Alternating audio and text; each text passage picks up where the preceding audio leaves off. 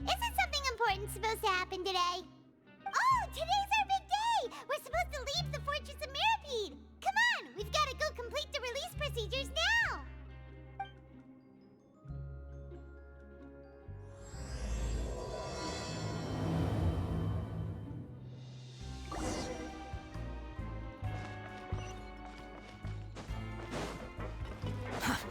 Squall Fury!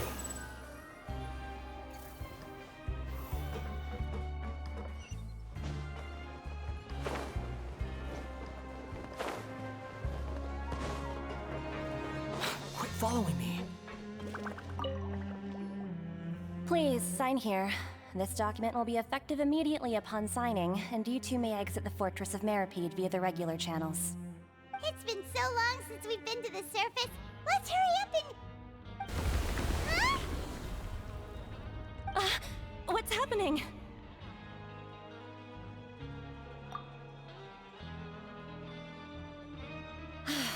I'm fine, thanks. But I wonder what that tremor was just now. Let's go ask the Duke.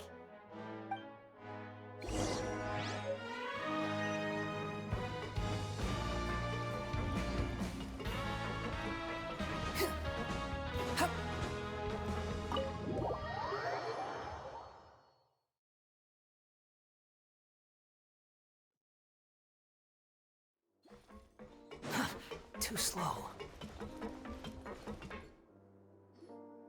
Your Grace? Ah, good to see you two. Is there something you wish to see me about? Yeah, what was with that earthquake just now? Ah, that. The tremor didn't originate from the seafloor. In fact, it seems it came from the surface. Over the years of serving as the warden here, I've developed a sense for distinguishing between what occurs on the surface and what occurs underwater. Besides, the seal that Monsieur Neuvillette set in place won't fail so easily. So the fortress is okay? If you recall our last incident, if there really were a problem, there would be crowds of inmates in a panic right now. Huh, you've got a point. Okay, seems we need to get back up to the surface and ask about what happened. By the way, do you know what day it is today? I believe today is this month's pipe cleaning day. Wait, seriously? Ah, yes. Have you completed your release papers? Yep. It's you two. Are you leaving now? That's right! Today is our last day in prison! But now that Paimon says that, it doesn't feel like we were confined here. It's actually been pretty nice. Oh yeah, Paimon feels fond of this place now. Then be sure to come back and visit. I'll miss you. If you've signed the release papers, then you're free to go. The guards will escort you out. You're not going to see us off? I knew you'd ask.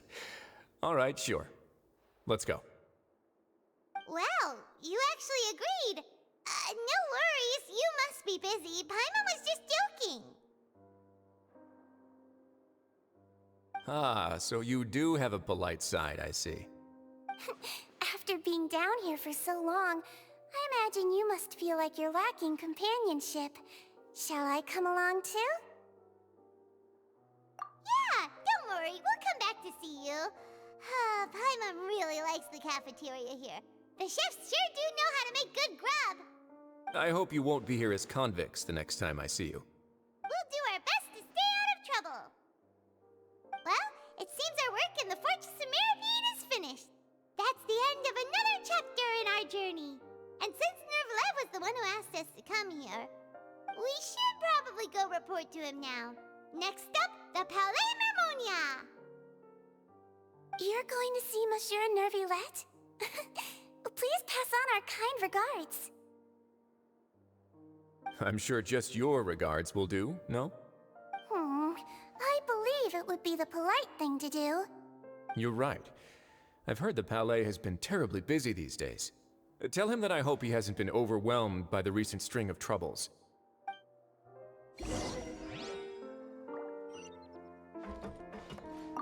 If you're concerned about things at the Palais, why don't you take some time to go up and check things out?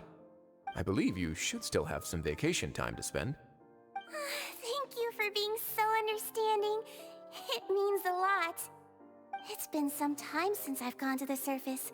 I must say that I've started to miss it a little.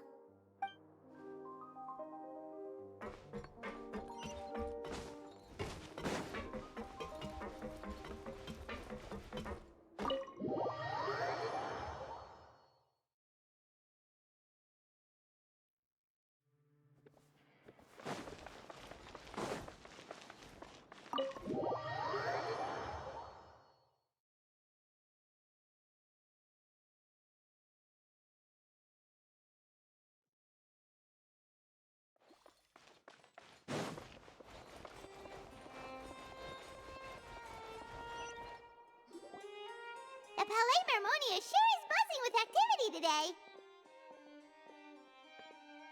Halt! Huh?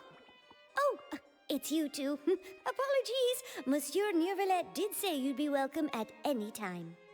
Excuse me, would you mind helping me take a look at this report? I'll be right there. Sorry, I've got my hands full here. You can see yourselves in. Everyone's so busy. Seems a lot has been happening.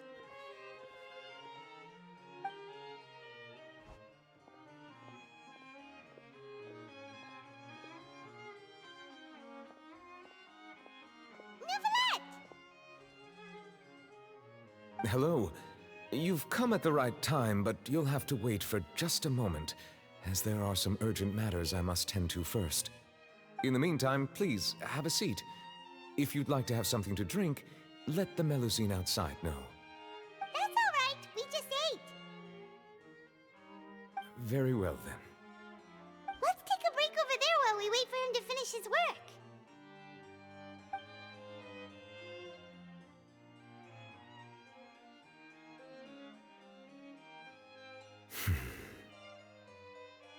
All right. That should wrap things up for now. Are you done with your work? Yes, sorry to keep you waiting. Today should be the day you were released from the Fortress of Meripede, and it appears that you have managed to complete all the release paperwork. That's right, and we came here to see you right away.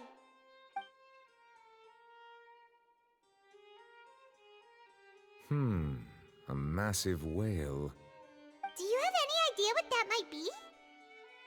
Judging from your description, that cannot have occurred in any ordinary waters, but rather something like the primordial sea.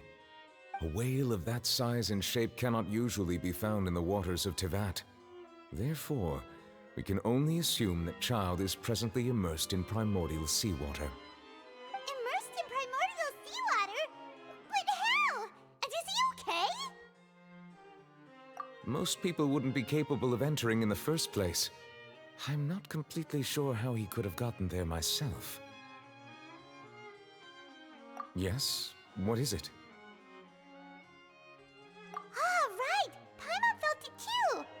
We asked the Duke and he said it wasn't from underwater, so we figured you might know something about it. It turns out that I have just received a report about this particular matter. In fact, that's exactly what I was busy with a moment ago. The source of the tremor was here on the surface near Poisson. After the shaking stopped, the water levels in the Poisson area rose at an alarming rate. The water levels rose? Oh no! What about all the people there? Fortunately, the water levels only rose for a short period of time and have already returned to normal now. However, I still have a bad feeling about the whole phenomenon. If the change in water levels is connected with the leaking primordial seawater, then the situation in Poisson may be much worse than it appears. Navia should be in Poisson, right? We need to go check on her! I would also like to go there as soon as possible, but I'm afraid I can't leave just yet. We must immediately formulate disaster prevention plans for the surrounding coastal areas to avoid potential catastrophes. I'll have to ask you two to go to Poisson first. I'll meet you there to check on the situation once I finish things here. There's no time to lose! Let's get going! Please be careful.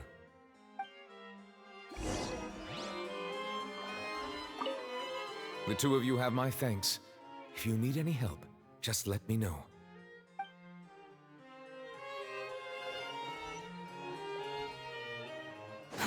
Too slow. Quit following. Behold!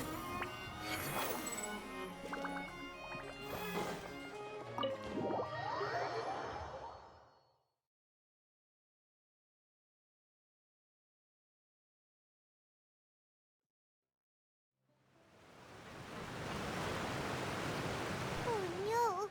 What happened here?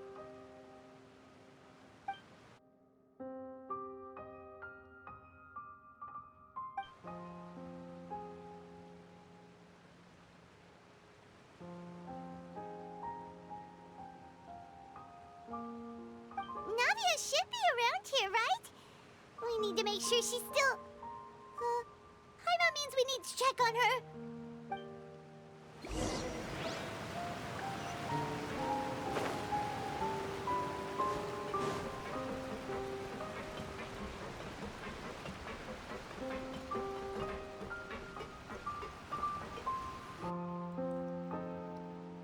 We haven't seen a single soul all the way here. Oh, this is getting scary. What will I ever do now? Look, there's someone on the roof over there. Just stay put. We're coming up. Watch your balance. All right, just hurry.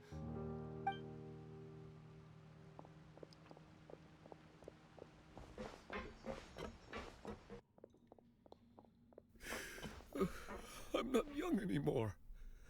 How will I survive on my own?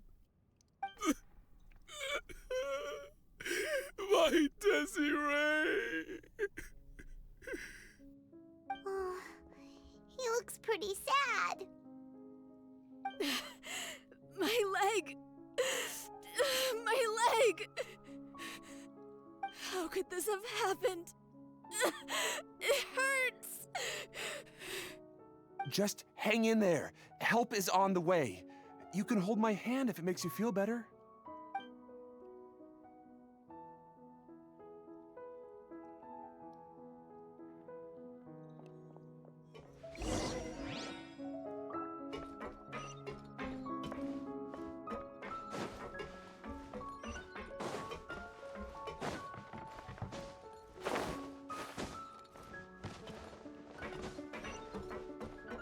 Squall and Fury. Oh, it's Navia. She's over there. Hey, Navia, are you okay?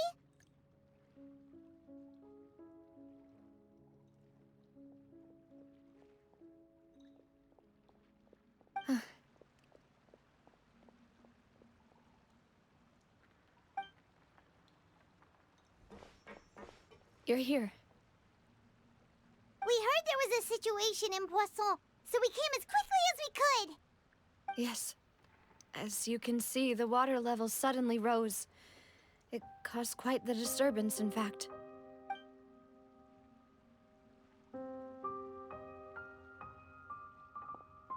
Demoiselle! There was a wounded resident next to a building southeast of here. We've already transported him to safety, but we've run out of medical supplies. He's wounded? How badly? He fell, so it's probably a broken leg. He's pretty shaken up. When the water level rose, he desperately climbed up to the roof. Once the water receded and he saw the ground, he became terrified and eventually... He jumped down then. Find the leader of Squad 1 and tell him to take the wounded resident to see a doctor. He should know where to go. Understood. I'll take over his search and rescue mission in the meantime. All right, you'll be in charge.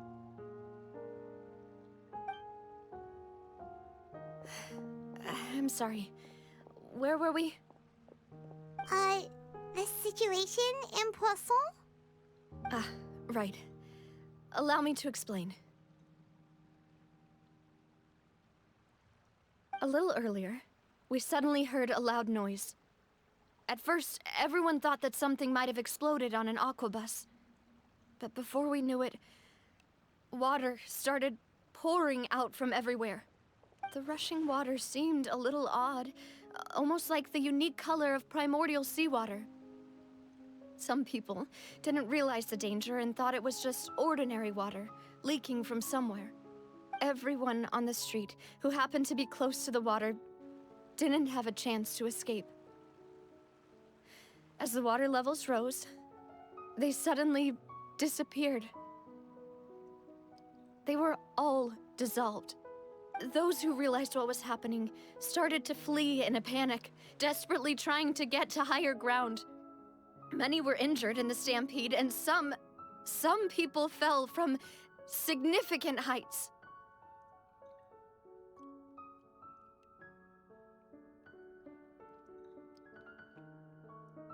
The Spina di Rosula initiated rescue operations as quickly as possible, but there have been a lot of casualties. Fortunately, the water began to recede after some time, and the chaos came to an end. The water that flooded the area contained primordial seawater, so the lower levels of Poisson are still hazardous. To ensure everyone's safety, I've asked the people there to leave as soon as possible. No one knows if this could happen again. All we can do for now is try our best to help evacuate the residents. We still haven't completed the head count, but we'll have some numbers soon. How awful. And all of this just came out of nowhere. It was quite frightening indeed. I only wish that everything that just happened was a bad dream. Is there any way we can help, Navia? Thank you for being so willing to help in a moment of crisis like this. You don't know how much it means to me. I really can't express how grateful I am.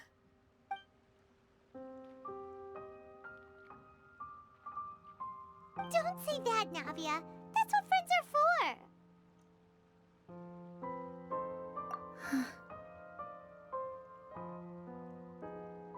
Demoiselle! We've got a situation here!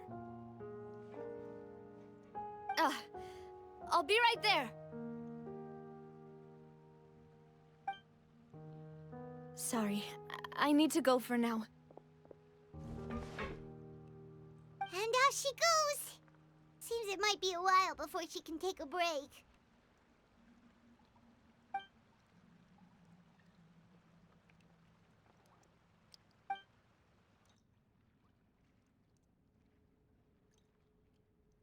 Okay, the wounded are being tended to, and we finished a preliminary head count. More support has just arrived, so I suppose I finally have a moment to focus on my own matters. Of course, we should remain ready for anything, and continue doing our best to rescue others. I'll be sure to have everyone at the Spina di Rosula ready to render assistance. Traveler, Paimon, would you two accompany me to my father's grave for a moment? Huh? Right now? Thank you.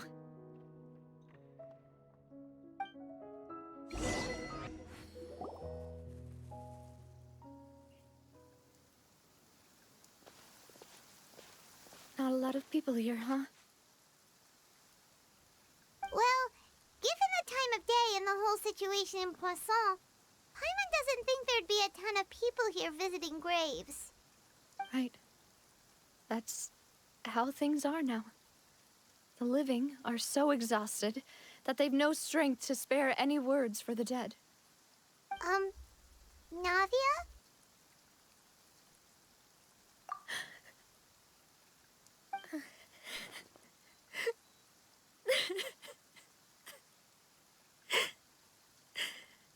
Navia, what's wrong? Sorry. I just... Malus and Silver, they won't ever come back here again. What should I do, Papa? Huh? What happened to them? Everyone agreed on the rescue plan, but still, I was the one who initiated it. They were helping evacuate the residents, but they couldn't leave in time. And they were caught in the seawater.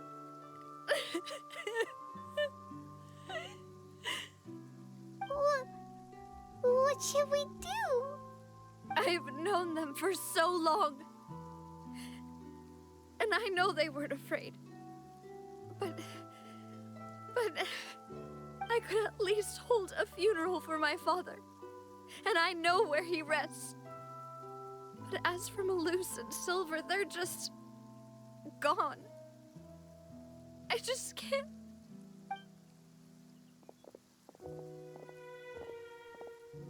Everything looks so clean after it rains. Even the gravestones. I didn't expect that you'd enjoy a glass of red wine in front of Master Callus's grave. I can understand. Besides, the scenery here isn't half bad. See, it's not just me. I always want to bring something when I visit Papa. Perhaps we might even have a picnic. He wouldn't be angry, would he? How could Master ever be upset with you, demoiselle? Yet the cemetery is the home of those who have passed, is it not? Everyone ends up here sooner or later, no matter who you are. Buying yourself a plot in advance, are you? No need yet. But when I do, I hope you'll let me be buried beside Master Callus, demoiselle. Hey, stop joking around. I'm quite serious. That way, it'll save us both the trip to see each other whenever you visit your father's grave. That makes sense. In that case, could I be buried on his other side? After all, besides you, demoiselle, the two of us could certainly be considered Master's closest companions, no? Personally, I believe we fill those shoes just fine. Why are you bringing this up all of a sudden? Seriously. All right. I'll remember your requests. But I'd really prefer not to talk about this stuff. And what do you mean by saving me a trip? I'd make the journey even if I had to visit you two somewhere else. I'd promised to let them rest in peace here. But here I am breaking that promise. I'm sorry for letting you see me in a mess like this. I don't usually cry, really. Paimon doesn't know how to help you feel better. But, well, she understands how you feel. I had always thought I could make my wishes come true. But now that I think about it, that never solely relied on me. Many things can only be accomplished with someone else's help. Malus and Silver have helped me so much. But by contrast, I could do nothing for them. I'm so sorry. You can spend as much time as you need here, Navia. We'll stay with you. Thank you. Right now, you don't know how much that means. By the way, you can have a look at this. It's a list of victims from the incident that took place here. Obena, Khan, Burnett, Giverny, Francine, Karina, Daisy Ray, Joinville, Julianne, Esson, as well as Malus and Silver. So, everyone else is safe. But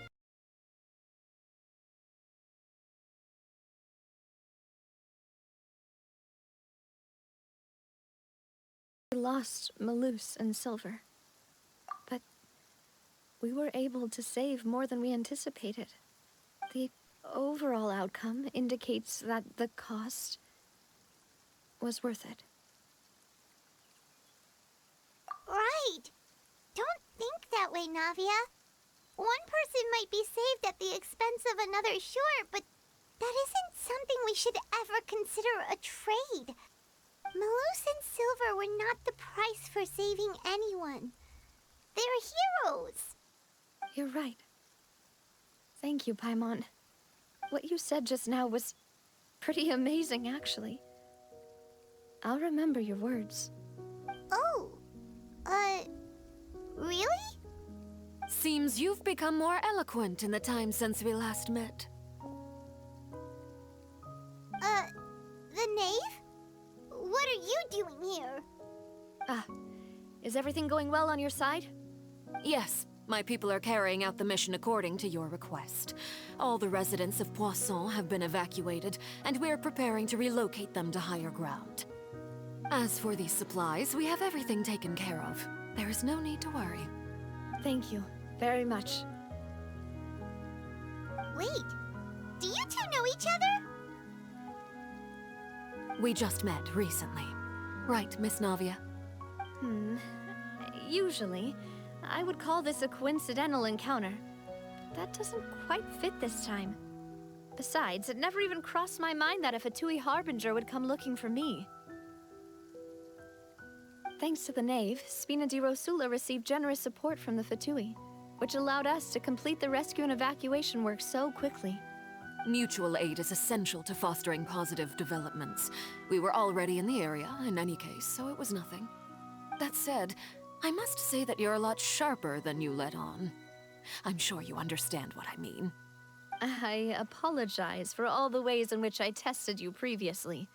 We've never worked with a Fatui before, and it's extremely important for us to know who we're working with. My subordinates have reported that Fatui soldiers have been observing water levels and taking head counts in various locations. I hear that they've also prepared a large amount of emergency supplies. I'm quite surprised. This is nothing to brag about, nor do I intend to. It is simply the way of powerful organizations to act forcefully, whether they are doing good or ill. You've witnessed that firsthand, in any case. As I've told this traveler before, I know of the prophecy, and I intend to prevent the impending disaster. Lending your organization a hand was a natural first step in accomplishing that. As such, do not be troubled by this token of our sincerity. Perhaps one day, you'll also be able to help me in the same way. Without your help, there would have been many more casualties. I won't forget your kindness. Furthermore, I sincerely regret what happened to Malus and Silver. I only wish that my people could have arrived a little earlier to prevent this from happening. Don't say that. You and your subordinates did everything you could. As Paimon said, Malus and Silver didn't choose to sacrifice themselves for any specific person. And they weren't the price paid for other salvation. They chose to become heroes themselves. I've never liked hearing people put it that way. It's like trying to relieve pain by saying some noble-sounding words. But right now, there's nothing more suitable. They really did become heroes. You're right. I'm sorry for your loss, Miss Navia.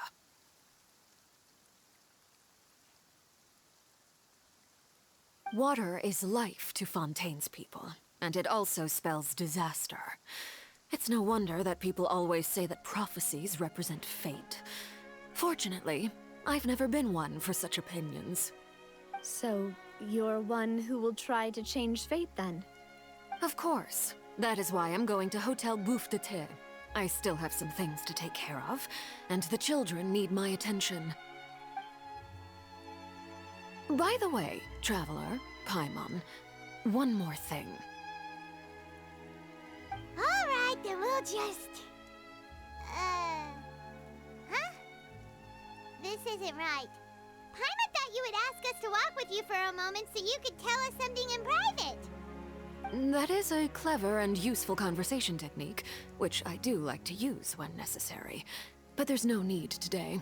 It would not hurt to have Miss Navia listening in. Traveler, I'm sure you remember that I said we could work together when we had the chance. You and I both know that there may be issues with the Primordial Sea. Previously, it was the Fortress of Meripede's sluice gate, and this time it was the water levels in Poisson.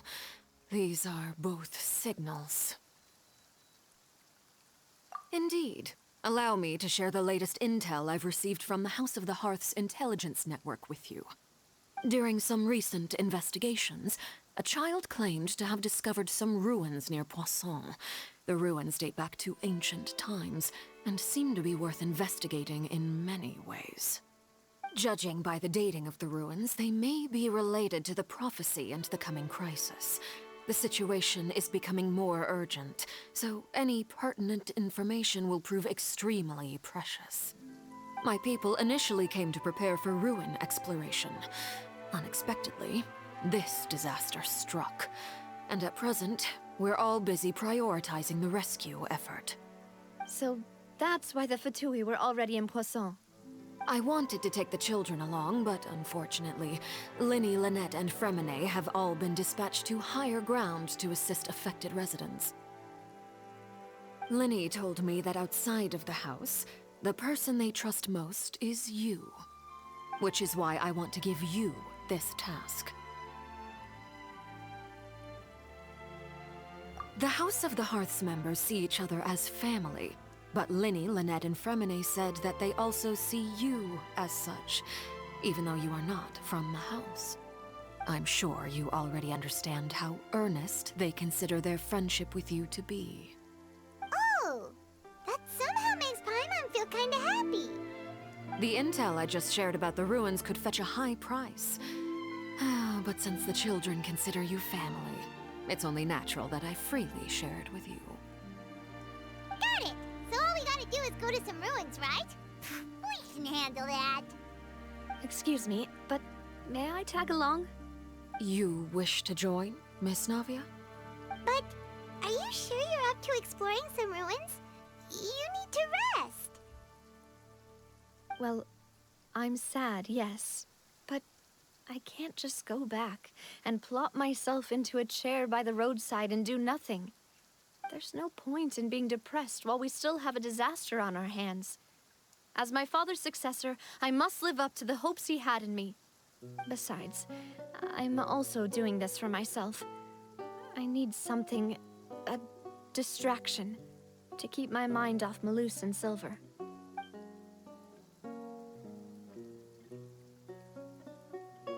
Since you put it that way, I have no objections. What do you say, traveler? All right. The ruins are to the south of Poisson. Here's the map. Okay, the three of us will handle it. Come on, let's pack up and get going. So, are these the ruins the knave was talking about? Whoa, talk about old. They seem to be pretty ancient, all right. Let's go in and have a look. Just be careful.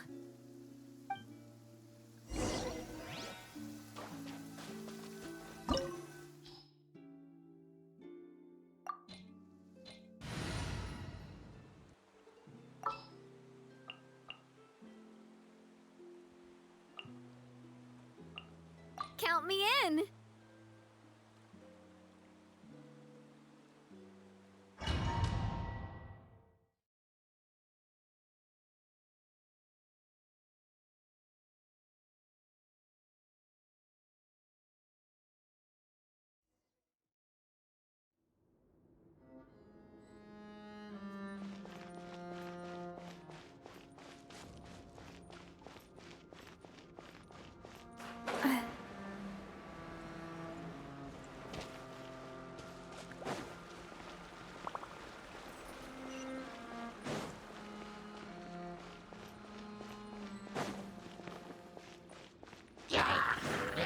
Feeling lucky? This one's got your name on it! Ow! I'm fine. Coming at ya!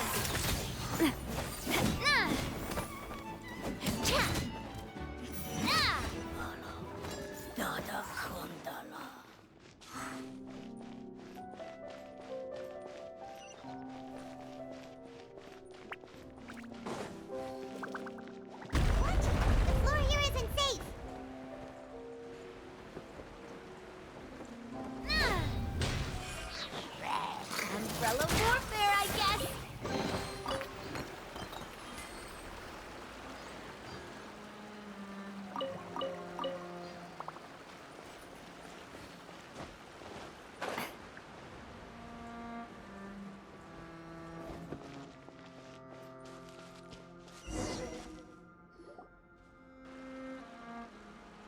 This place has also been contaminated by primordial seawater. Yeah. And a lot of it, too. A Fontanian would most likely dissolve the moment they fell in. Right! You can't go down if there's primordial seawater. It's too dangerous, and it won't be any help for you to just stay here. Don't get Paimon wrong. We're not saying you're useless. It's just that... No, you're right. I can't do anything in this situation. I'll leave this to you.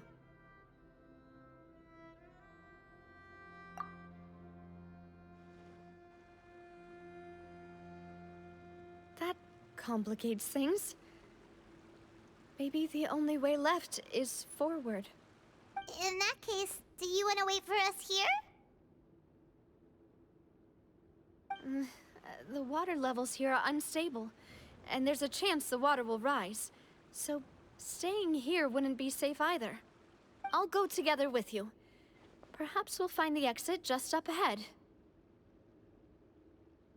All right. Come with us for now then, but please be careful.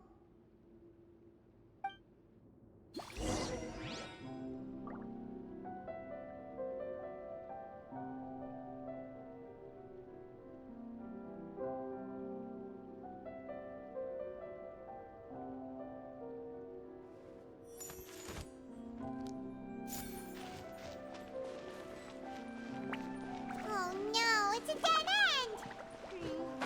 Let's try climbing over from the side.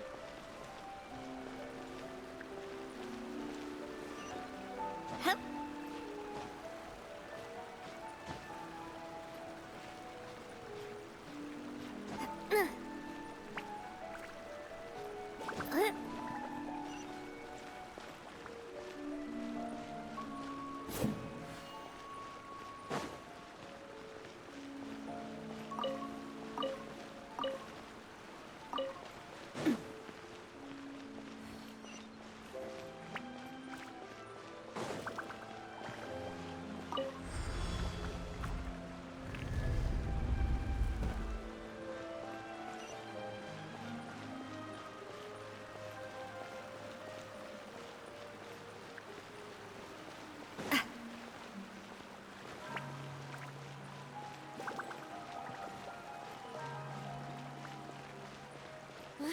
Wait, there's something wrong with this bridge!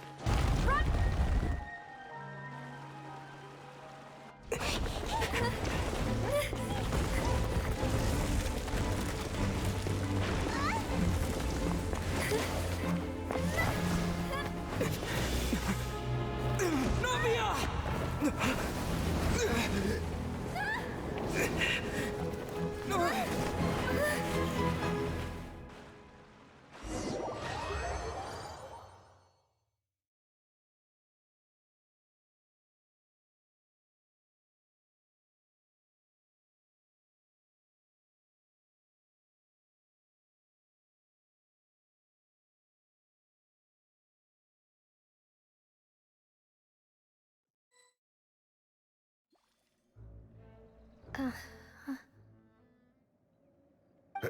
Demoiselle? Huh? Demoiselle, what are you doing here by yourself? Would you be standing here till dark if I hadn't come to get you?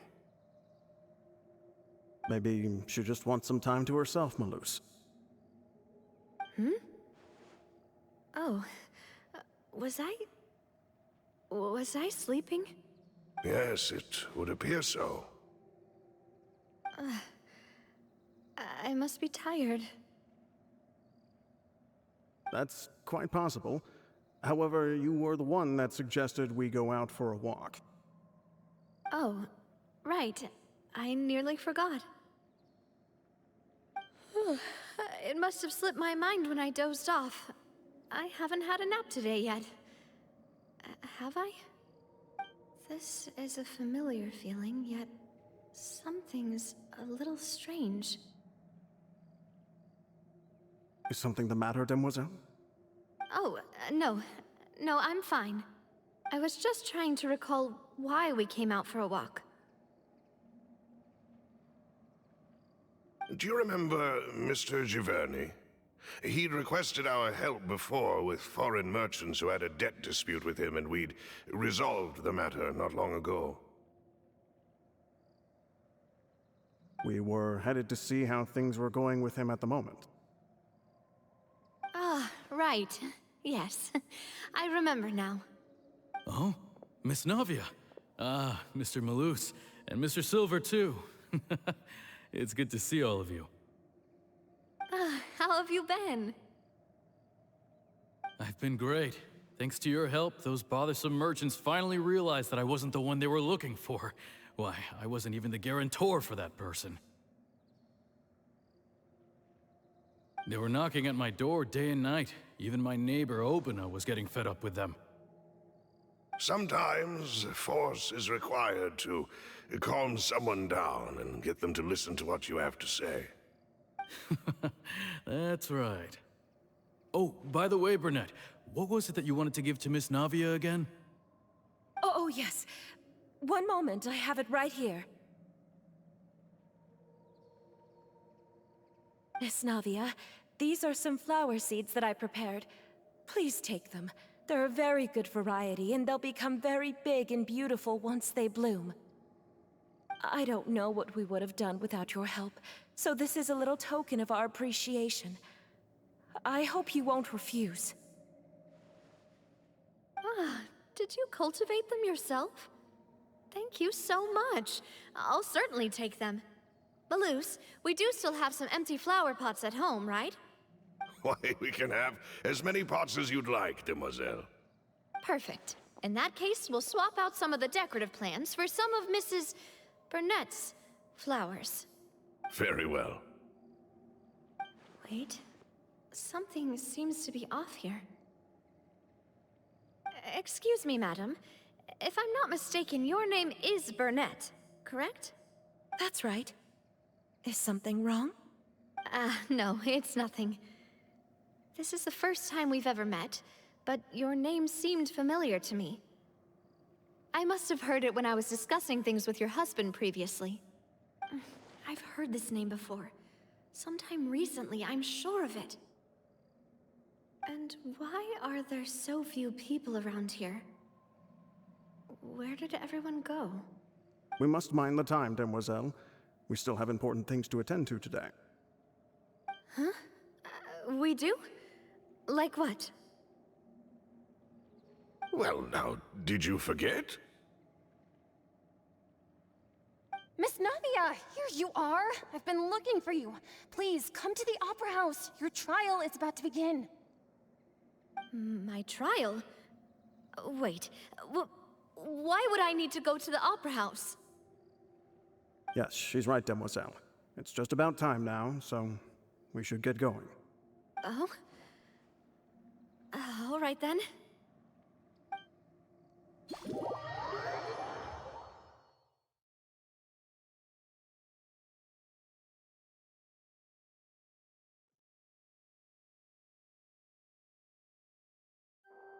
Look, it's Navia! She's here! And her two attendants are with her. Goodness, everyone's finally here. There sure are a lot of people here to see the trial. And they all seem to be oddly excited about something. I even know some of these people. Karina, Desiree, Joyville, Jolien, Essen. Why are so many people here? And why do I have no recollection of this case? And as for the judge... huh? Where's Monsieur Neuvillette? Please sit in the defendant's seat. Don't worry, Silver and I shall accompany you. All right. But are you sure you can stand behind me? Typically, it wouldn't be allowed, but today is an exception.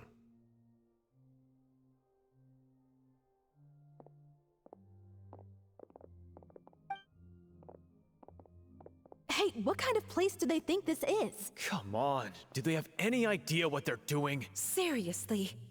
Enough with the whispering!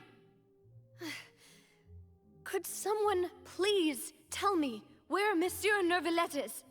And why I'm standing trial? My dear Miss Navia, have you not yet realized what you've done? In that case, allow me to explain. As all here know, you are Master Callus's successor, the head of the Spina di Rosula, someone held in high regard by every soul in Poisson. After you took over the Spina, you treated all of us just like the late Master Callus had. If anyone in need reached out to you for help, you responded. Not only you, but your butler, your subordinates, nearly everyone in the Spina di Rosula fought for the well-being of those in Poisson. Wait a moment. Aren't you just proving that I'm a good person? Yes, correct. Absolutely right. And that is why you stand accused. You have helped so many people get through so many difficulties. You are one with us. We are inseparable. We are one big family, all of us who are from Poisson, inextricably linked. And with you being so important, we couldn't possibly do without you. Therefore, this fair and honorable court shall declare you guilty, and you shall stay here. You will be together with us forever. Huh? What are you saying? Everything you have said is correct. I have indeed done a lot for my hometown, and I would be willing to be with you all, but what is the purpose of having me stand here like this? What is there to discuss? Ah, well, if that's what you think, then I have no further comments. How wonderful, Miss Navia!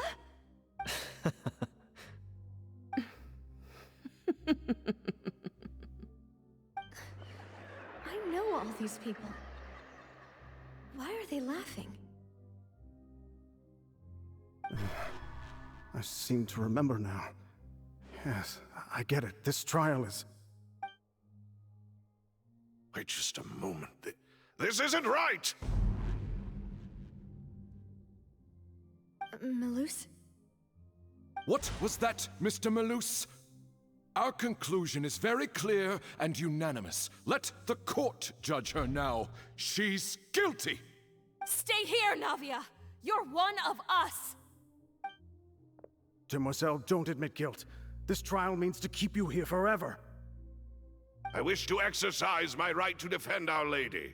Mr. Joinville, you only know of Navia's goodness, but nothing of her utterly independent mind. She was born a free and independent spirit. She has never been tied down by anything. Indeed, even the death of Master Callus couldn't stop her. Her actions cannot serve as proof that she identifies herself as part of any group. She merely acted as an individual, extending her hand to help others. Please do not mistake her actions as being otherwise. Really?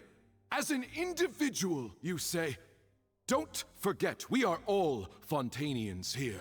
This is the nation of justice, the nation of Hydro.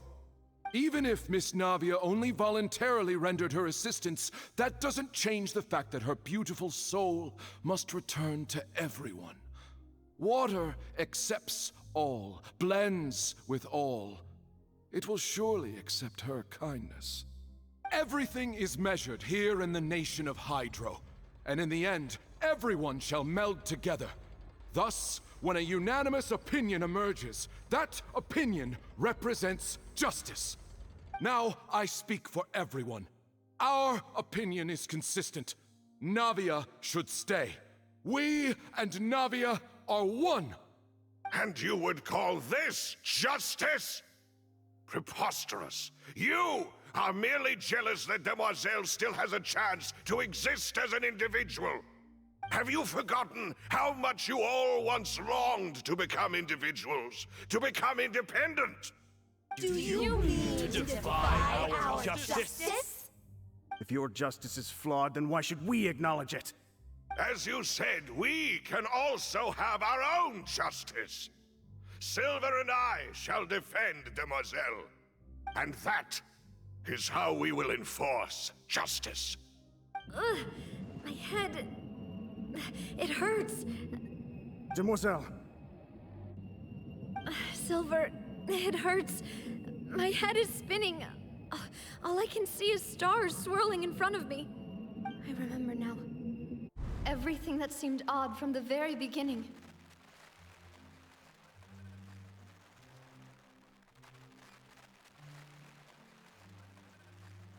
Karina, Desiree, Joyville, Jolien, Essen, and Mr. Giverny and Mrs. Burnett, who we met earlier. Even Malus and Silver. I don't want to admit it, but they're all dead.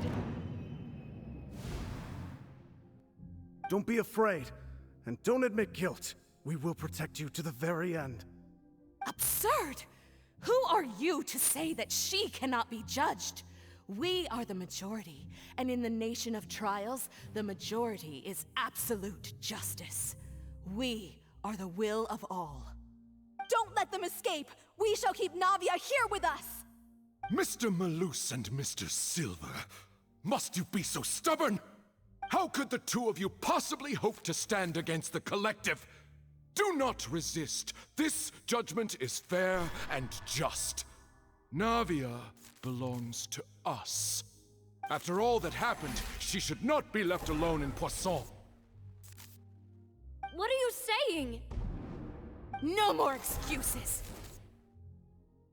He says we're jealous. Jealous? How could she possibly be an independent individual? What's with these people? Who's jealous of her? She belongs to us! Miss Navia, she... Silence! That's...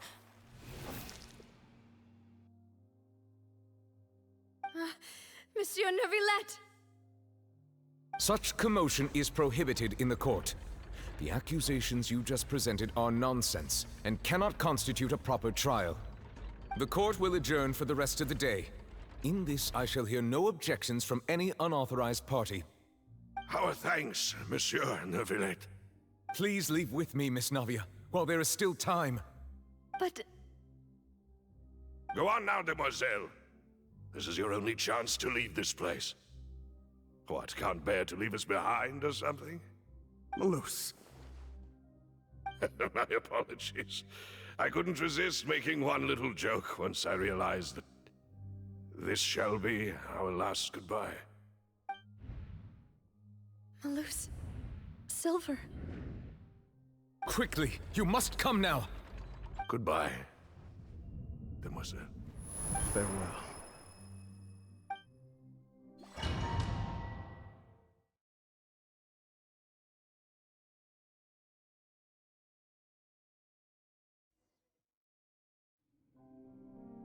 No, wait! Just a second!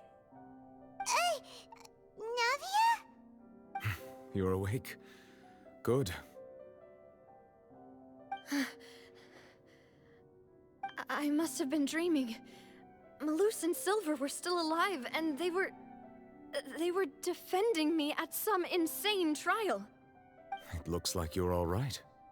Did all the sad feelings cause you to have a nightmare? Paimon could give you a hug. The ruins you were exploring suffered a cave-in. When I arrived, I found you falling toward the water. You were just about to be dissolved within, but I...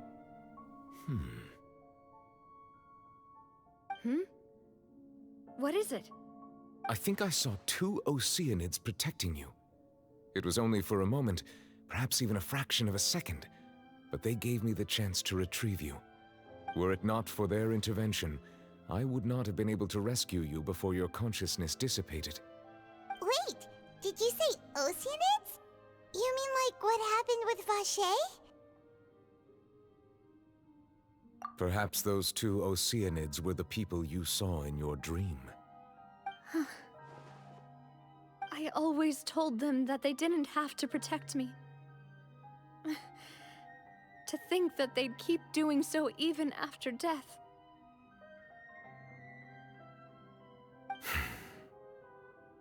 please come with me.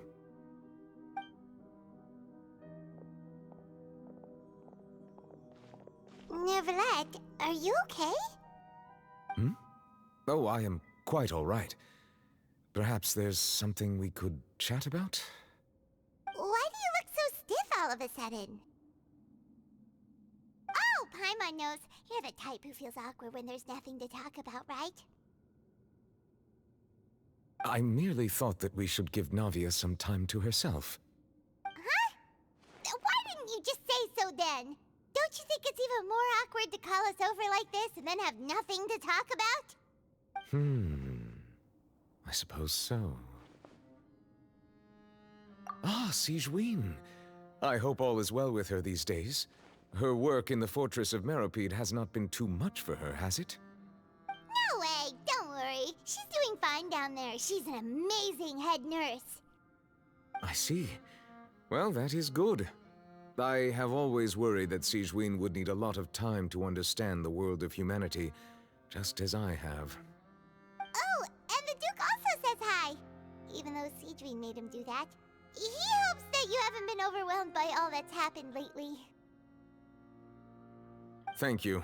I have indeed been busy lately, and I also hope that everything is going well in the Fortress of Meropide. He still doesn't know what to talk about. Let's chat about something else then. So, Neverlet, you're probably quite the swimmer, huh? Yes, of course. This isn't going anywhere. Let's try something else. How did you find these ruins? Did the knave tell you? Yes, in fact. I had arranged to meet you in Poisson, but when I arrived, I discovered that the Fatui were helping the residents evacuate. They had even transported a large quantity of supplies to the area. Amid my astonishment, I ran into the knave, and we had a chat. She informed me that she had asked you to investigate the ancient ruins here. Yeah, we originally planned to meet up with you, but we thought you might still be busy with all those official documents. We didn't think exploring the ruins would take very long, and who would have thought you'd wrap things up so quickly?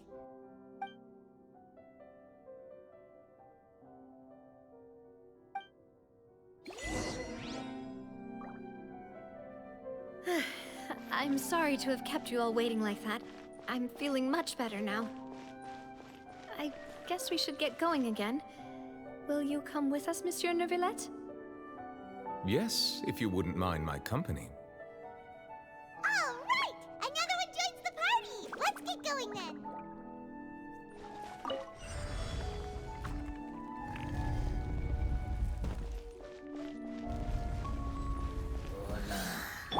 I will have order. Attack! This one's got your name on it! Feeling lucky?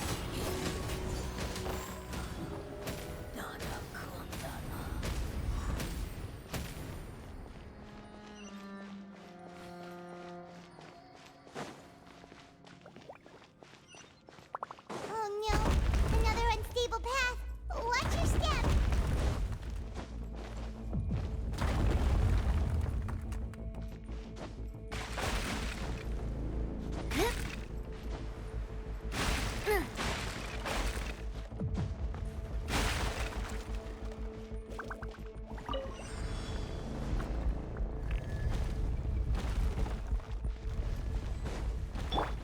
Watch out! There are rocks falling over here!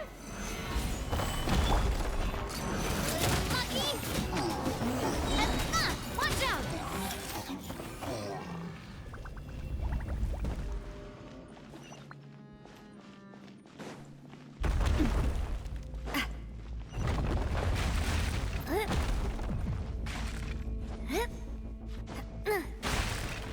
Seems we're almost at the top. Keep it up!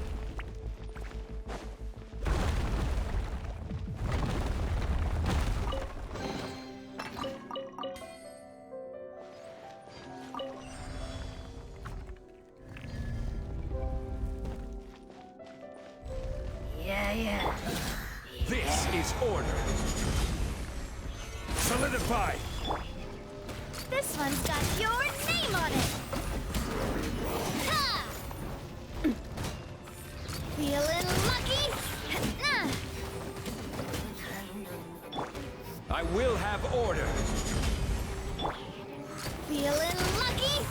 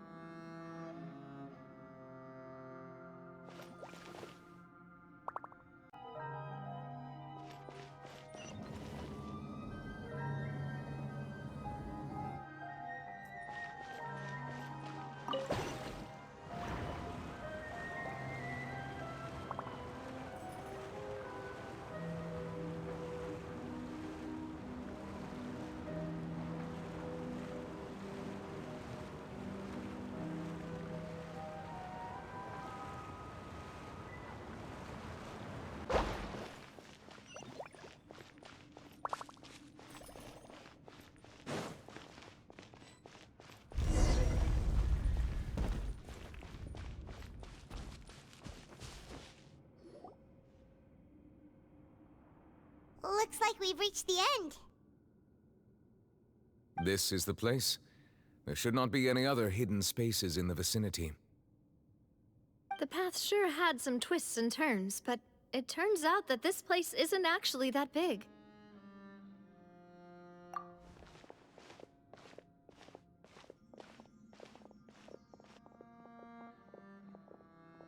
Stone slates? It seems like they were put here as an offering. Could we take them down and have a look? Perhaps we should just leave them be for now.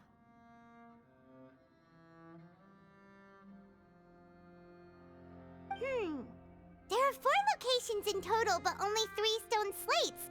The slate that should be in the first empty spot is missing. The surrounding walls also show signs of damage. There's something written below. Let Paimon see. Reason dictates that this nation be destroyed. I shall record the history of its future here in its past. Say what? It feels like someone left these slates and these words here for a purpose. But does he mean that Fontaine should be destroyed?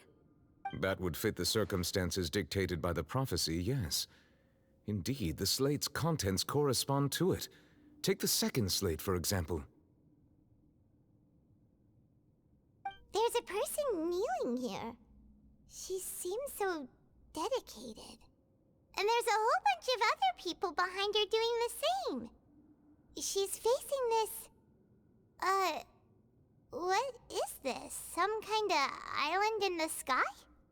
And is that Lady Farina in the third image? Did the Hydro Archon fall into the water? And is that a ring of people around her? Paimon doesn't quite get it. Are they all in the water? The fourth image. I know this one. This exactly matches the content of the prophecy. The people will all be dissolved into the waters, and only the Hydro Archon will remain, weeping on her throne.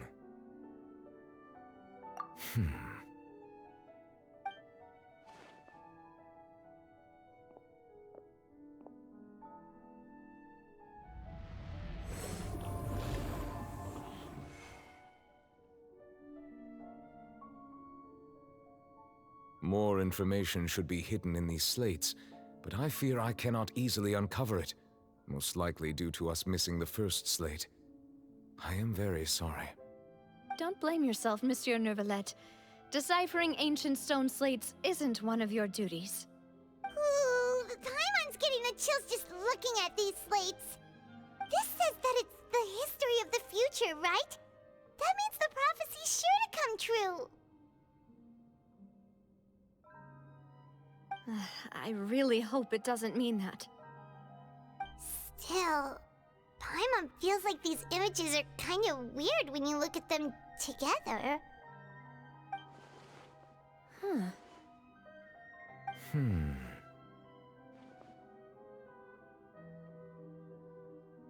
That's right! If the images are in chronological order, shouldn't the fourth, the waters drowning Fontaine, come before the third, where the Hydro Archon herself falls into the water? And yet the order is reversed here.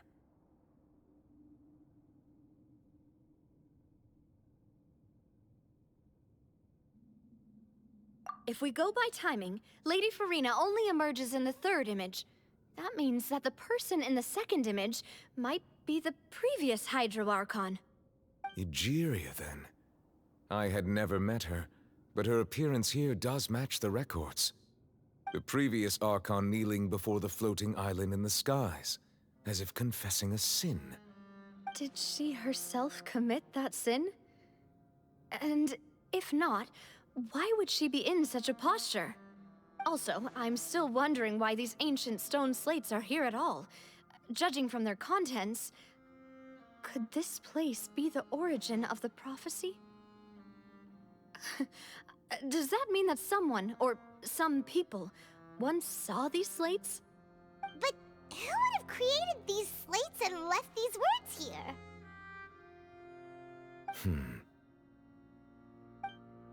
It seems that any further clues will have to come from Farina. In that case, there's no time to lose. There's nothing else to be gained here, so let's head back first. Yeah, we better get somewhere safe for now.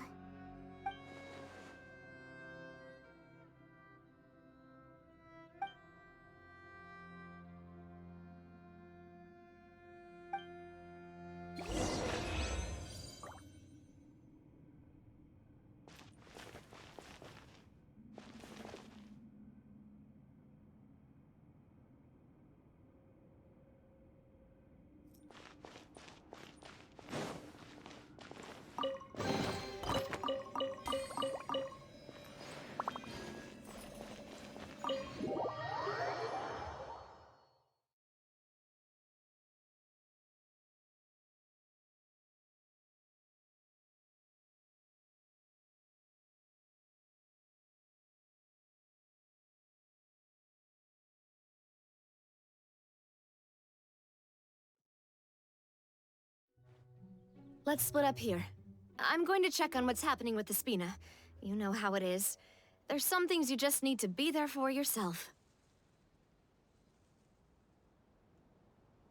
You still have energy for that, Navia? Paimon's already beat. Just head back to the Fleuve Cendre and have a rest then. Thanks for keeping me company all this time. I'll depart as well. Thanks for your hard work today. Rest well, everyone. Traveler, I will go talk to Farina tomorrow morning to ask about the stone slates. I'm sure that you're concerned about this matter as well. If you have time, drop by my office. I will share the results of our discussion with you. Are you really gonna talk to her about this directly? Will that be a problem? Paimon's getting a little scared now that it's come to this. She has long been harboring secrets, and will not give them up easily, which makes it all the more my duty to ensure that she understands the present situation. Alright, we'll leave it in your hands then. You're probably the best person to talk to her anyway. I will be carefully considering my words tonight. Traveler, Paimon, our safe house at the Fleuve Cendre is always open to you as ever, so please don't think you're an imposition. All right. I'll be on my way then.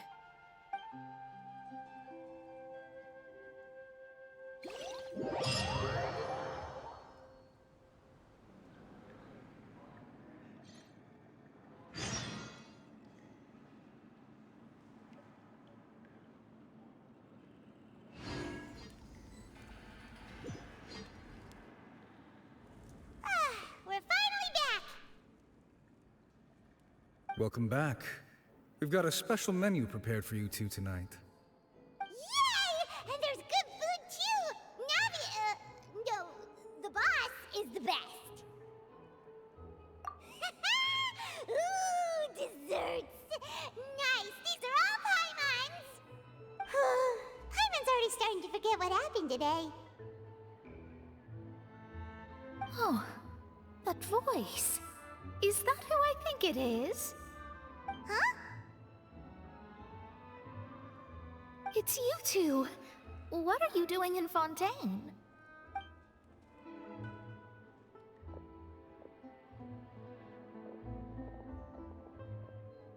Mona?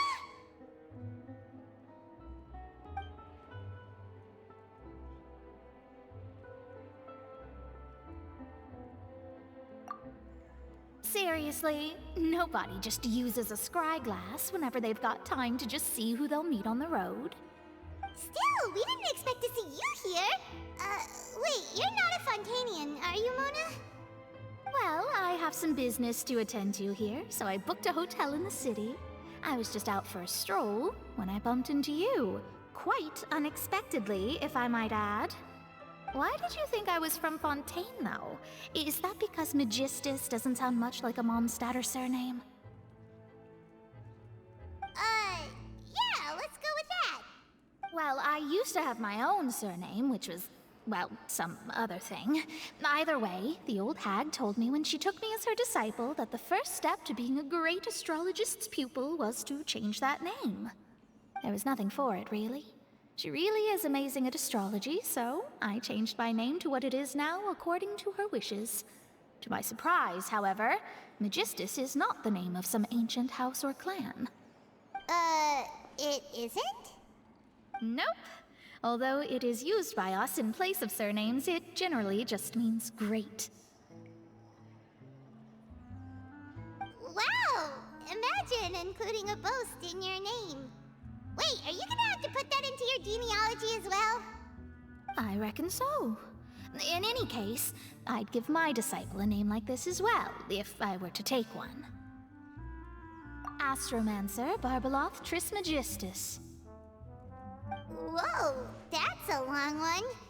Does it also mean great or something? My name means Mona the Great Astrologist.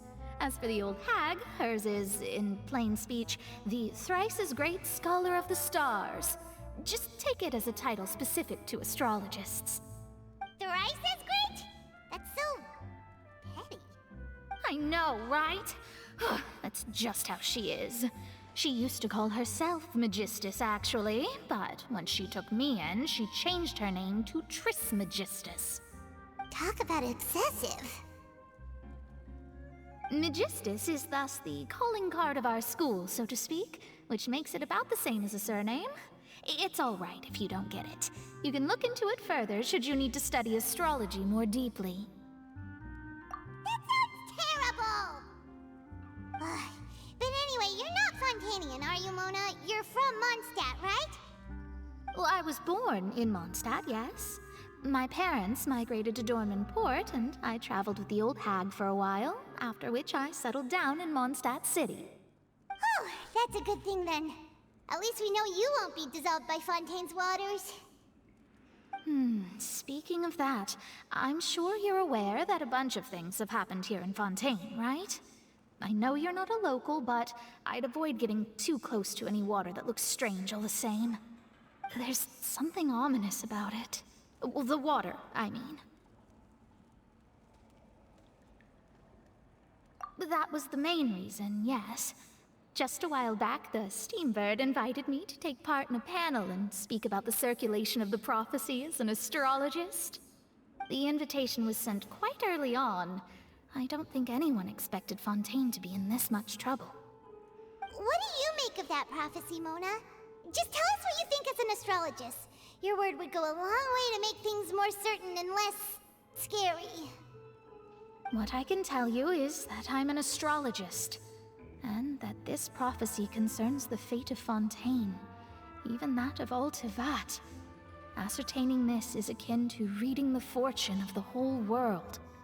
I'm afraid that this is not something that just anyone can do. If I could do it, you would no longer call me an astrologist, but a visionary. But on the flip side, the prophecy is so huge and powerful that it must surely come from a powerful visionary. Its contents involve the fate of the world. Disregarding it would be a mistake. A visionary? Sounds really powerful and all, but does such a person really exist? Of course. The old hag could do it. And I'd bet there are others amongst those Hexenzirkel colleagues of hers who could do something similar. Huh? Are you sure? All right, I'll help you. It isn't often that I see you with such a serious look on your face. I'll tell you once I hear back from her. Thanks, Mona. You're amazing as always. Oh, well, this is something only I can do after all. So yes, your praises are quite welcome. That's the greatest of astrologists for you! Of all the people we know, you know the star's the best! Indeed, indeed. That's the spirit. Oh, sorry. I came to see what all the commotion was about. If there's anything you need, do not hesitate to inform the Spina di Rosula. Oh, whoops. Guess we were getting a little too carried away there. Well, I'll go tend to my own business now.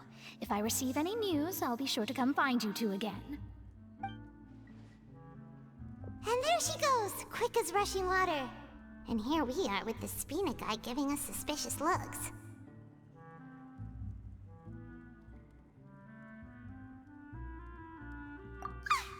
If Paimon hadn't spoken for you, it'd be you getting all the weird looks! Huh. The things Paimon does for you!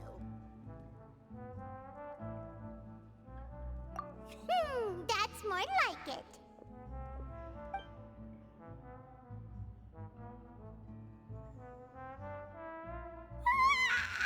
Good morning. To be honest, Paimon's still feeling kind of sleepy. But it's time to get up, Traveler. We agreed to go see Neuvillette, so let's pack it up and get going.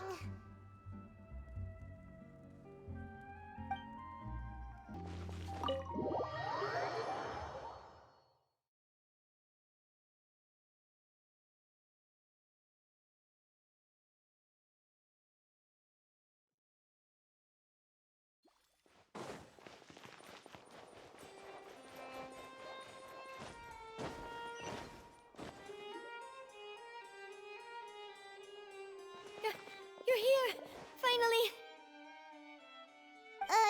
Is something wrong? Monsieur Neuvillette and Lady Farina, they seem to have gotten into a dispute. Please go see for yourself.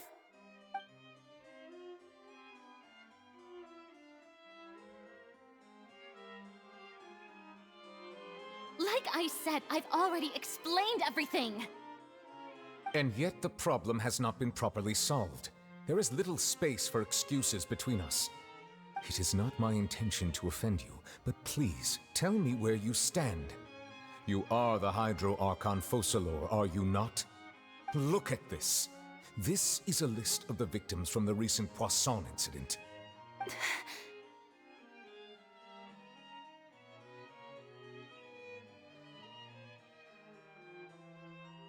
You mean...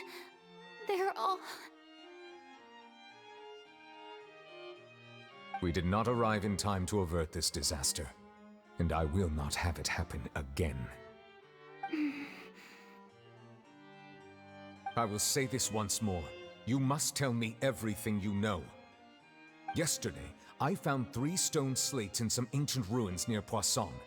Do you know anything about those? Seriously? You're questioning me like this is a court case now. I don't know anything about that. But you found them in some ancient ruins, you say? That's correct, which is why I came to ask you some questions. There should have been 4 slates, but one of them was missing. The other 3 feature different images that seem to correlate to the prophecy. The prophecy? The second of these slates depicts the previous Hydro Archon Egeria kneeling before a floating island in the sky, as if confessing something. Do you know nothing of this either? I don't. I've never seen such slates. I'll ask you again. Do you really have no information regarding the previous Archon? My deciphering of the slates indicates that the Hydro Archon Egeria once had to confess to, or apologize for, a certain sin. If anyone would know about it, it should be you. All gods don't have the same secrets, you know. She was herself and I'm me. Is it really so strange that I know nothing? I understand your concerns, but I'm sorry. I just don't have anything to tell you. Forgive me for saying this now, Lady Farina, but I have long known of your various secret investigations into certain matters.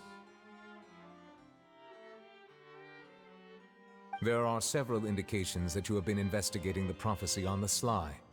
This is not strange in itself, considering that you are the Hydro Archon. But it is strange that you should also claim to not know any of Egeria's secrets, as well as do nothing following your inquiries. You have never been as superficial as you have presented yourself to be, nor are you a fool.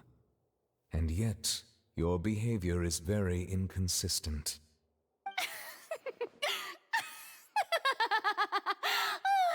So you've been watching me all this time, have you? I didn't think you were that type. You...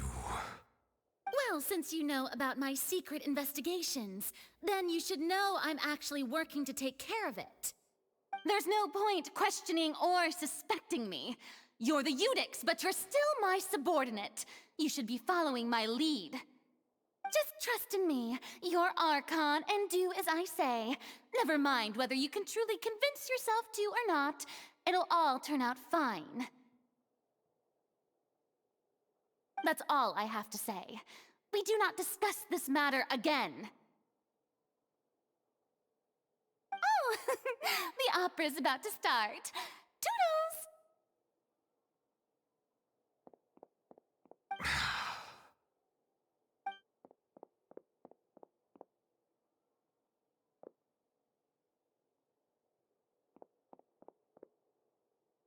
Did Farina not notice us standing by the door? Wonder what's up with her. She was smiling. Huh. She didn't seem in the mood to care if we were listening in or not.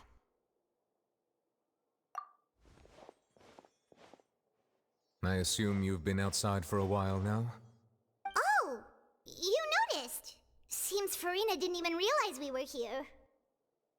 She was in a great panic, though I cannot discern the reason. Our discussion reached impasses time and again, a state of affairs that we cannot allow to continue. Still, I do not understand. Dialogue is the basis for understanding, so why did she keep refusing to engage?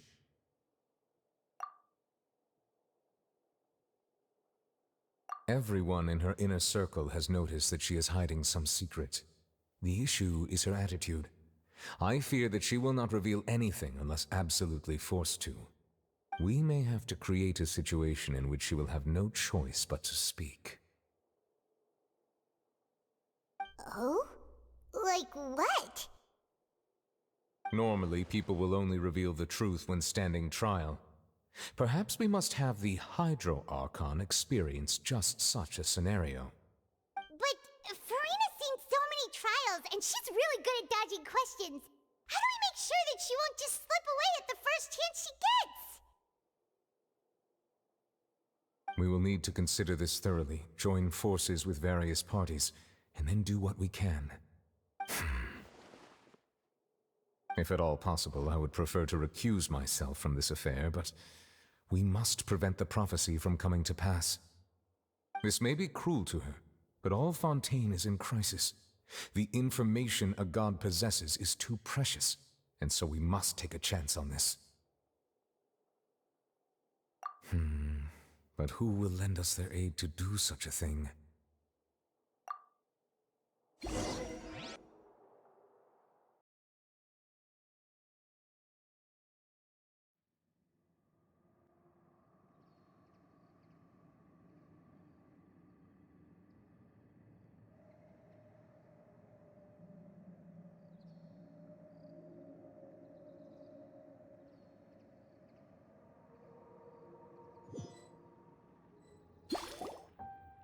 Well, that's everyone, huh? Speaking of which, it was pretty smart of you to think of hiding here. Poisson was just involved in a disaster, so it's presently devoid of people. That naturally makes it the best choice. And here you are drinking tea like it's the most natural thing in the world, huh? That's what family should do. sit and enjoy a leisurely time together. It's nice to enjoy tea here, you know? Care for a cup? Lend me your ears, everyone. Or perhaps one of you might like to start us off. How about you, friend? Me?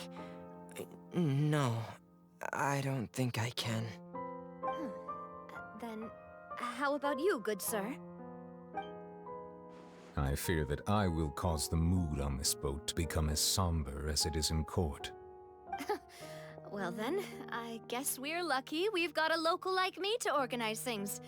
Wonderful, the spotlight at last. I guess I'll be facilitating things from here. That was a little long-winded, don't you think? Oh, you might be right. Anyway, to cut to the chase, our friend here, the Traveler, has brought us together to discuss something. As for what that is, well, let's start by saying that we'll be pooling our efforts together to create a series of traps. Oh, how intriguing. Well, it's just an expression, really. One that I just learned from Chlorand, and used on the spot. So, let's invite her to explain in detail. A round of applause, please.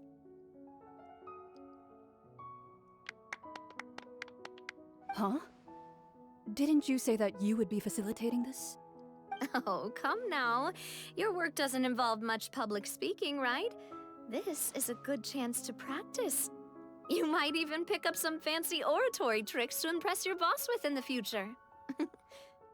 I see. And what does my boss say?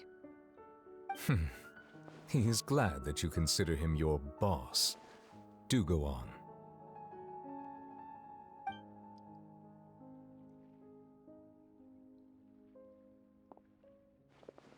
In that case, do any of you have experience hunting?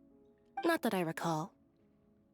Fremine and I once used a wooden stick in a basket to catch wild rabbits when we were younger. As for Lynette, oh, right. You were sick that day, weren't you? I've also gone diving to catch some fish before. Does that count? I'm afraid not. You may or may not have heard, but Fontaine once played host to a group known as the Marechaussee Hunters. Though that was their name, they did not hunt animals, but rather various monsters left behind by the ancient dynasty of King Remus. Today, Fontaine's monster population has already thinned greatly, so the hunters have blended back into society, taking up arms in other lines of work. They even left a unique methodology of hunting in their wake. A trap comprises of the following components: bait, a trigger, and a containment device. Sometimes a lethal implement will also be necessary to deal with the prey. So, if we were to build a trap together, right now, what would you choose to build it with? For me, I would prefer something basket-shaped. Pigeons and rabbits will see the bait and naturally enter the snare. Our line of work requires a deft hand, and we're some of the best in the industry, so you can count on our techniques. You used some of those techniques while moving the people of Poisson, didn't you? My subordinates mentioned that you even performed some magic for the bawling children. Yes, and I even managed to gather some intelligence in the meantime. I'm quite the multitasker if I do say so myself. I'm afraid I can't claim that as my strong suit. I prefer more stable methods, like placing bait in the water and waiting for the fish to come within reach. That's the kind of method I would count on. Calm and steady. Exactly the kind of person who would catch loads of fish. And I can be their assistant. With discretion, I'm sure. I'd probably use some sort of mechanical animal. Papa once bought me some small clockwork squirrels, mice, and such. When placed in the forest, they can attract others of their kind. I remember that you liked those too, didn't you? I did. And that would be a good way to go about it. If they're realistic enough, animals of the same kind will follow them all the way to the trap. What about you, Monsieur Neuvillette? I fear I do not have any related experience. That makes sense. You usually solve problems directly, without the use of any such tricks. But I do have one more question for you, monsieur. If we were to create a trap now, how would you design it? I would like for it to be effective, but bring no harm to the prey. A more gentle trap would be ideal. Kind, as always. However, our intention doesn't necessarily change the containment device and the type of implement we need. If we wanted to kill the prey in one strike, we would need a powerful implement. However, that also goes for prey that must be captured and safely contained. Wait, why's that? Only a hunter who's a true expert at subduing their prey can snare it without harming it. The line that divides life and death is often exceedingly thin. So are we going hunting together? Huh. We hadn't thought of seeing ourselves as hunters. It kinda works, but maybe it's still not the best metaphor. If our means of capturing and dealing with our prey is to put them on trial, then the hunting metaphor is actually quite accurate. But we shall require much more courage than any hunter to judge a god, a being whose seat is an exalted throne. Oh, so that's what's going on. Sounds very interesting.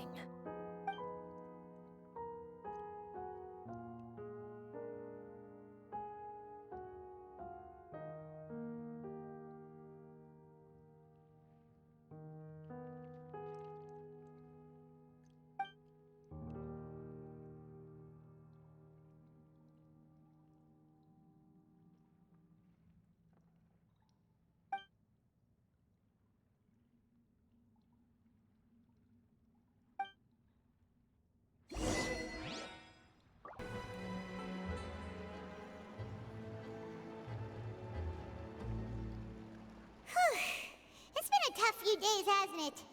So much has been happening.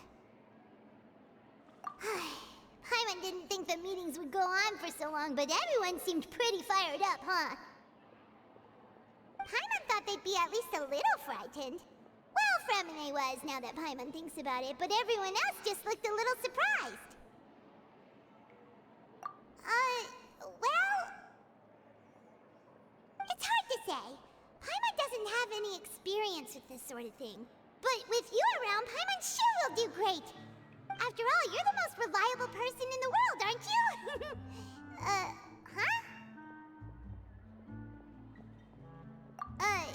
Did you just pour some tea? Paimon didn't notice you doing that at all. Then what's that? Paimon's never seen that cup before. Don't be frightened.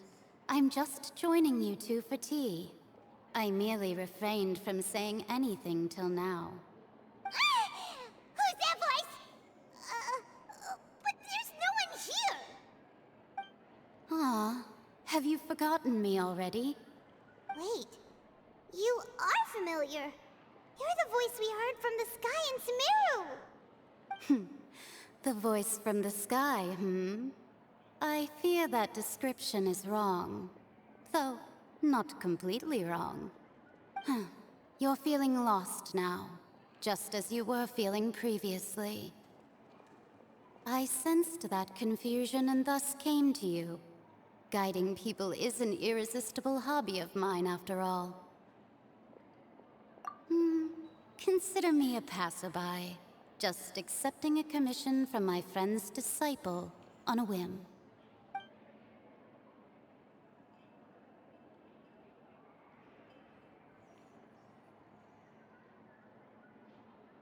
The prophecy. Yes, what has been prophesied will be fulfilled. You may view such things as the history of the future. What? Then is there any way we can stop it? I believe you have witnessed a failed attempt with your own eyes. Can everything in Tevat so easily be changed?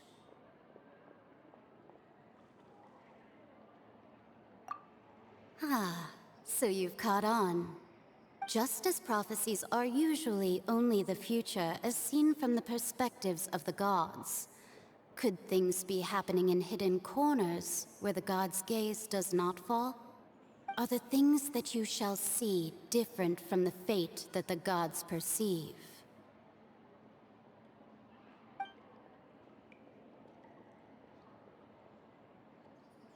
What is she talking about? It all sounds really impressive and important and stuff, but it also sounds kind of scary.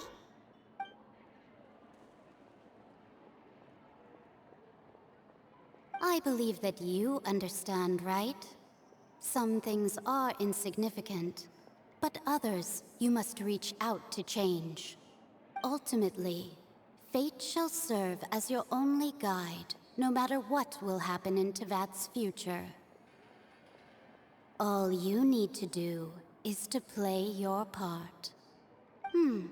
This was good tea, by the way. Thank you for your hospitality. Well, that'll be all for today. The voice. It's gone.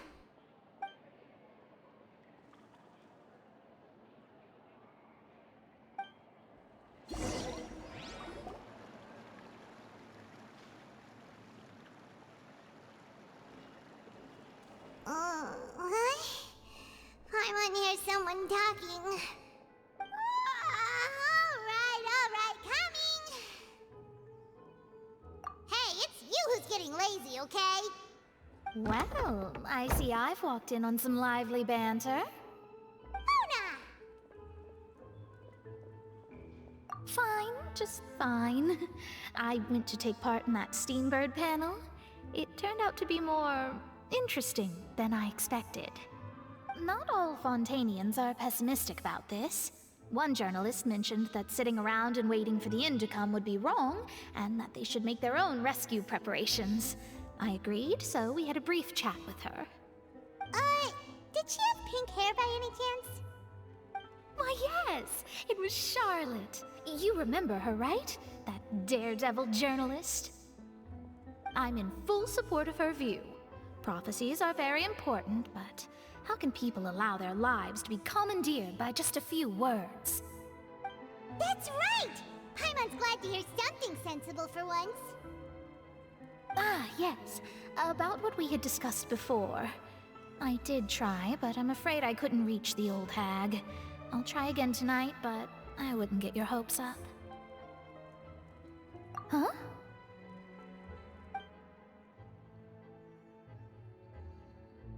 Goodness gracious. Are you serious?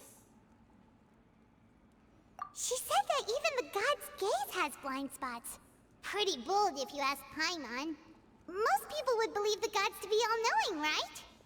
The Hexen Circle members are certainly anything but ordinary. As for the mage named N, the old hag has mentioned her a few times. She said that N's sense of direction is incredible, and that she loves guiding those who are lost. But I've never met her, and if she were still alive, she'd be... well, suffice it to say that the hag's at least a few hundred now, and N's been around for longer than that. Whoa, the Hexen Circle sounds like a scary group. But they must really stay in shape to live so long. Their abilities alone are pretty terrifying. If she came to see you personally, then the problem you're facing must truly be of great importance. Well, it's not like Paimon could understand anything she said. Yes, she was quite cryptic, but I suspect she means that there is still a way to turn things around. She didn't say when or what that would be, though, so... perhaps it is something that you cannot know right now.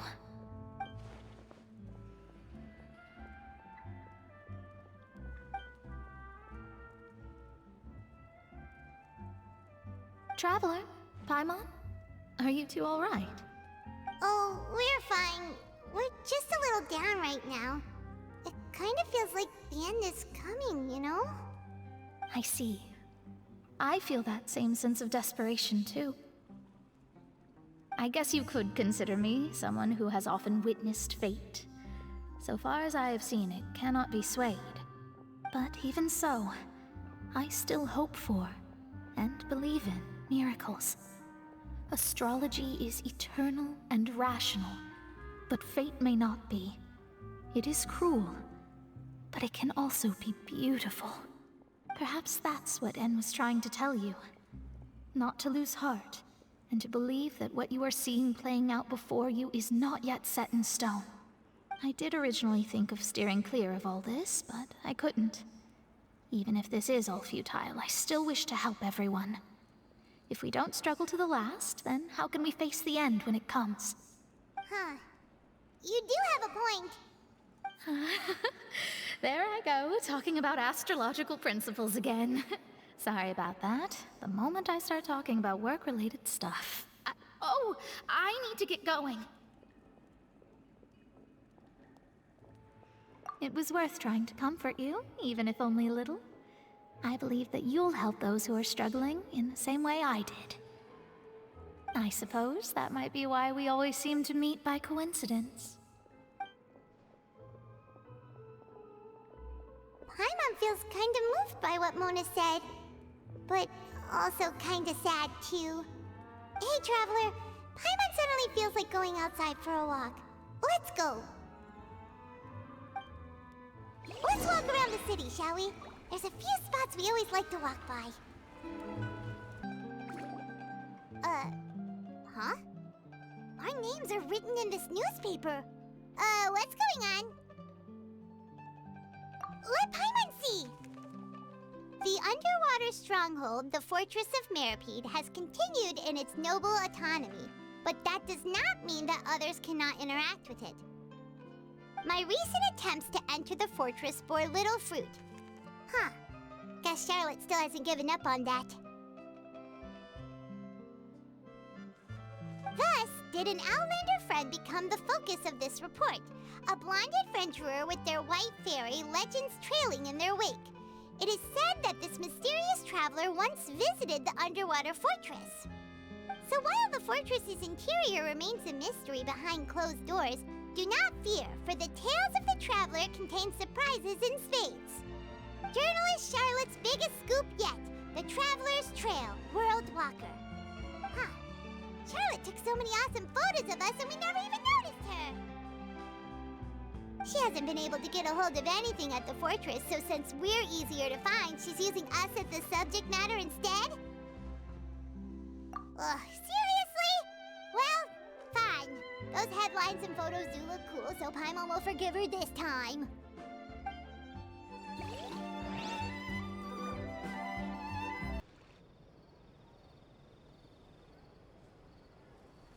We're here! Paimon's hungry. Should we go in and get something to eat?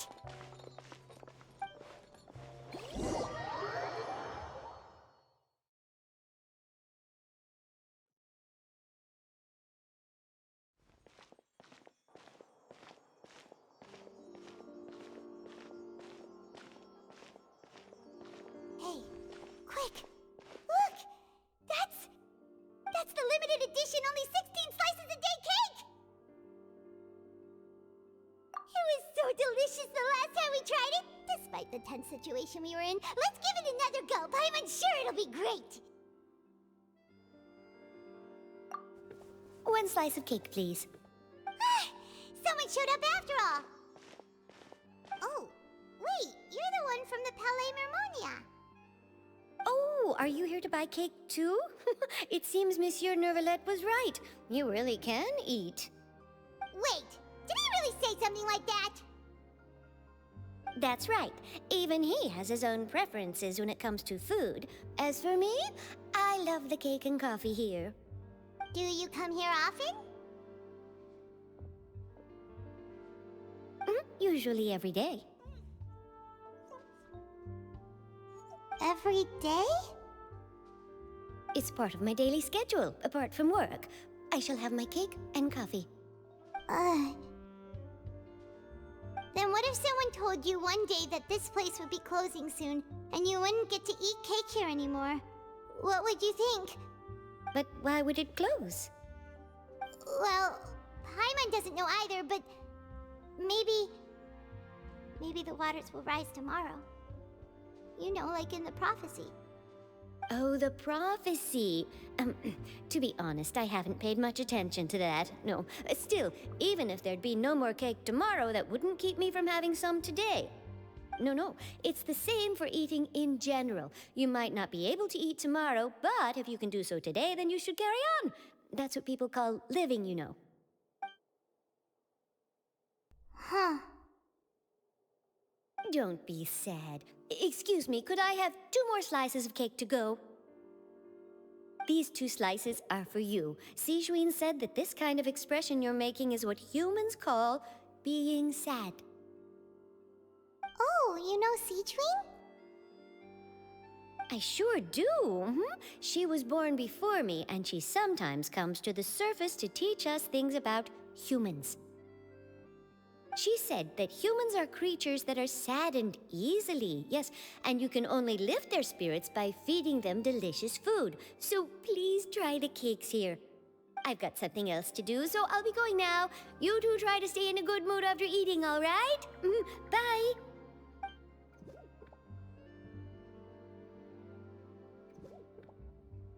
And there she goes.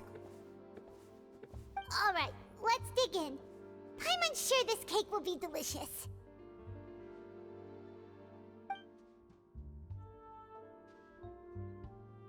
It's more delicious than last time, and the flavor gets even better with a sip of tea. It sure would be nice if we could come again tomorrow. Sure would be nice if we could always eat delicious food here.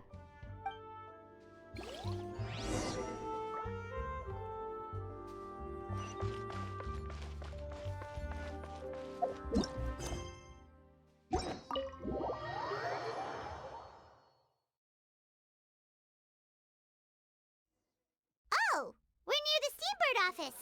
Let's go look for Charlotte and have a chat.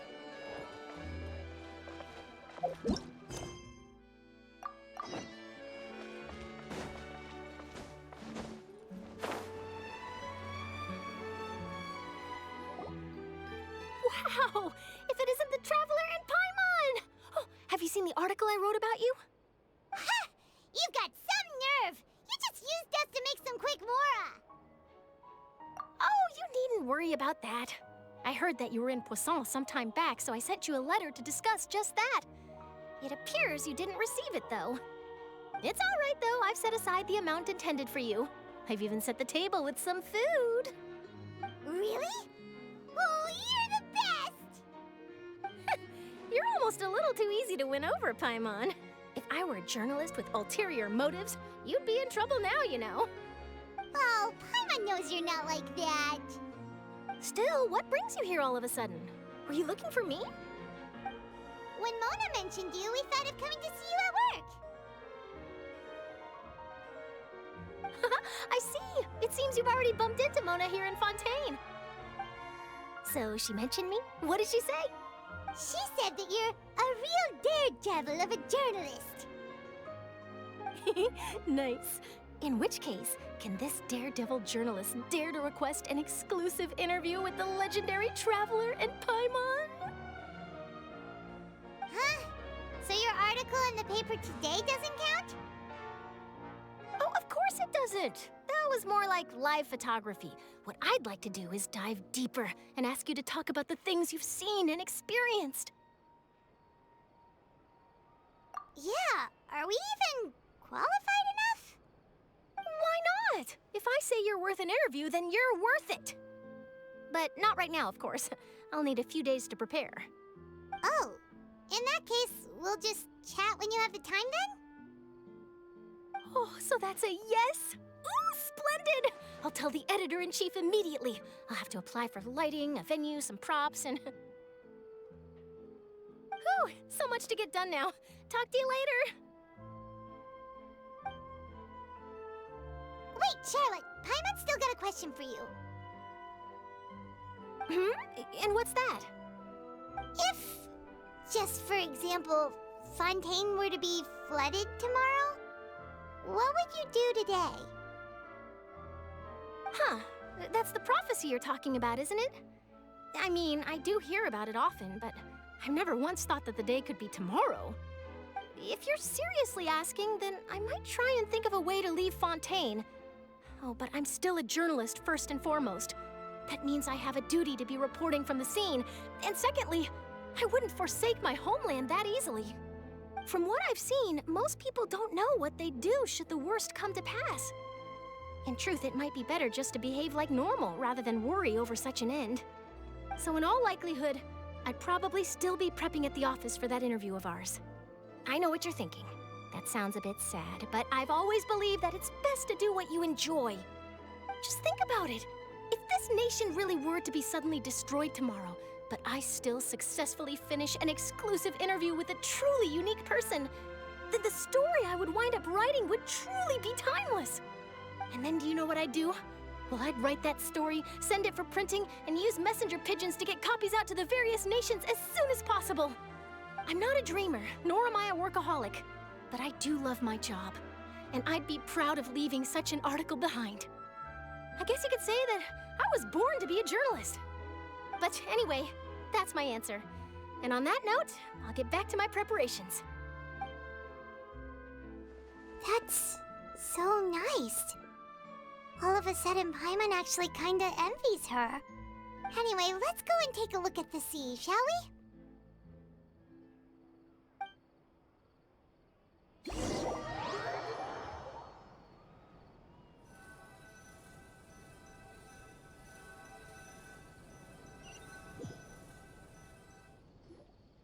The sea breeze and scenery can be a pretty soothing combo, huh?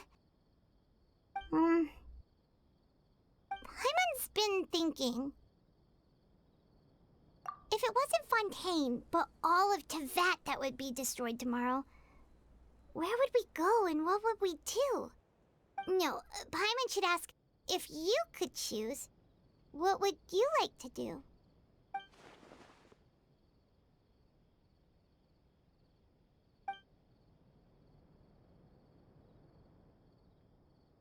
We've always been moving to the next destination, so we haven't spent much time thinking about these kinds of things.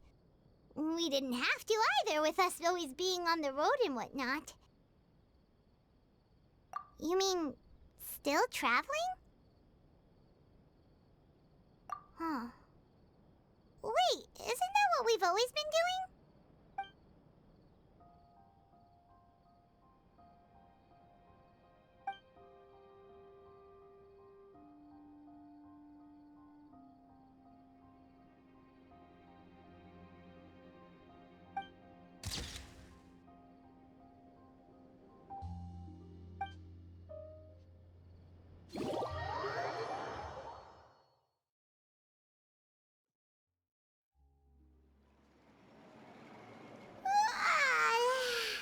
Feels like you'll grow mold if you stay here long enough. But it's still better than the Fortress of Mirapede, that's for sure. It's not only damp there, but salty too. Ah, so the two of you are still here. Wonderful. Oh, you're from the Palais Mermonia, aren't you? Yes, I'm Isadora. Monsieur Nervillat sent me to look for you two before. I heard that afterward you went to the Fortress of Meropide. Not at all. I'm well aware that you're friends of his. Actually, I'm here to pass along a message from him. Yes, inside the Opera House. The Maréchaussée Phantom has declared the incident a small-scale riot. A riot? Well, that said, I don't personally think it was that serious. Lady Farina was watching a performance at the Opera House, and while she was resting during an intermission, some other audience members suddenly started harassing her, loudly accusing her of doing nothing about the prophecy crisis. And before she could respond, others started to join in. The crowd continued to grow, and protests against the Hydro Archon started to break out. So people have started to put the blame on Farina. Guess they finally found an outlet for the pressure they've been under due to the prophecy. I agree. People will naturally rely on gods, as is customary.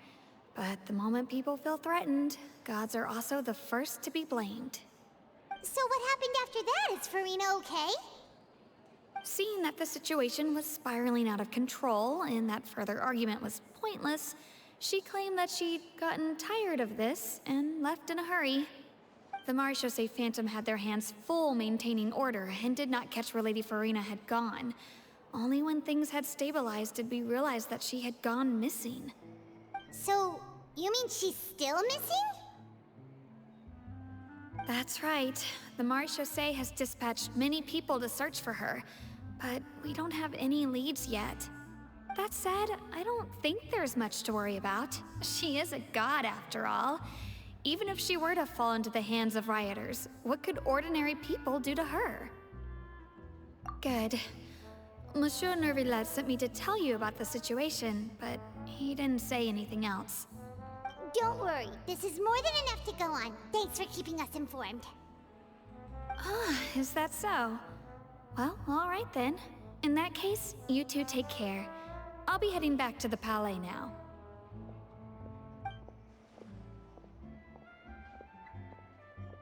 Well, sounds like we should hurry over to Poisson then. If we know Farina, she won't try to fix things in this situation. Instead, she'll look for a place to wait out the heat. And as we also know, she may be loud and dramatic, but she doesn't have a heart of stone. When Nervillet was talking to her in the Palais Mermonia, and she heard about Poisson, she couldn't hide her sadness and remorse. It would be hard for her to ignore being accused by the public today. Paimon thinks Farina's probably taken the opportunity to slip away to Poisson and try to relieve the sense of guilt that she's feeling. Huh. Well, what do you think? Paimon knows the answer, of course, but Paimon can do the analysis to back it up, too. Cool, huh? In that case, there's not a moment to lose. Poisson, here we come!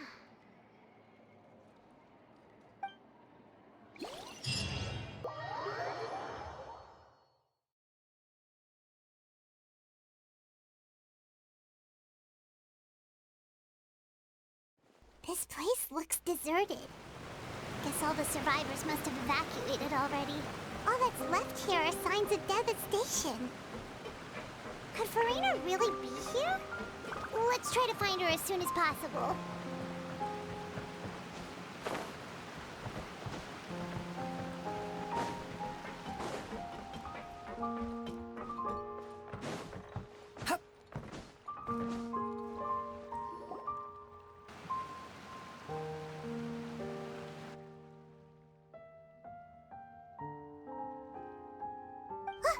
That's Farina, right over there.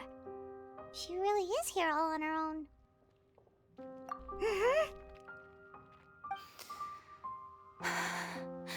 Should I just give up? This is all meaningless. What was meant to happen did happen after all. Everyone's dead. I'm sorry. I am so sorry. Give up, Farina. There's no point in holding out. I'm sorry.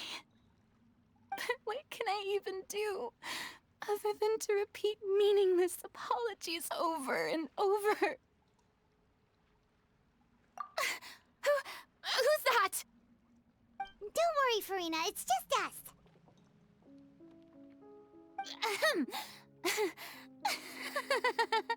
So it is you, blonde traveler from another land.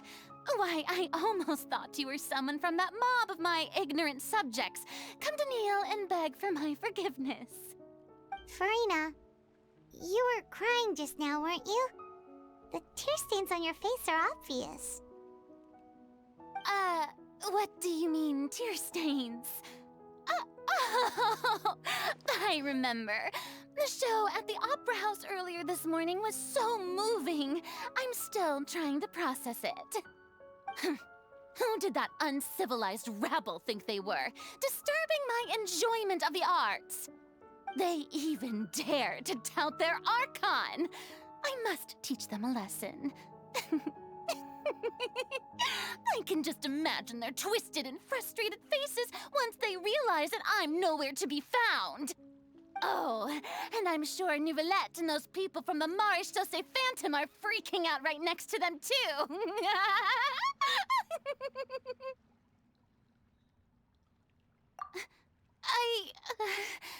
Of course not.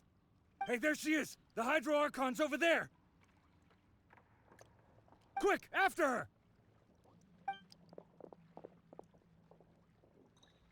Farina, those people seem to be after you. They are? They're just some rabid fans who want to cut the line because they haven't been able to meet me in person, aren't they?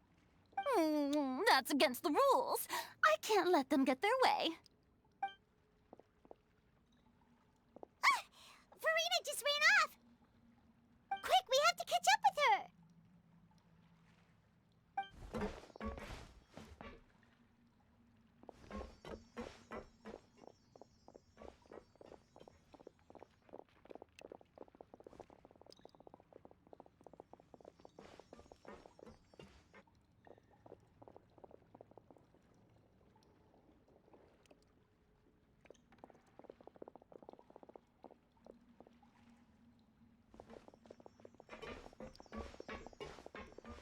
This should be the place, right? Hey, Farina! There's a good hiding spot over here. Quick, come to Paimon before the rest of them catch up to you. What is this place? Hurry, they're almost here! Fine. I suppose haste is warranted. Lead the way.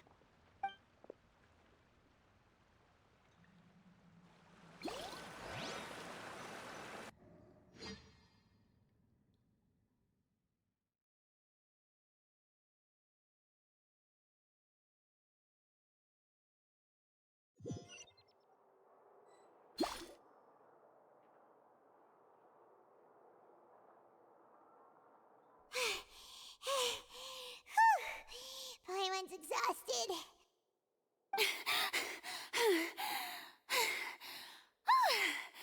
I'm so tired. I totally thought they had caught me.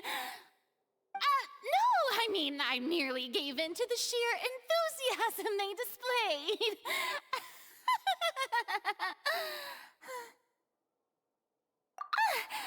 You're right. Yep, that's a good girl.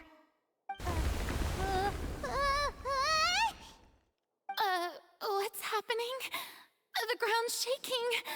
Is it an earthquake? Yeah, a quake of this kind preceded the flooding in Poisson, didn't it? It can't be. It's happening again. Well, there's no need to worry too much about that. Nouvellette's made some emergency plans, so the evacuation should go a lot smoother this time. Yeah, I hope you're right. But the people of Poisson, they've already...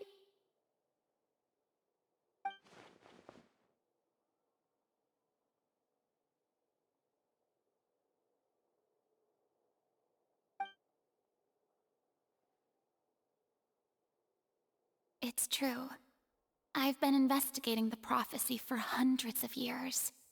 I once had informants all over Tevat, searching for clues and feeding information back to me. I've tried all kinds of ways, too, to hold back the sea.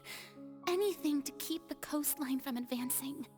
But all my efforts proved to be futile in the end. Really, the truth has been clear to me for a very long time. We cannot make an enemy of the divine. No matter what we do, the will of the heavenly principles will have its way, and the prophecy shall be fulfilled. Give up. I do love the sound of that phrase.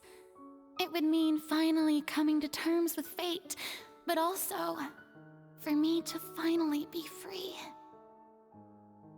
Indeed, I've thought about giving up so many times, especially after we almost lost Poisson. Fate is really unreasonable, isn't it? It has no heart and obeys no rules.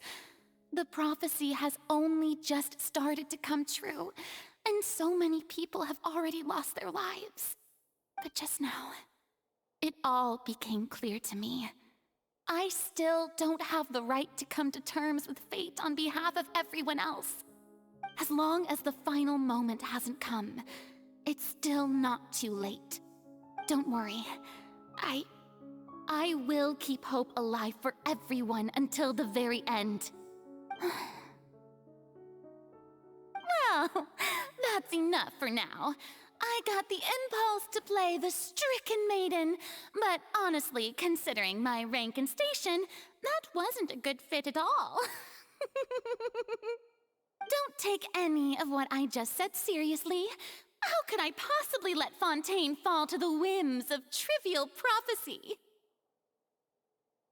Come on! Paimon could have sworn you were actually being honest just now.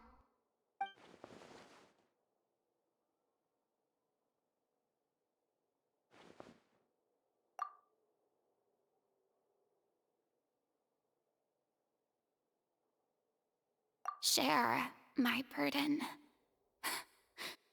That's impossible.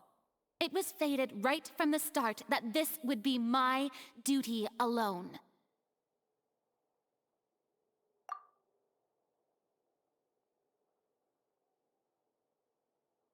A witness. Yes, I've heard that you came to Tevat from beyond the stars, yes. In other words, you never belonged here. And if Tevat is, in its entirety, a show on a stage, then you're just a spectator, aren't you? If that's the case...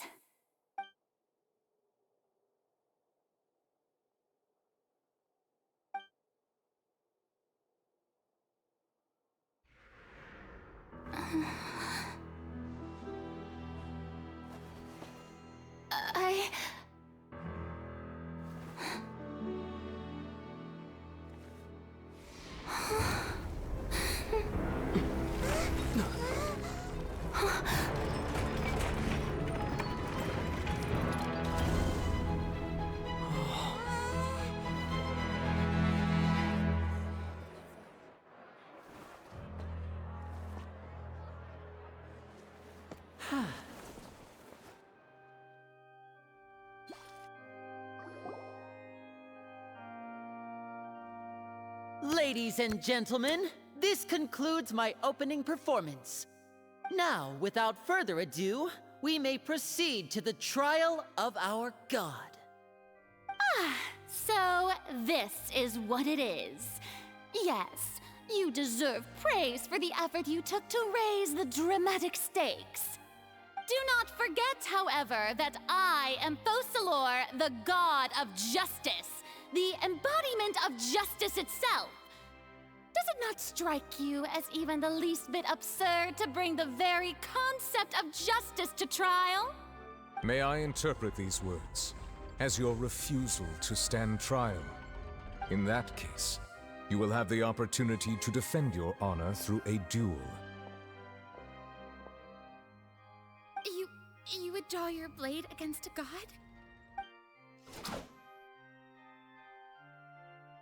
I see. It seems like you have made up your mind.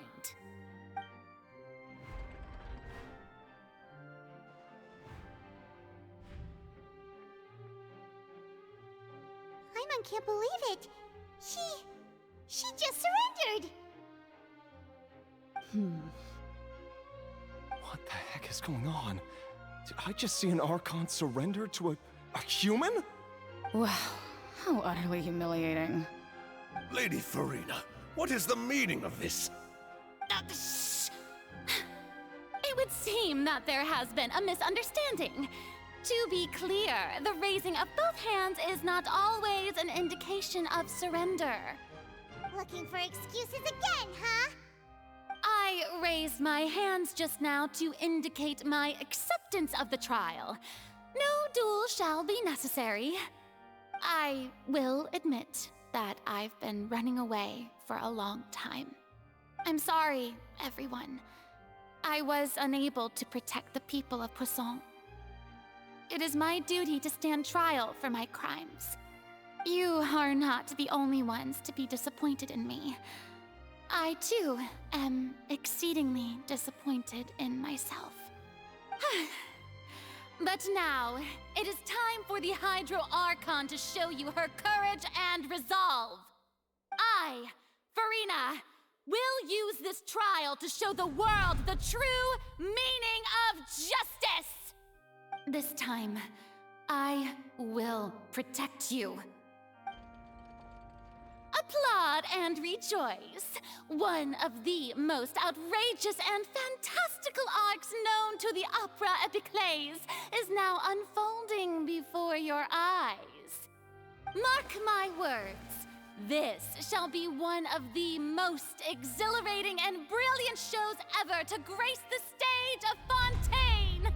The trial of the Hydro Archon, Focalor, will now begin! Woohoo!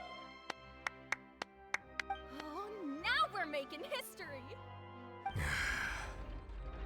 Why does it feel like Farina just took over the whole thing? Like, come on! Didn't she just get forced to stand trial for her crimes? Also, even though she's still acting super dramatic, she is taking this seriously this time, right? All right, then. Who will be my opponent in this trial? The court asks the prosecutor to please take the stand. Is that so? Very well. Then please speak, witness of Tivat, my accuser and fated opponent.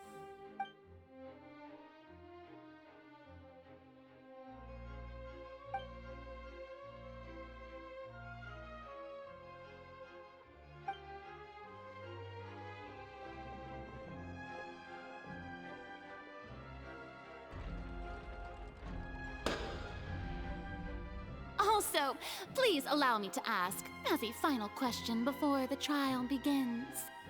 Just how much work did you do to force me onto this stage? Well, we did do a lot of prep after the meeting that day.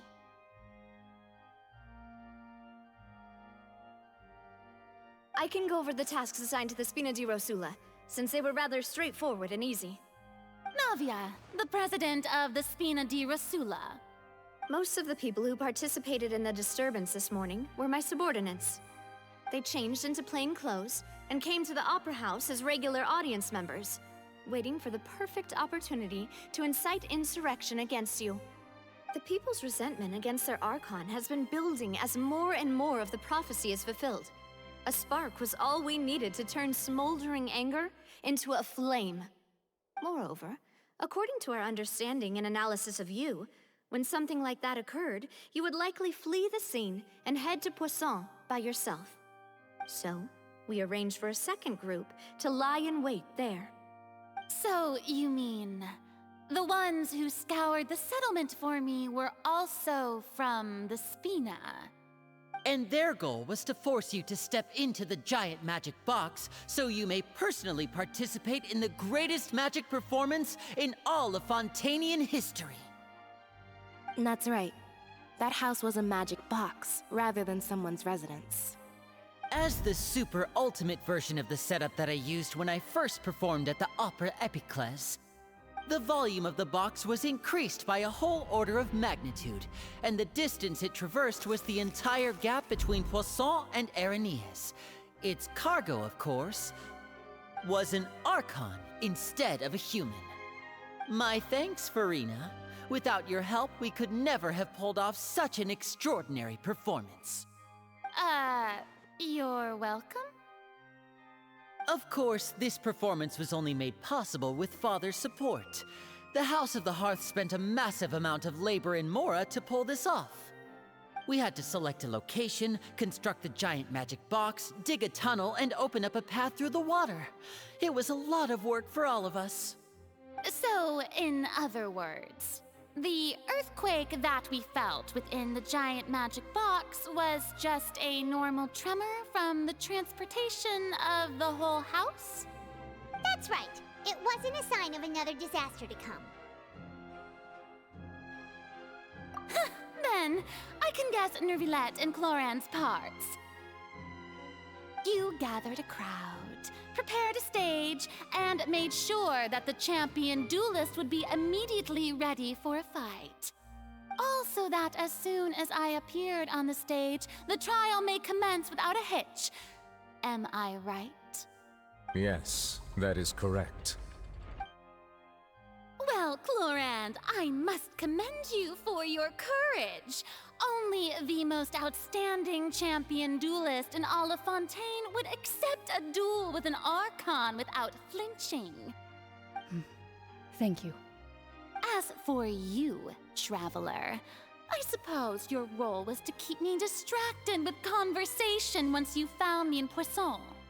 You'd make sure that I didn't notice anything amiss before revealing yourself as my prosecutor once we'd arrived onto the stage. Oh?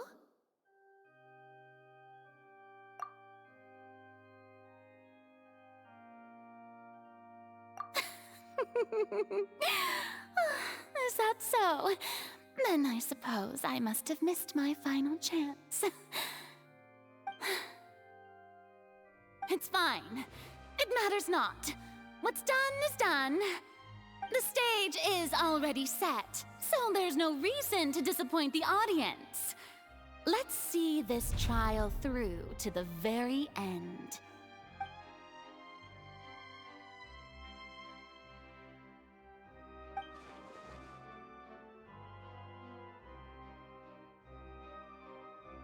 Sir Prosecutor, please allow me to pass this along.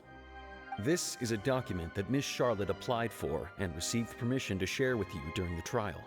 According to her, it should speed up the proceedings. Huh? Charlotte wanted to give us something? Oh, so she's here too! Hey, Charlotte! Oh, Lep Hymancy! Isn't this the exclusive interview that she did with us before? So she's already finished it, huh? Wait, then that means this document is a perfect timeline of everything that's happened ever since we stepped foot in Fontaine! So in other words, we can refer to this anthology of evidence every time we want to use something from our journey as evidence for an argument! Let's quickly confirm the information in it. Just think of it as a refresher, alright? You defeated the Hydro Archon in the very first duels you took part in at the Opera House. That's one for the history books, all right. You defeated the Hydro Archon in the very first duels you took part in at the fortress. According to Monsieur New, I nearly lost my awesome. The words of someone as extraordinary as a witch can... I didn't think this is the first of Fatui Harbinger.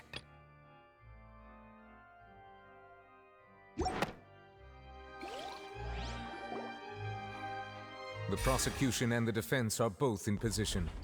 The trial shall now begin. Oh, come on, Nervylette. There's no need to repeat all the unimportant legalese.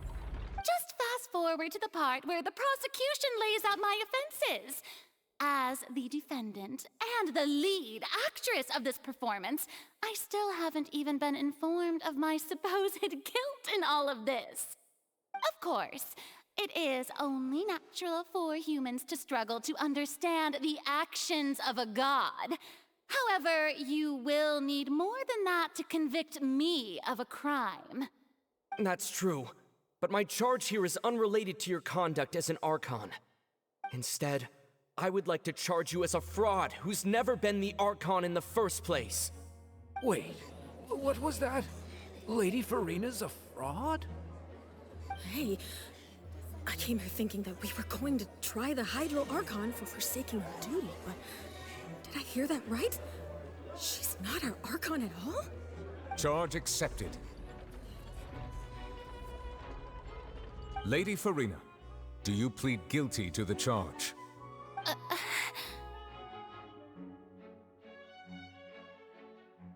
Lady Farina. I plead not guilty. How can I be guilty? There is no way that I, Focalor, otherwise known as Farina de Fontaine, a member of the Seven and the Regina of all waters, kindreds, peoples, and laws of Fontaine, could be anything other than your true Archon. Yeah. Even though Lady Farina can be rather eccentric, isn't it going too far to doubt her very identity? Yeah, I've never questioned her identity either. Sure, Lady Farina can be super irresponsible, but what grounds does that prosecutor have to make such a huge claim? I have cause to believe that common sense will prevail in this case. Many of the members of the audience have known me as the Hydro Archon ever since they were born. There would be no fooling their memory. See? Even the Oratrice has decided to show me its favor. Are you sure you want to commit to a charge that will never be upheld? If you wish to drop the case, I can promise you as the God of Justice that you will not have to face trial for making a false accusation. We will treat everything that's happened as a dramatic spectacle and move on with our lives. What do you say to that? Huh. An argument with near impossible odds, huh? We have to not only refute Farina's claims, but also overturn the long-held beliefs of the people. Well, I tried to give you the chance to surrender. If you must persist, then let me ask. If you believe I'm not the Archon, then what manner of being do you think I am?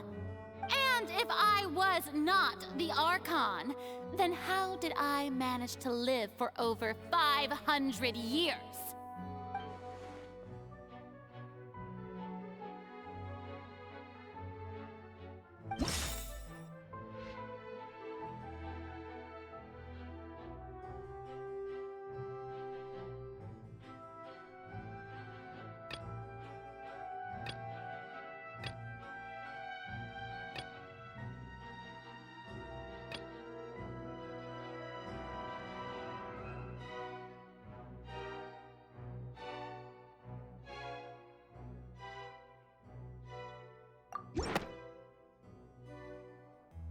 First of all, you may be a member of another long-lived race, which would allow you to naturally possess an extended lifespan. And second of all, even if that wasn't the case, there could be other ways to extend your life. Who gave you that idea? Was it the knave? You'd sink so low as to use a harbinger's words against me. A curse? I once thought it possible that the aura of an Archon might naturally resemble a type of curse. But in light of this claim, perhaps what I sensed was not your divinity, but a curse after all. Neverlet sensed it too, huh? Lady Farina is actually a human? Well, it is true that it's extremely difficult to tell humans and gods apart just by looking at them. It's not impossible.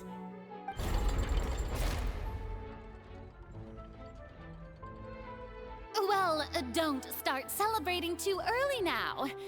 Even if I have been carrying a curse like you said, how does that prove that I am merely a human being? Besides, everyone knows that the main difference between a human and a god is the possession of authority. Gods can do what humans cannot. That's why they're worshipped as gods. For centuries, manifestations of my authority have served the nation of Fontaine. One need only to turn their eyes towards the Oratrice Mécanique d'Analyse Cardinal in this very opera house, or consider the endemnitium that is used in every aspect of life.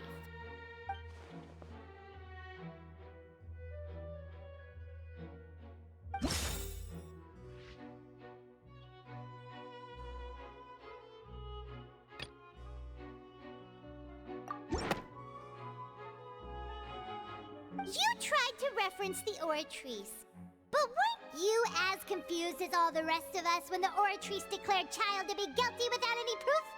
Otherwise, you should have come up with a good explanation for that by now. Didn't I make myself clear at the time? The decisions of the gods are naturally difficult for humans to comprehend. There is no need to provide an explanation. Lady Farina, I believe a reminder of your current circumstances is in order. While the court is in session, the principles of justice and the law must come before all else. While you are an Archon, you are also first and foremost the defendant in this trial. You will prove yourself unable to defend against the prosecution's charges if you continue to withhold vital information against the rules of the court. I never thought you'd use that kind of rhetoric against me. That was no trick of rhetoric, Lady Farina. I've merely reiterated the rules of the court. Rules that all should respect and follow. So, you neither knew why Child was declared guilty, nor did you understand the structure and operations of the Oratrice. Instead of having been created by you, the manifestations of authority you mentioned have been made by the real Hydro Archon, haven't they? The real Hydro Archon? Well, now you're really losing me. It is true that I did not know why the Oratrice gave out a guilty verdict that day. But the Oratrice handed out that verdict unilaterally, and it has been operating independently ever since it was first created. You can't argue that just because a divine creation is flawed, that the god behind it must also be no god at all. She's still throwing out all kinds of excuses. Seems like she's confident that we won't be able to produce proof that she has no power over the Oratrice.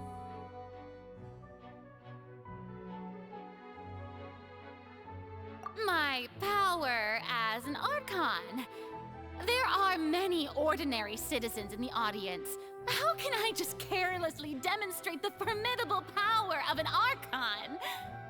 If that poses a concern, I'm prepared to extend my protection to the audience. You don't need to go that far.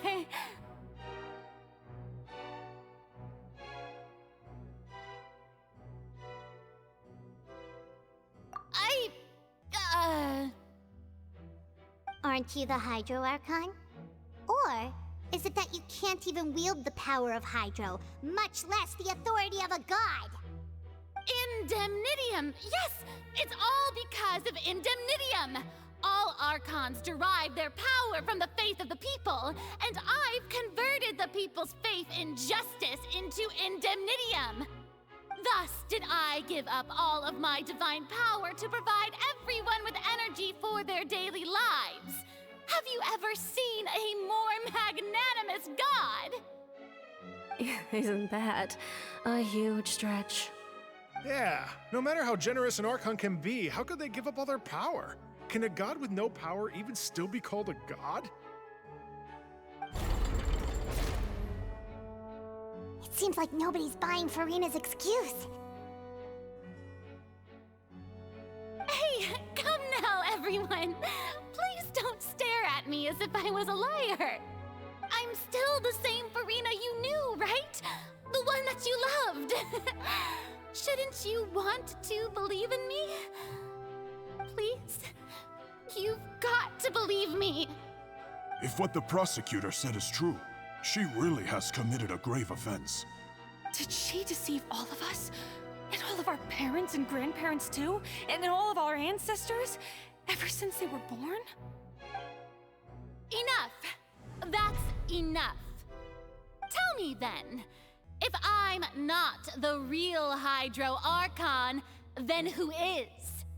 If you have no evidence of another Hydro Archon's existence, nor can you find anyone who can back up their claim to be such, then what grounds have you to say that I'm not actually the real deal? Wow, she came up with yet another argument. How can we refute her now? Seems like she really doesn't want to give up.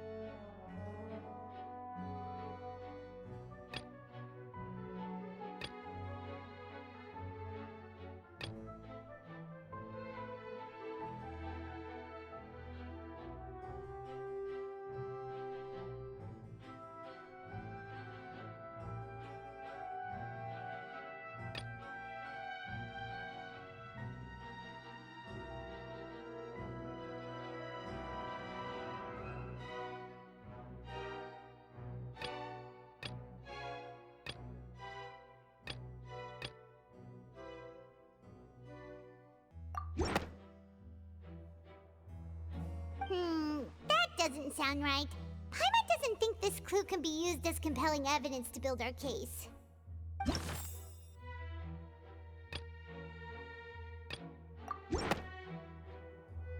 That doesn't sound right. Paimon doesn't think this clue can be used as compelling evidence to build our case.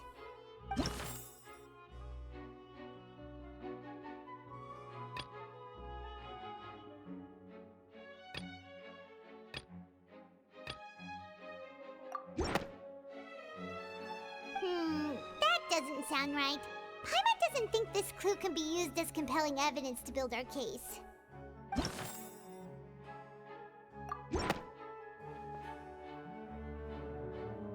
It has been established that all Fontanians can dissolve in water from the primordial sea. And that means... Since you insist on claiming to be a god and not a human, then there's a method that you can use right here and now to eliminate all suspicions of you being the latter. Miss Navia, please apply to serve as a temporary attorney for the prosecution before addressing the court. Though you act in partnership with the prosecutor, you must still adhere to proper procedure. Super sorry, Monsieur Chief Justice. I swear this really will be the last time that I'll speak out of turn. Now, I've brought some seawater from Poisson. As everyone knows, a massive flood struck the area not long ago, taking many lives, including those of some of my closest friends. So, Miss Farina, would you dare to touch some of this seawater? If we are to believe that you are indeed the real Hydro Archon, touching this seawater would have no effect on you. All it should do is strengthen your case. But if you don't dare to touch it, then we would have basically proved the reverse. Oh, and I must remind you that after the disaster at Poisson, nobody wants to see any more people dissolve. I do hope you'll act prudently and choose the simpler path of admitting guilt. Navia from the Spina di Rasula. The Spina has governed Poisson for many years. I guess her suggestion is valid. If Lady Farina is indeed just a human, she's probably Fontanian like all the rest of us. Would she really dare to try?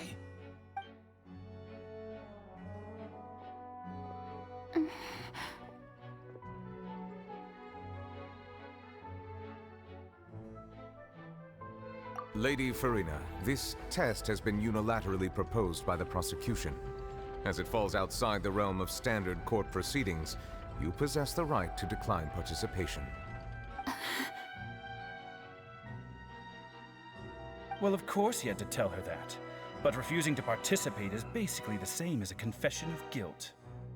She's just staring at the water without saying a single word.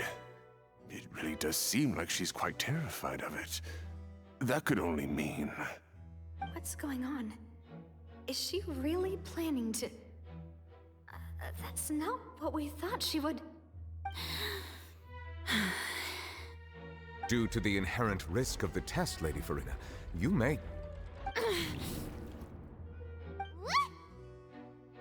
Hey!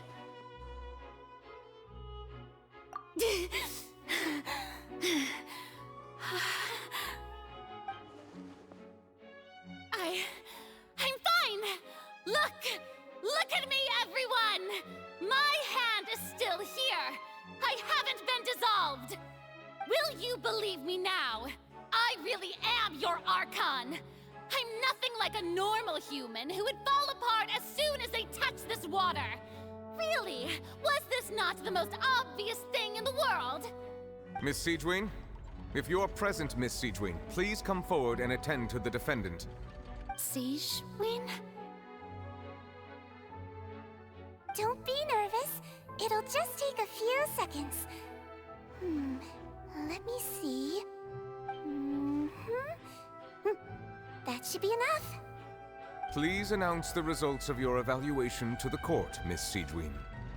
As everyone doubtlessly saw, Miss Farina was displaying symptoms of hyperventilation and flushed skin. These indicate that she was experiencing the adverse effects of exposure to primordial seawater. The extent to which she was affected is the same as other humans when exposed to primordial seawater of a similar concentration. Thank you, Miss Siegeween. Lady Farina, you may return to the defendant's stand. Oh, wait. What did she just say? I didn't get dissolved. Shouldn't that be enough to prove my innocence? Well, considering your tendency to run from your problems, we did originally prepare a direct sample of the seawater around Poisson. However, after extensive discussion, we exchanged it for a sample that is not concentrated enough to dissolve an actual human. After all, on the off chance that something entirely unexpected might occur, we don't want anyone else to lose their life to the sea. Yeah, so out of regard for Farina's life, you secured a low-concentration sample and asked the head nurse to serve as an expert witness. It's a great thing that the direct sample wasn't actually used. Farina could have... I can't believe... you...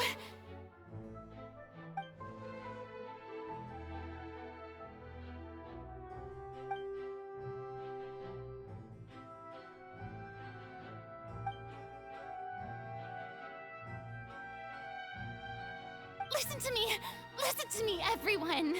Please don't give me such cold and disdainful looks. What happened just now didn't prove a single thing. Think about it. How can you conclusively prove that an Archon can't also be affected by the primordial seawater? Also, if I was really just a human, why would I dare to just put my hand in that kind of water?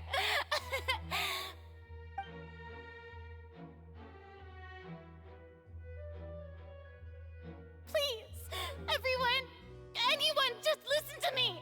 I swear, I really am your Archon.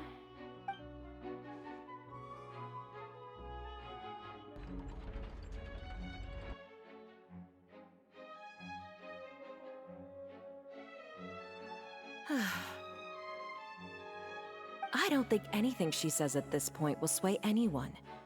The odds are just too stacked against her now. With all the things that have been said, Paimon doesn't think there's any way left for Farina to win. I believe the time for arguments and presentation of evidence has come to an end. If there are no objections, we will move on to the final judgment.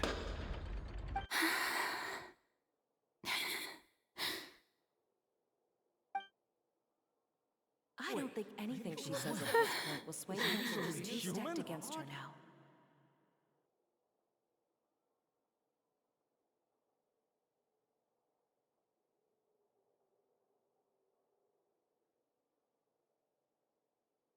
In my capacity as Chief Justice, I shall now render judgment on Farina's misrepresentation of herself as the Archon of Fontaine. As a human who knowingly deceived her fellow citizens, Farina is... guilty.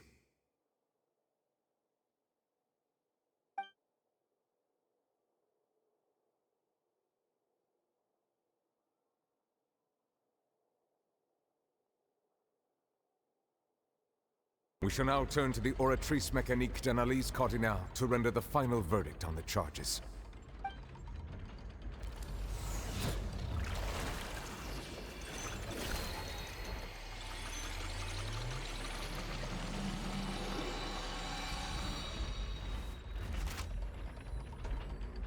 According to the judgment of the Oratrice Mécanique d'Analyse Cardinale, Farina is... Well, what's wrong? What's the Oratrice's verdict? No, the Oratrice also displays a guilty verdict. Isn't that correct then? However, the exact wording of the verdict is thus: the Hydro Archon, guilty, to be punished via the death sentence. The death sentence? That's actually one of the available sentences? I've always thought that it was just a myth. The one and only time the death sentence has been handed out at the court, and it's been given to the very person we've worshipped as the god of justice? What an unexpected twist. Farina's been sentenced to death by the Oratrice? We just wanted to use the trial to show her the seriousness of things so she'd tell us the truth. How did things escalate this quickly? This outcome is indeed quite strange. According to Fontaine's current definitions of justice, as well as its recommendations for criminal sentences, is this sentence really appropriate for the crimes that have been committed? Yeah! Even Fauché wasn't sentenced to death by the Oratrice. You know, the real evil mastermind behind the serial disappearances case. Indeed.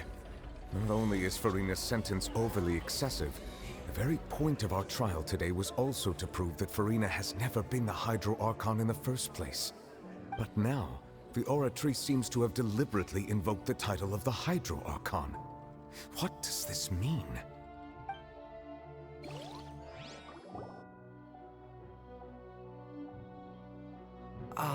Excuse me, if I may interrupt. Is the trial still going? Fremine! You finally made it. I assume this means you've completed your mission? Mm-hmm. Any mission Father assigns to me will always be top priority.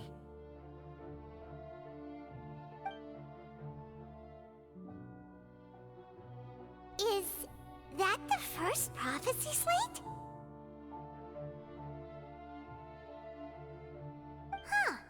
So the knave privately arranged for Fremine to try and find the missing slate. I looked everywhere and finally found it at the bottom of the sea. It took me a long time to get around some dangerous stretches of water. But has the trial already concluded? Then doesn't that mean I've come too late? Oh no. Father will be disappointed in me. Thank you for your hard work, Mr. Fremine. Please allow me to review the record left on the slate. Traveler, I believe that you have already seen the other existing slates, and would like you to come here and confirm their contents.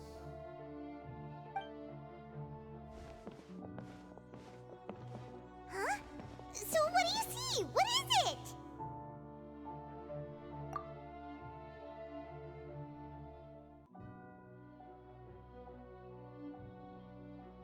I believe I have now made sense of the Hydro Archon's crime. It has to do with Fontaine's lost history. Huh? Isn't the Hydro Archon just guilty of deceiving her people? Oh, wait, no, that's Farina, and we've already proven that she's not the Hydro Archon. So when you say Hydro Archon, do you mean the real Hydro Archon we've been kinda talking about? In truth, everything that you've encountered in Fontaine up until this point can be traced back to the contents of these stone slates. However, I'm uncertain as to how much sense they currently make to you. Okay, let's try to recall the contents of the other 3 stone slates. Paimon will do her best to help you remember.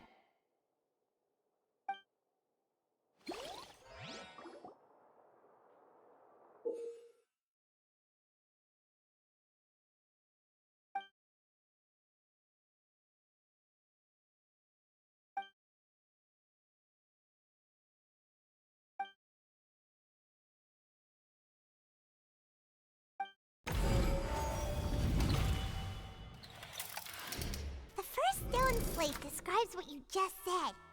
It seems to show the previous Hydro Archon using her divine power, and then the Oceanids turn into humans.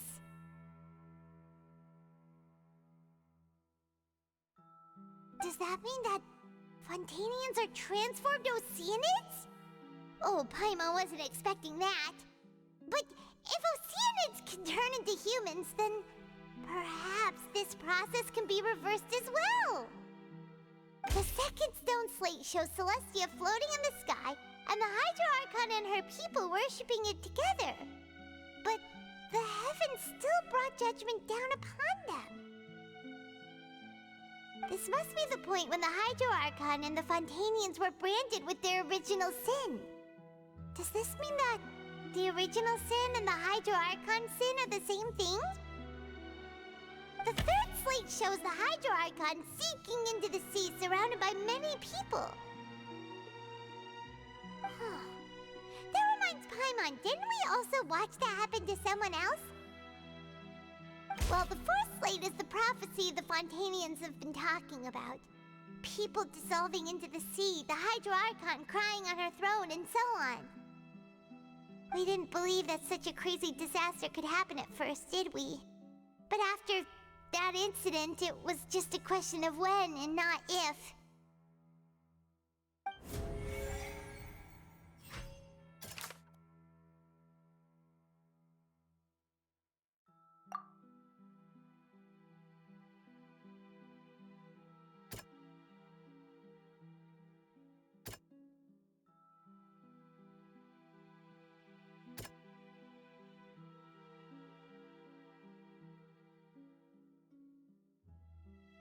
That doesn't sound quite right.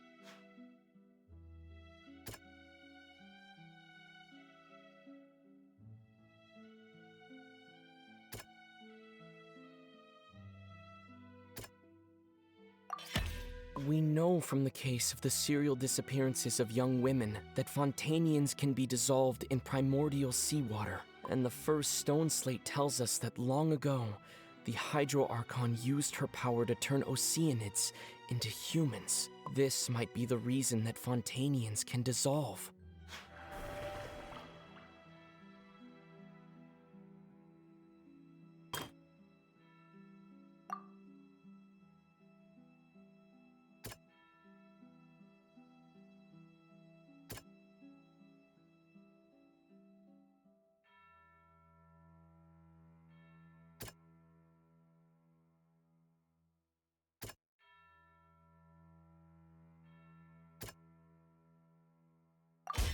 Perhaps what is about to take place has all happened before. The true sin of the Hydro Archon that Nervalette mentioned, and the original sin cast down on the people of Fontaine by Celestia, as recorded on the stone slates.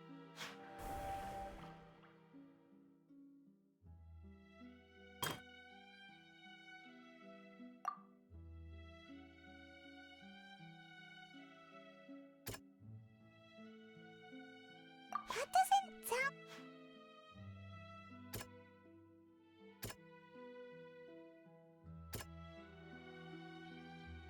That doesn't...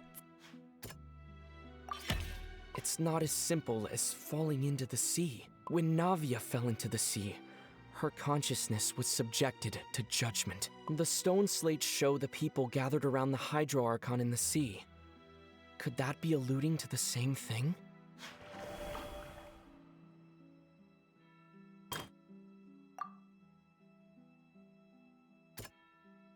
That doesn't sound... The prophecy from the stone slates found its way into society, but not many people believed it at first. The fortress of Meropide was nearly flooded with primordial seawater, which we know can cause Fontanians to dissolve. It seems increasingly likely that the prophecy may come true. If we hadn't dealt with it in time, things could have gone very badly. They'll dissolve into the primordial sea but won't cease to exist. Their essence will flow in the seawater, converge, and take the form of an Oceanid. The Hydro Archon was sentenced to death in court, shocking everyone present. Perhaps this means that her sin was actually Fontaine's original sin. Navia fell into the water inside those ruins, and she nearly dissolved. She was surrounded by the people of Poisson in a court within her consciousness, and was forced to take part in a trial meant to make her stay. The eruption of the primordial sea at the fortress of Meropide was the surest sign that the prophecy was about to come to pass no matter what. The stone slate's content can all be verified by recent events. If we combine what we know together, loads of truths should come to light.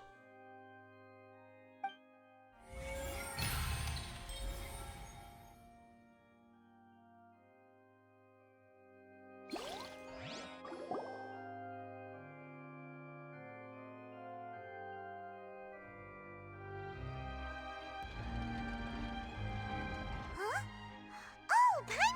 now, so that's how you can make sense of it. But then it feels like we're going to have to share some truly shocking revelations. Let's hear them. Incredible. Linny, did you hear that? We're not real humans. All Fontanians were originally created by the late previous Hydro Archon, with Oceanids as their basis.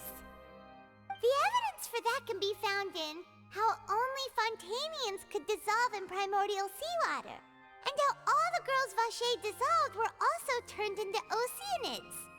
Oh, and according to Navia, when she was about to get dissolved, she also saw everyone gathered around for a trial, all of them in the shape of Oceanids. Indeed.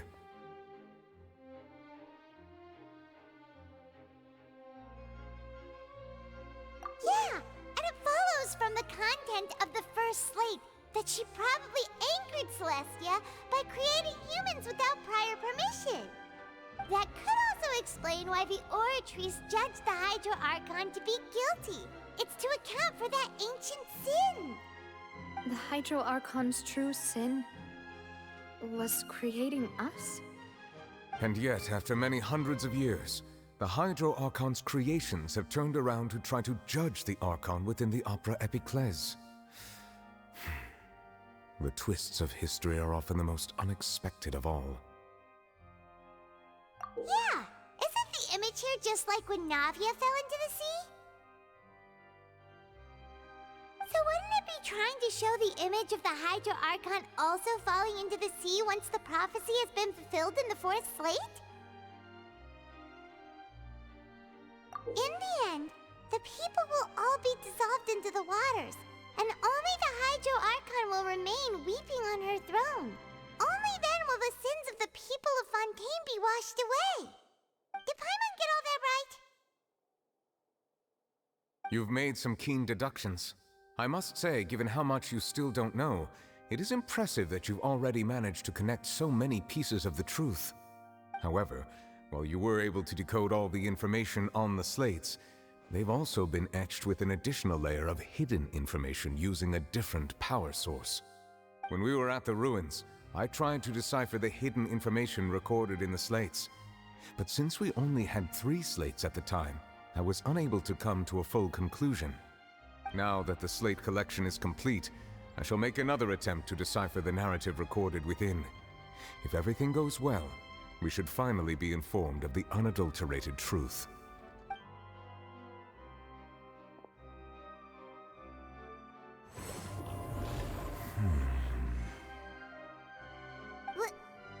Well? Did you get it? I believe I should share this truth not only with you, but with all the people of Fontaine as well. I will try to briefly summarize it for you.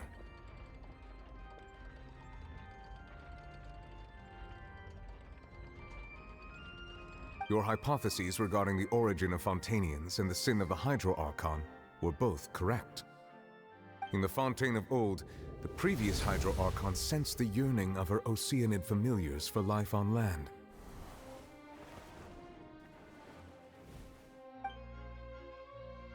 The Oceanids were enamored with the beauty and romanticism of human beings, and wishing to have those experiences for themselves, expressed to the Hydro Archon their desire to become of a similar kind.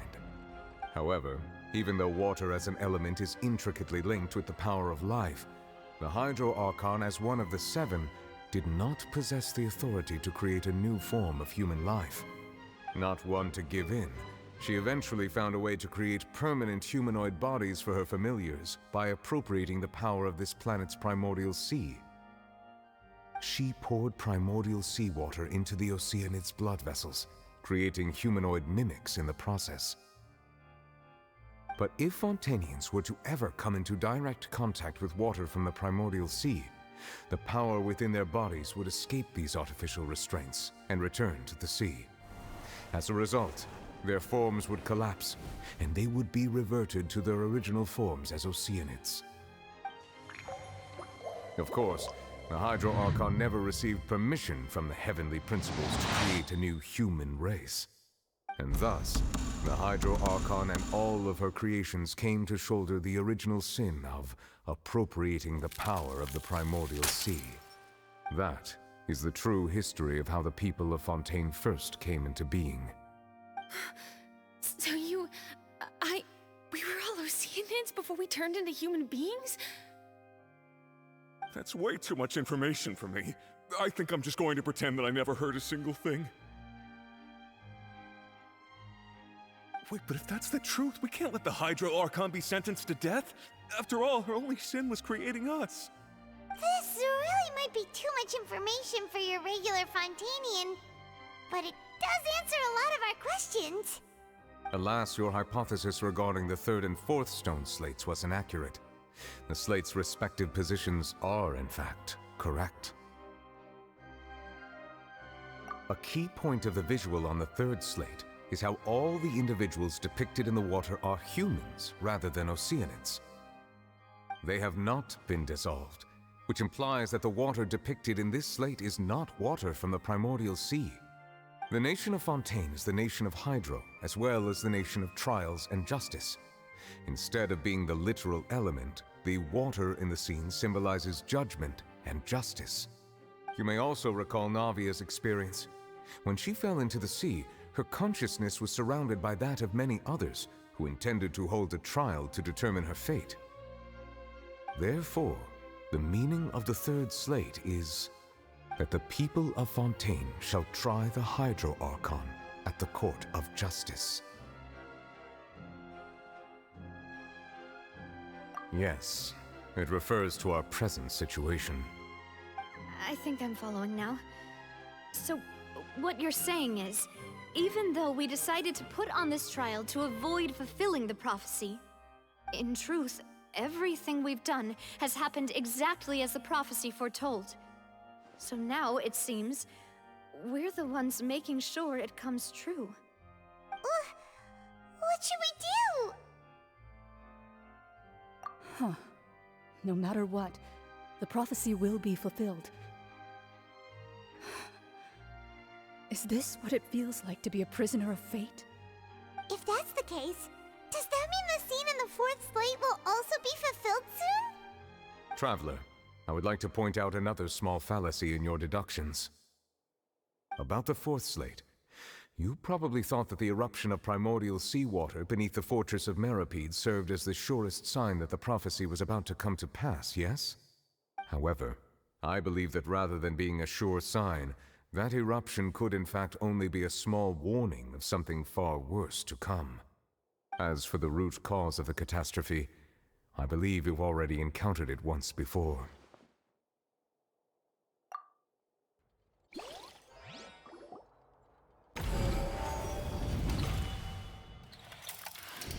This eruption was just a small warning of the things to come. We must find the root cause of the disaster.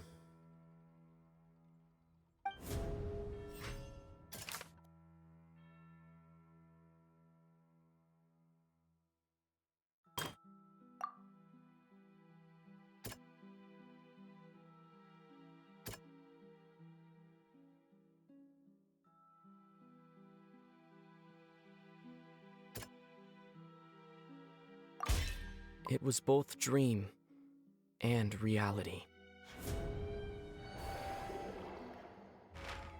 If we're talking about a true culprit, that could only be that thing inside the primordial sea, right? The truth, the original sin, the trial, and the root cause of the disaster.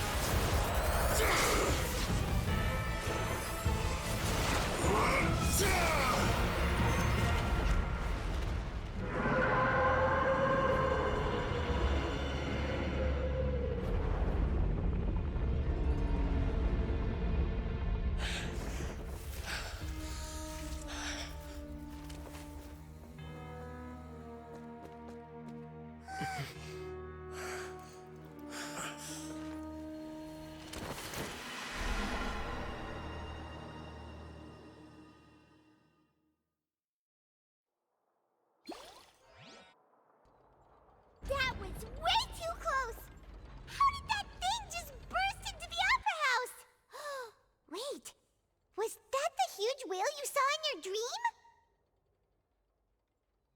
So we've met it at last. I understand very well why it has chosen to make an appearance here. That whale does not belong to Tevat.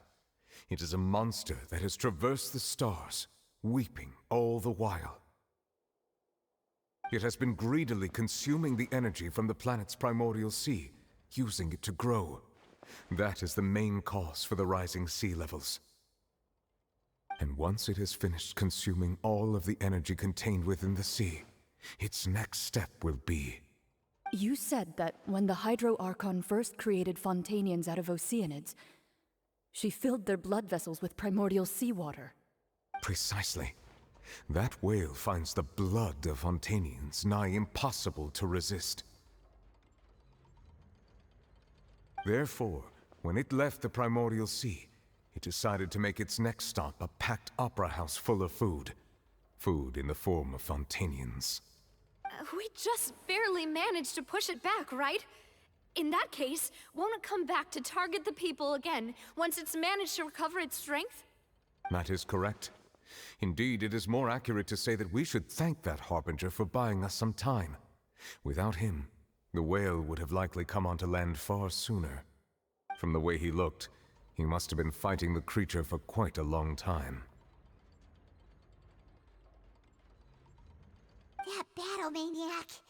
We've always known that he had a special connection with that whale, but we definitely didn't expect it to help us out like this. Anyway, now that we know that this whale is the actual cause of the disaster recorded in the prophecy, all we need to do to stop the prophecy would be to find a way to beat it up, right? It is too late. It had already absorbed too much of the primordial sea's energy before we could notice it. At this point, it has become practically integrated with the sea itself. Even if the entirety of Tevat were to be destroyed, it could still survive and swim off towards some other world. That's not something I will accept.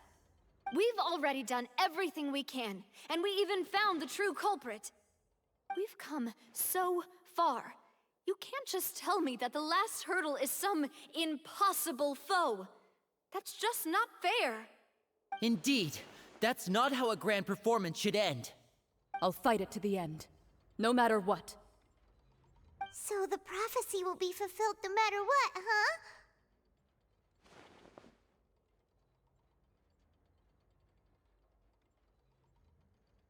The prophecy. Yes, what has been prophesied will be fulfilled. You may view such things as the history of the future.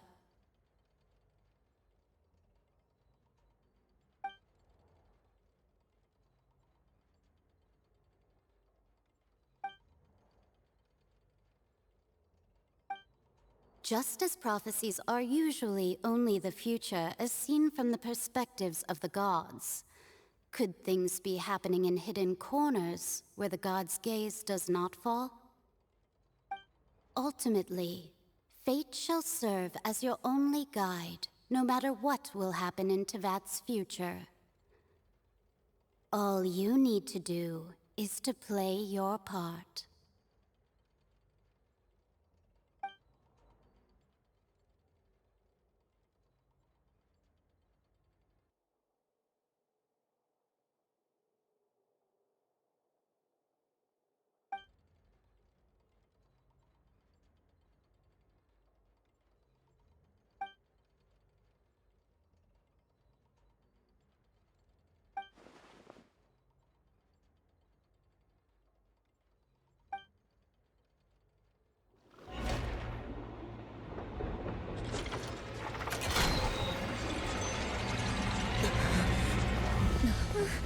What's happening with the oratories?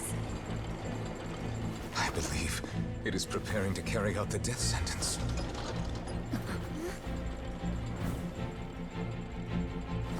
Farina!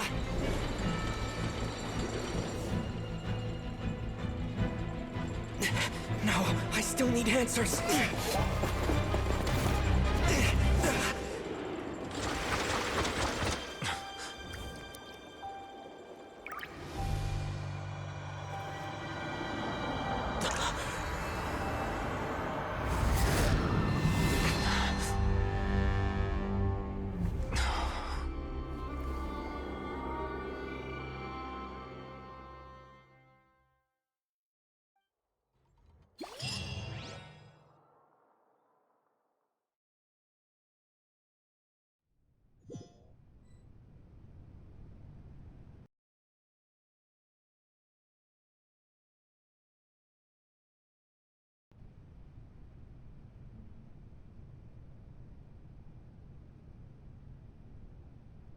You...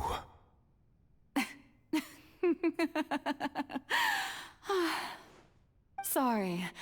That shocked expression on your face is just too amusing. I couldn't help myself. You are not Farina. Who are you? Ah, the sweet sound of bewilderment. Marvelous.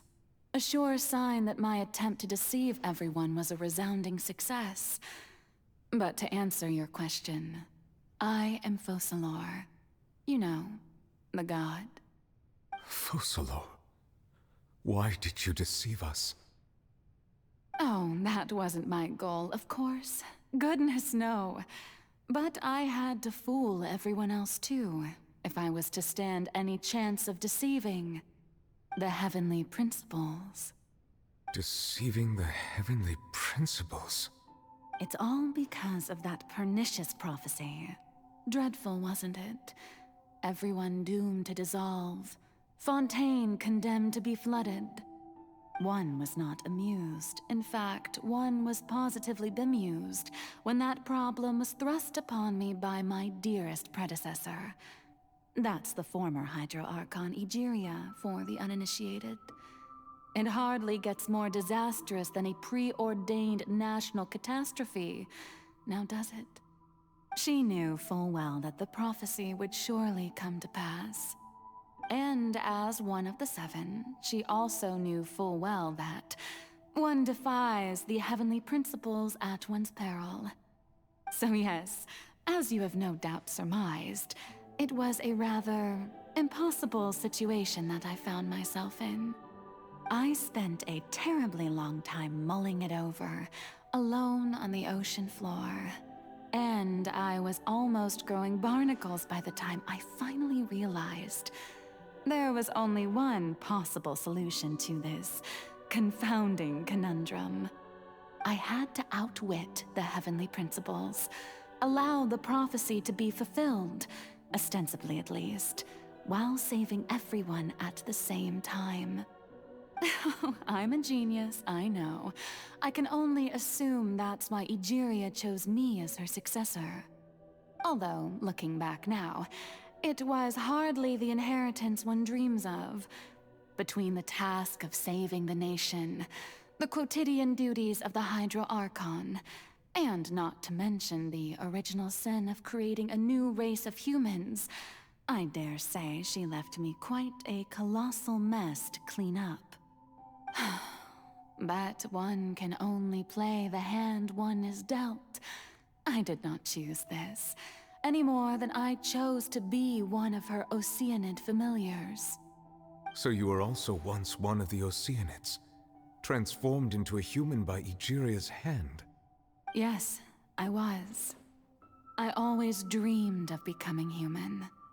And I still do, even now. In my eyes, to be human is to be part of the greatest opera ever known.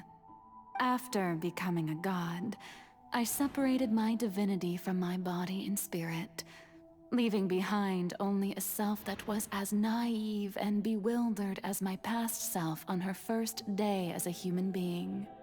The me you see before you now is that divinity. And the human counterpart I left behind, I named Farina. She could feel joy, sorrow, and everything in between. She could be as vain and conceited, or as meek and vulnerable as she wished. Her strengths were of a kind only a human could possess, as were her shortcomings. But in my eyes, Farina's humanity was what made her perfect. She was perfectly human in every way. The person I always wanted to be. Anyway, so then I cursed her. All part of the plan, of course. The plan to deceive the heavenly principles. Do you still remember the final scene of the prophecy? The Hydra Archon alone, weeping on her throne. In order that the prophecy might appear fulfilled, I invited Farina to be an actress, to play the part of the Hydro Archon in the prophecy. Under the curse I placed on her, so long as I, Focalor's divinity, continued to exist, she could not die. But nor was she free to live her life in the pursuit of happiness. Instead, she was forced to take the stage in the opera house, to embrace the role of leading lady, to forever play the part of the god from the prophecy, all to create a deceitful appearance of that prophecy coming to pass. I suppose now you probably understand why your court is called the Opera Epiclese. But Farina is only human, isn't she? Even though she has had a long life, her mind is no stronger than that of any other ordinary human being. I cannot begin to fathom what she has had to endure. It must have been torture for her. It has indeed. And although she is, in a sense, me in human form, I most definitely owe her an apology for it. It's been 500 years, and all along, she's been playing her part in the most unimaginably long, unbearably lonely, and agonizingly painful opera of all time.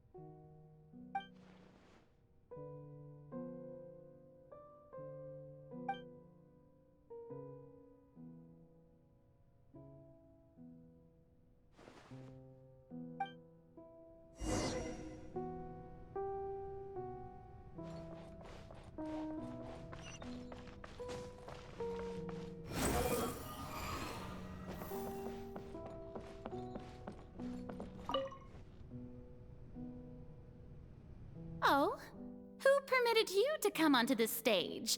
Now, I understand your admiration for my august self, but I must ask you to keep to the rules.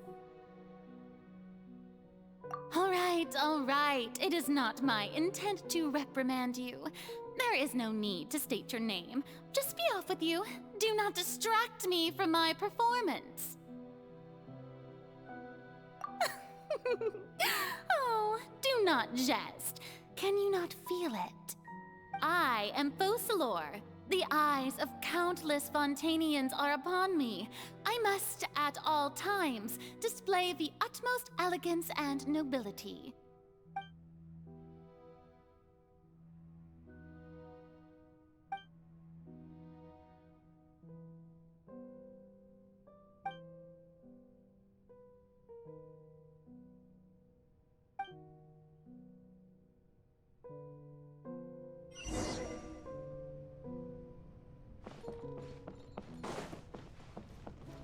Dear audience, the performance is experiencing a technical difficulty, but worry not. The guards shall resolve it soon enough.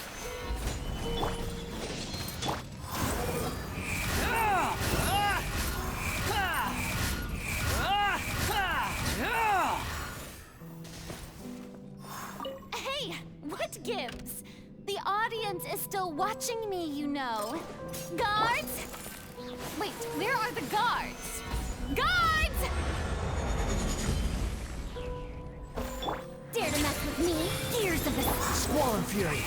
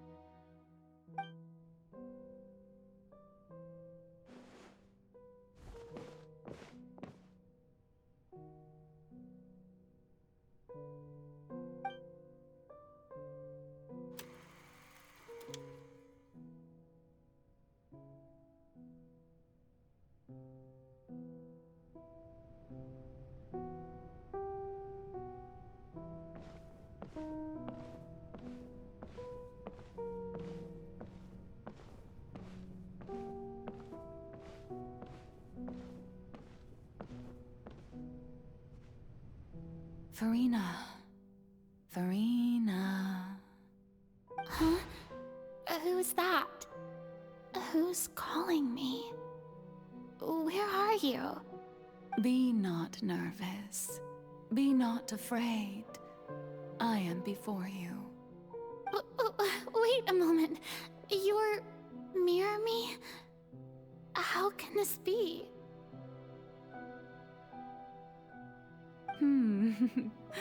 Mirror you, huh? You know what? That's not bad. Let's go with that.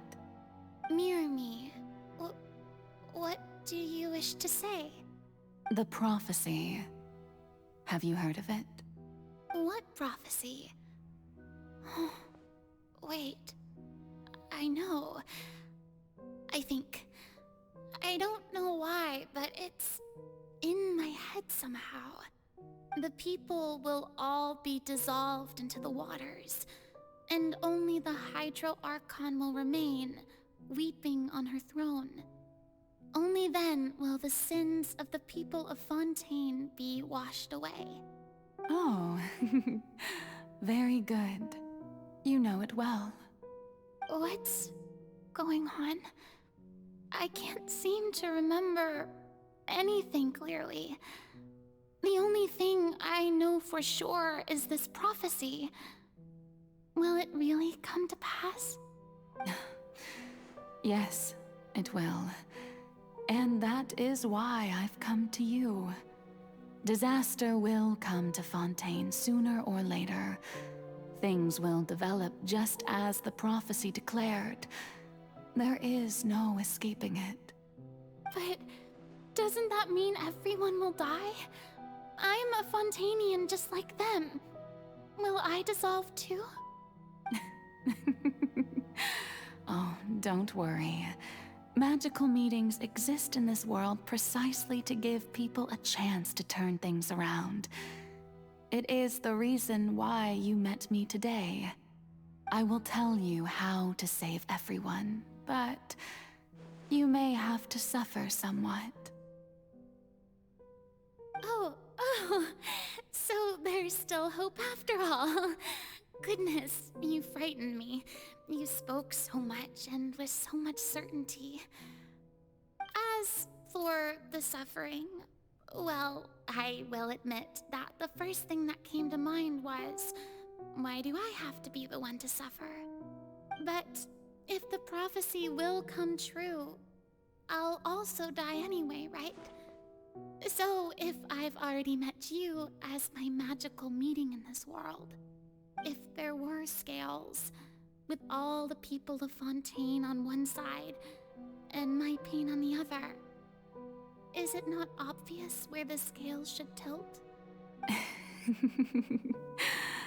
You truly are the perfect human, my ideal.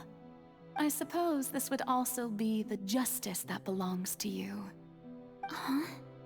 Don't worry, it's nothing. Listen well. Fontaine has just lost its Hydro Archon.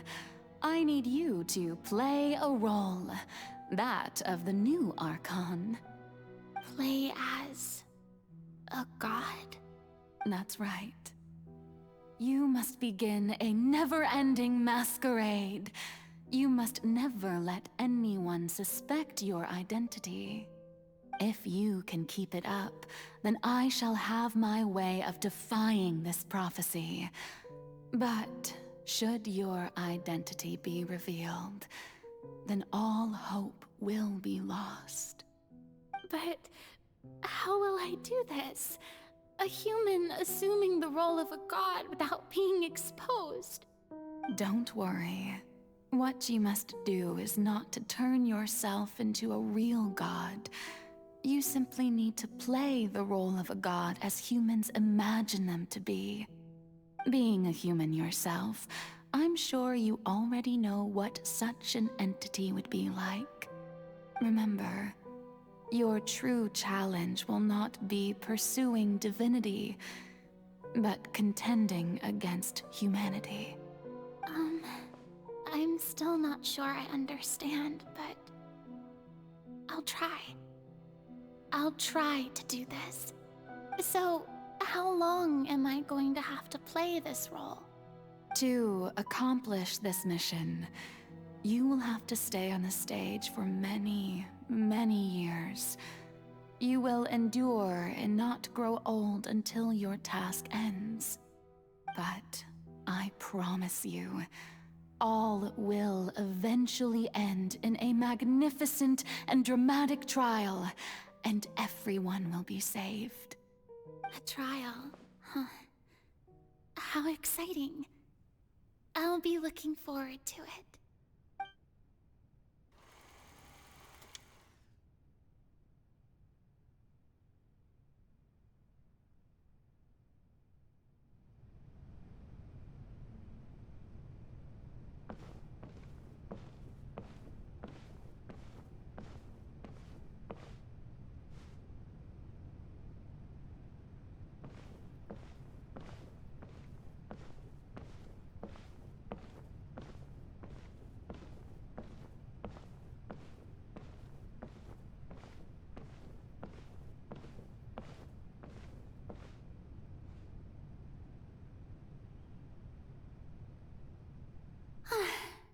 The Maison Cardinalise has announced my accession, but this is my first time facing the people. What should I say to most appear like a god? To be honest, I still don't know. Perhaps I should first try to act natural. Ladies and gentlemen, good evening, and welcome to the Opera Epiclese. I'm sure you've all heard about how I have taken on the role of Hydro Archon. Indeed, I am Verena de Fontaine, your new Archon. In truth, I know little about becoming a nation's new god, but it will be my honor to guide you all. As the god Focalor, the god of justice, I shall do all within my power to lead you into an age of fairness and justice. Once again, thank you all for coming. If you should have any questions or suggestions, please send them to the Maison Cardinalise. The future of Fontaine will require us to work together, after all. This should do it. I thought I might stammer, but thankfully, I was able to convey my thoughts just fine. Okay, and next. That's the new Hydro Archon. Is this some kind of joke by the Maison? I would have thought that a being that surpasses humanity would be a bit more assertive. Hey, did you hear that? She even told us to send her suggestions there at the end. Shouldn't gods be all-powerful? She's being so modest. What's the difference between her and an ordinary person, then? If you ask me, perhaps the succession didn't actually happen.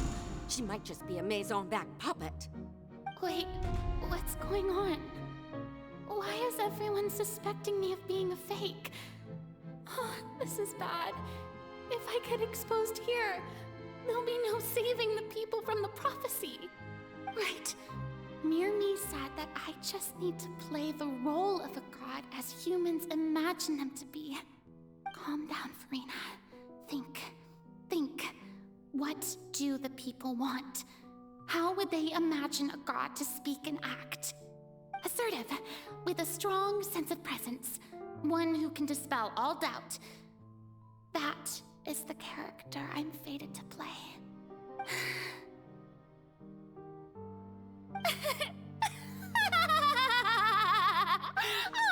Oh, very good, my people. Only ones such as you are deserving of my rule. Now, I was wondering if some weak puppet were to one day come onto the stage and claim ownership of this opera house, would the children of Fontaine follow them? Well, it seems that you would all see right through them.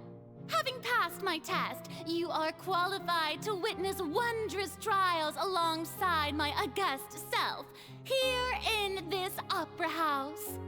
You may consider my previous act a door gift of sorts.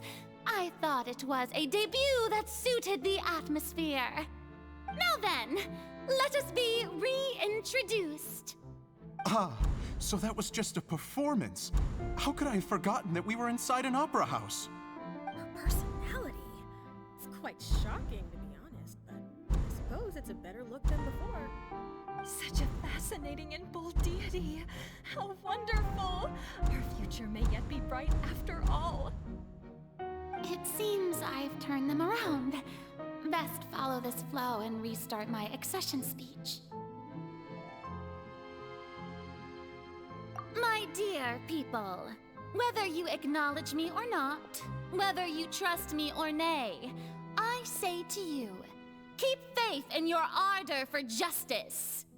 We have heard it said that this nation's sins can no longer be washed away. Well, I say that justice is most fragrant when it blooms amid sin. The scales of justice should not weigh heavy in the hands of its God. On one side, it must carry fairness and justice. And on the other, praise and applause. May law be the prayer on our lips. May judgment be our worship. Let us light the fires and drink to the future of Fontaine! There is no trouble in this world that justice cannot solve. All that is needed is for you, my people, to believe in it, heart and soul. So long as I, the Archon Focalor, stand within the Opera Epiclese, so long as I stand before the Oratrice, I shall even judge the gods of this world!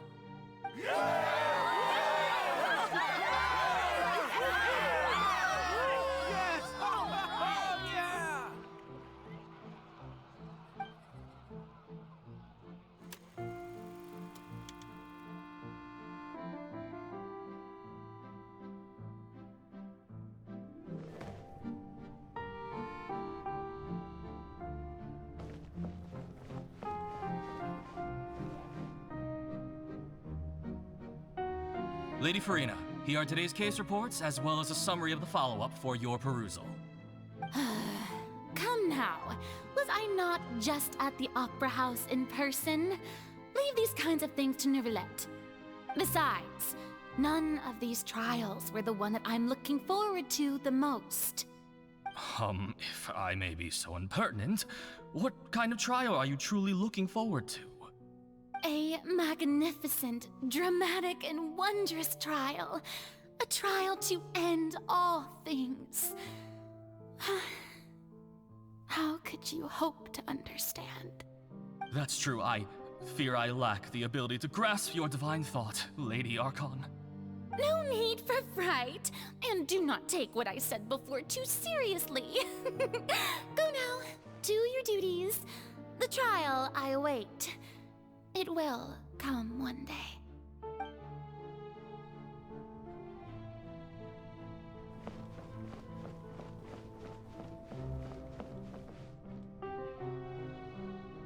Lady Farina, I don't know what to say. Thank you for agreeing to see me. No need to thank me. Or rather, thank your own sense of perseverance instead. Long have you stood in line to meet me, have you not? Oh, I'm afraid that's just an inevitable consequence of my divine charm. All right, Deoteria, is it? How is your son's illness? You remembered me, and you knew of my family, too. He is doing much better now. In fact, he is far more of an ardent believer than I. He was the one who forced me to seek an audience with you, and to bring your words back to him. Oh, good. Very good. If this should happen again in the future, please do not hesitate to come and tell me. Going down to citizens' homes every so often, while not usual practice, should serve as a fine change of pace. You're such a gentle and wise God. Thank you once again, on behalf of my son.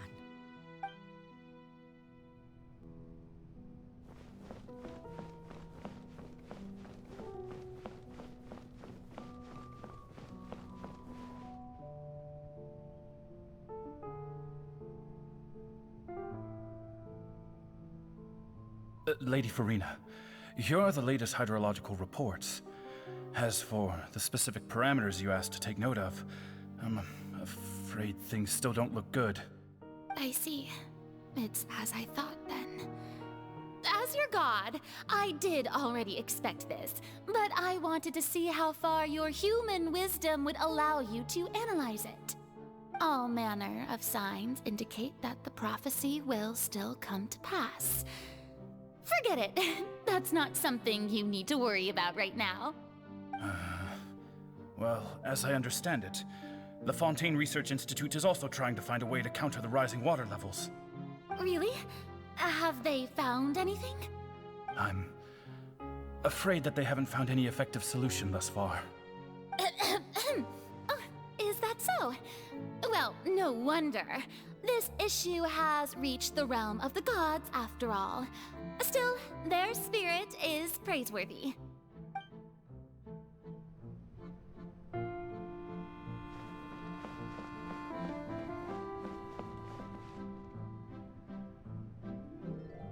The day is finally over. I haven't had a moment to breathe this whole time. But it's good to see that everything's getting on track. There are no longer any voices of suspicion. Maybe this is fine. I just need to keep going, and everyone will be saved. All right, Farina, don't think too hard about this. You need rest. Tomorrow's a new day.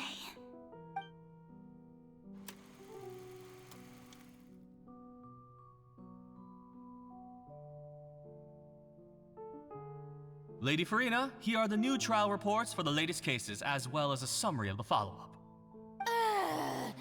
There'll be no need for that. I've seen them already. There's no need to go back over scenes I've witnessed in person before. Lady Farina, I've waited so long for this chance to see you in this manner. Indeed, my dear, loyal citizen. This joyous moment is an honor for us both. Lady Farina, we're detecting significant hydrological anomalies near Poisson. Understood. Keep monitoring.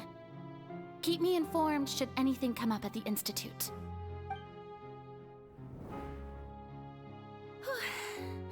I don't think I let anything slip today.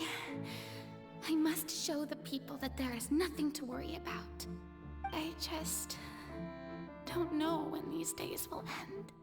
I feel utterly exhausted. Best to rest early today, too.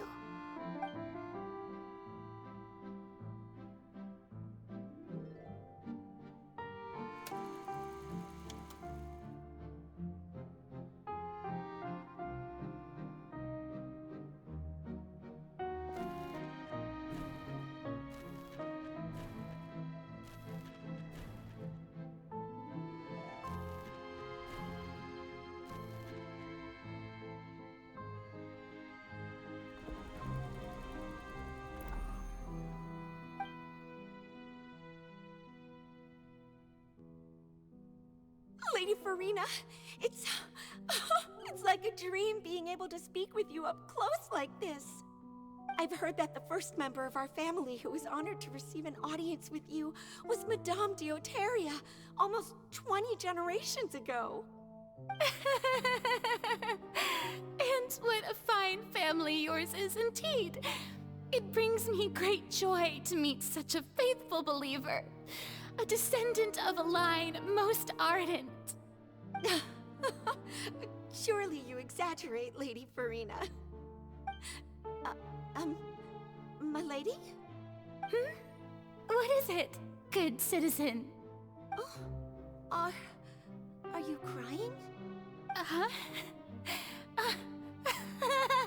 Oh, really now? I didn't even notice. This must be the overflow of hydro from my person.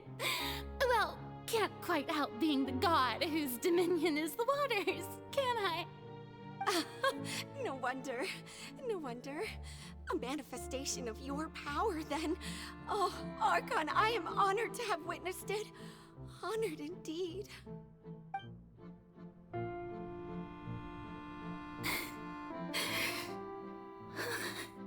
So interminable. So lonely. Just how much longer? Hundreds of years must have passed by now. Perhaps the show must go on for hundreds more. I never imagined that it would hurt so much. Have I reached my limit? No. Perhaps I reached it long ago. Today I didn't even notice my own tears. I want to tell someone, anyone, about this. But would that not destroy all I've done so far? I've conducted so many investigations across the centuries, but there's not even a sliver of hope that we might break the prophecy. All I can do is keep heart. I must maintain this act. It is the only way to save Fontaine. Please, mirror me. You have to succeed.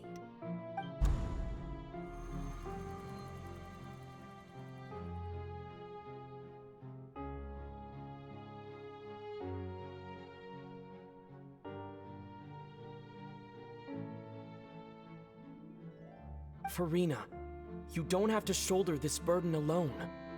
Although I don't know what you might be keeping from everyone, your people are more than willing to share your burden with you.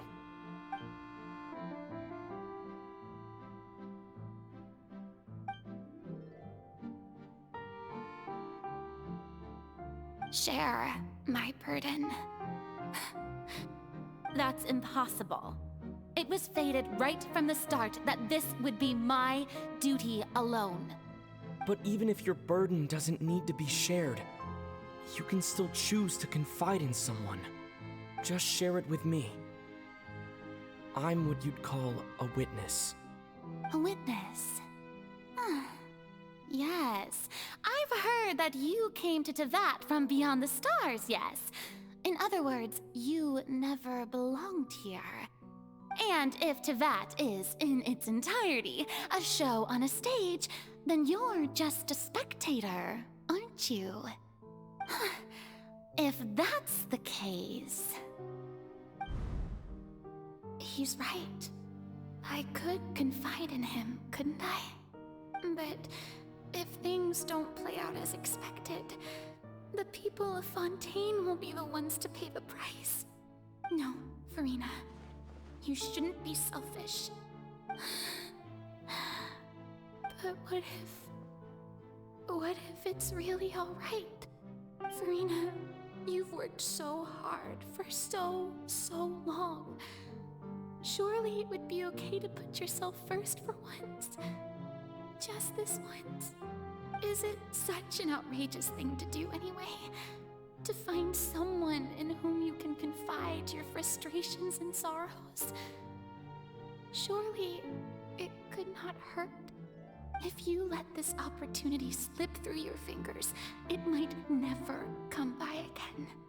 Think about it long and hard.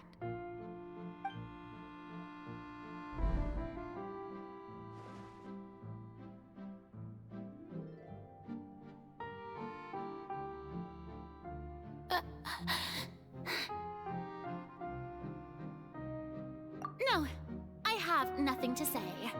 I am Farina, the Archon of Fontaine. Everything will surely get better. All you need to do, dear spectator, is to witness my performance until the curtains fall.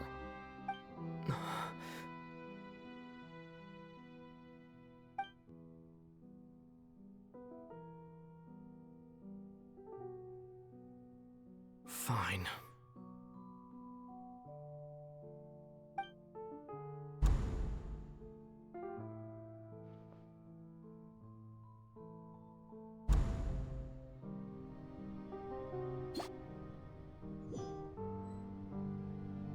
So even Farina doesn't know the truth?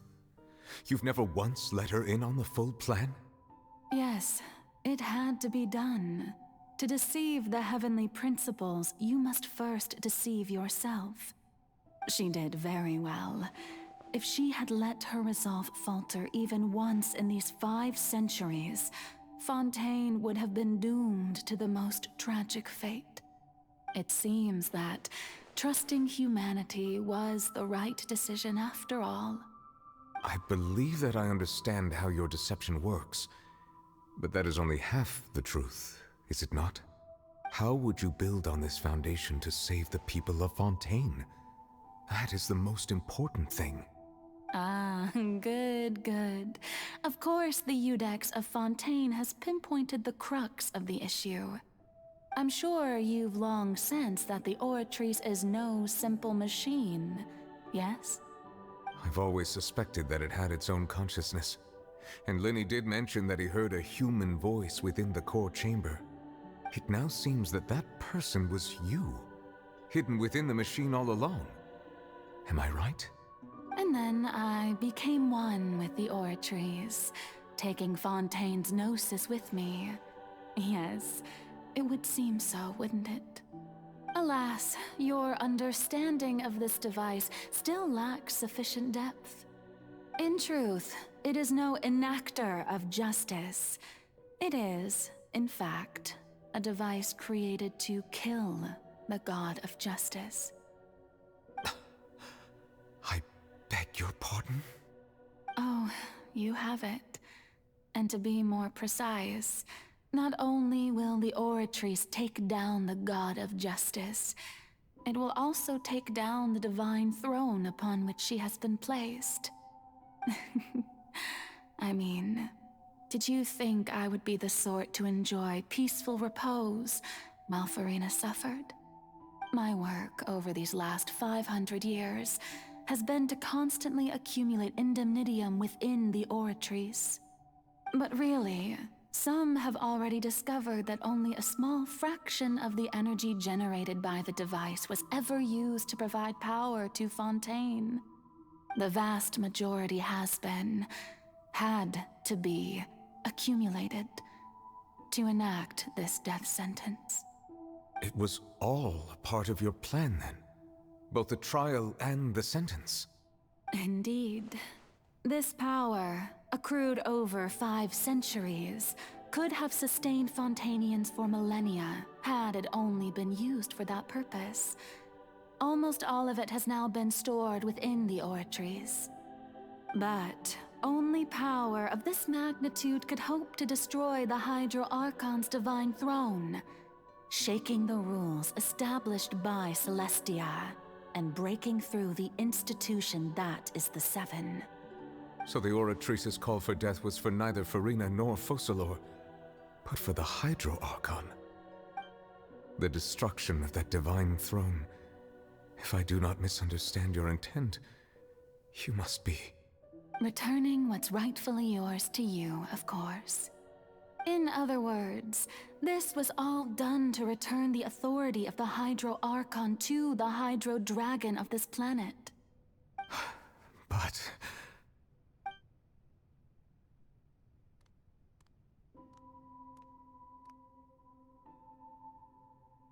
Oh, what? Getting sad again, are we? The authority of the ancient dragons shall soon be yours once more, O Hydro Dragon Sovereign. And this is the face you make. all you've done throughout the years is just so you can sacrifice yourself at the very end. I've never quite seen it that way, you know. Even now, I'm quite pleased at how well my deception worked.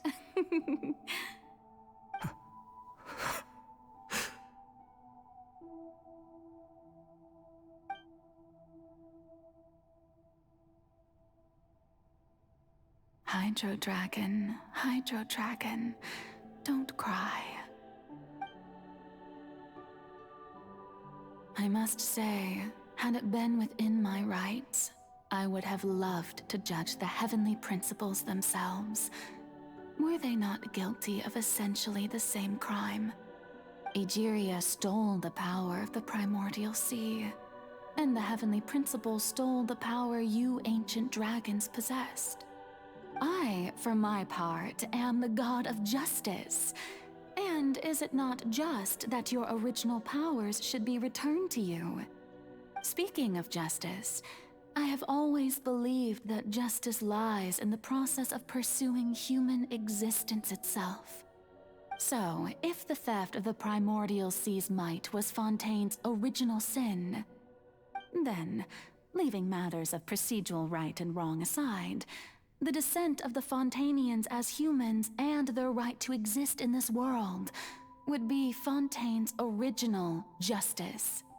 In other words, existence was Egeria's justice, and to me, justice is the continuation of that existence. Defying the prophecy and ensuring that Fontaine's people shall live on, that should be the justice enthroned over all others. At this point, we, whether it be myself or all other Fontanians, have shouldered the burden of this sin for far too long. Iudex Neuvillette, the highest judge in our land, when you regain your full power as an elemental sovereign, what verdict shall you pass upon us? So when I was invited to the court of Fontaine to serve as Iudex, I see now that that was your idea too.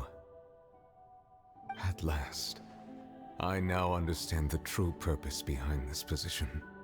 In the beginning, I was uninterested in human existence. But these 5 centuries of living alongside them have gradually brought about mutual understanding between us. And I have even attempted to feel as they feel. You are a devious one, Focalors. Things being as they are, surely you know that I could never declare them to be guilty.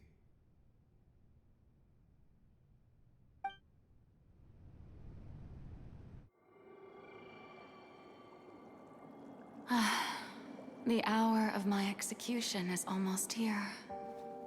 For the sinner, the curtain call has come.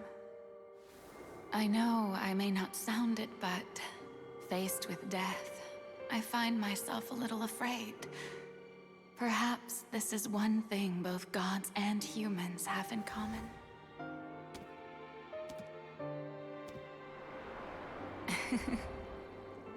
Farewell, Neuvillette.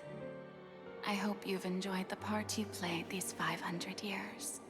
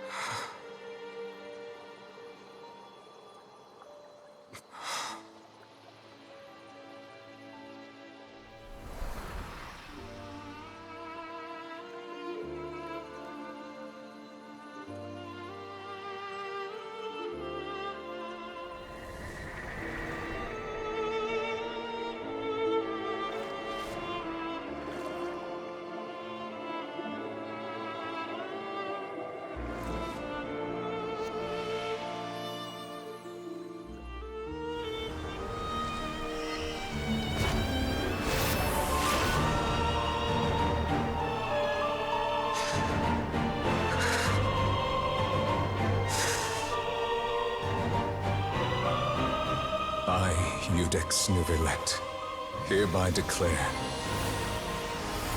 people of Fontaine, your sins are forgiven.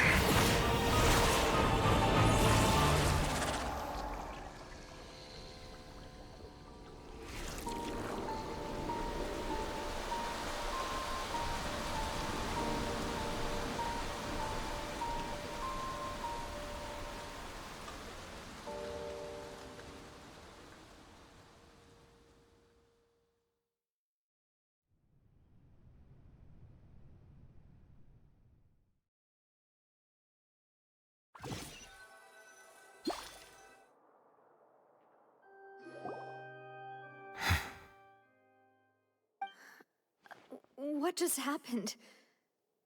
Has the death sentence been carried out? Was that bright light some sort of misdirection? I have a feeling that something huge just happened. But since we're all still alive and haven't been dissolved, I assume whatever happened was good for us. It's time to end this. We must mete out punishment to that beast. Didn't you say just a moment ago that it can't be defeated? I have gained the strength sufficient to deal with it. Through certain means, I now have the ability to separate the power of the Primordial Sea from that creature. We should seize the opportunity to pursue our quarry. Traveler, now that the oratories can no longer function, I require an executor to help me mete out justice. The root of the calamities befalling Fontaine, the beast that enacts the prophecy. Its name is the all-devouring Narwhal. Come with me, traveler. The hour of execution has come.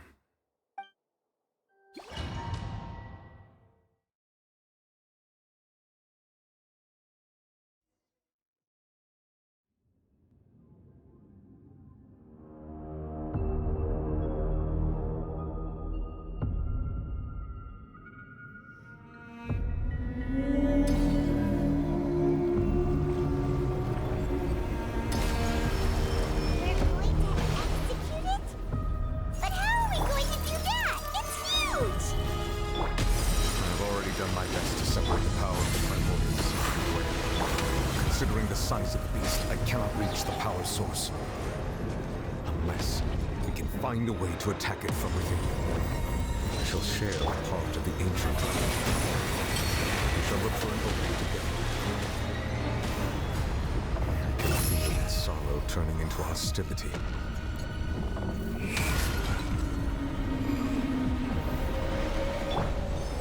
Solidify! Too late for regret. Huh? Have fun with this gift. Squall Fury!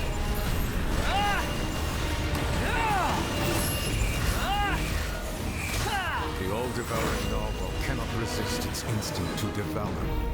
Continue to trigger its hostility. Chance will present itself. See about that.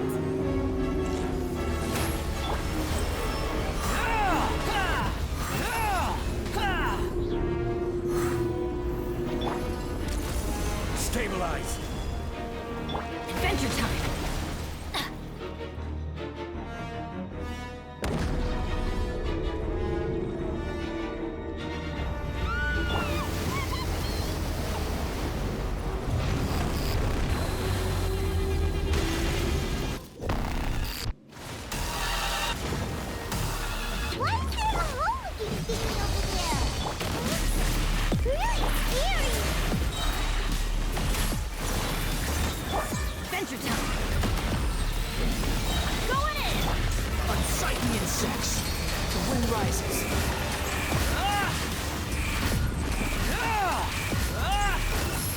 I have granted you my protection.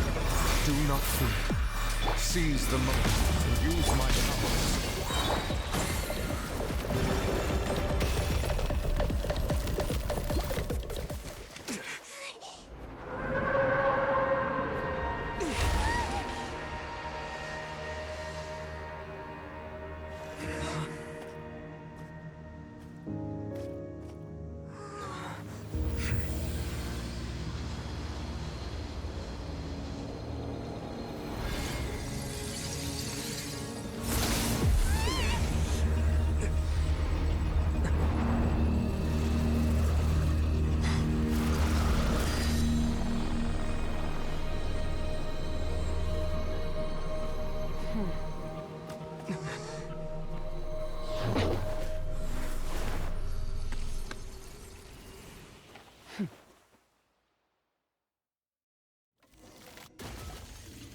Thanks for helping with the cleanup. It should have been my job, but... oh well. It was just supposed to be a short private training session for me.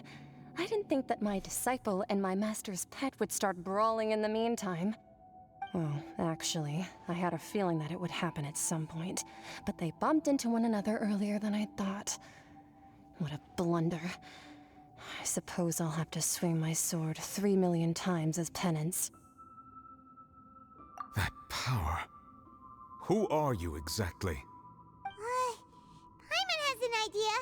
From what she said earlier, she must be Child's master. Skirk, right? It's just that he gave us the impression that she was the less talkative person. I simply did not have anything to say to the weak. But you, on the other hand, managed to defeat the all-devouring narwhal without using power from beyond this world. So you may speak to me as equals.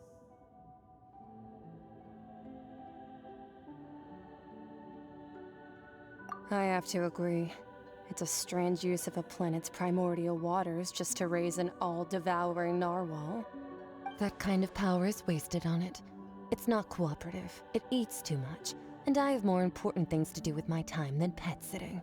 The only thing that creature has going for it is its looks.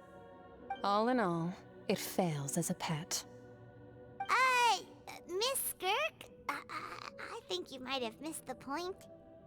The point being? Well, being that this pet almost destroyed an entire nation.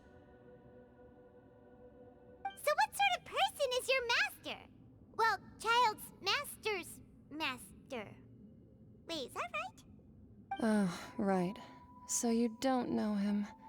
Sorry, I assumed you did. His name is Sertologi.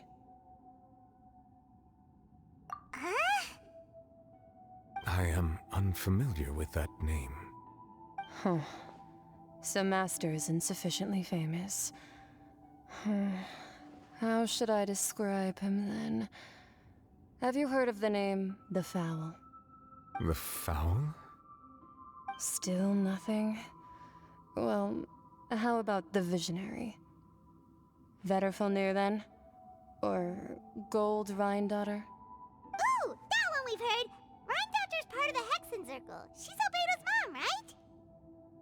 Oh, so you do know that name.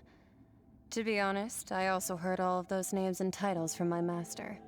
I don't actually know them either. But I suppose you understand now, yes? My master is likely a similar sort to Rhine-daughter. They are both pursuing some form of perfection. Wait! Didn't you also mention a visionary person? Paimon didn't quite catch their name. Actually, never mind that. I believe it expedient to inform you that the all-devouring narwhal used up nearly all its strength fighting you. Such roiling hydro energies will prove difficult for the planet's deep seas to digest. As such, the fontaine back on the surface has most likely been thrown into chaos. In other words, the prophecy that you've been fretting over should now be in full swing. What?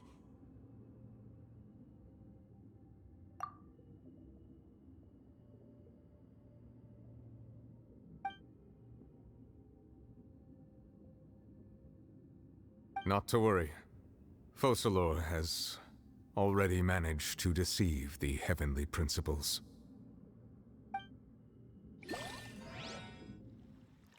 In the end, the people will all be dissolved into the waters, and only Farina will remain, weeping on her throne.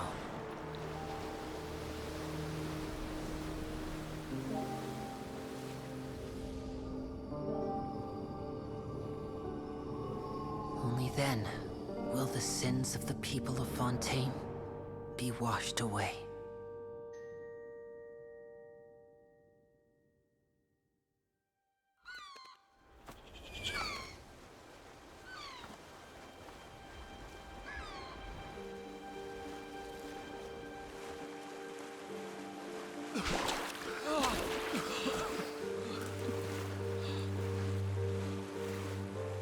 Hey!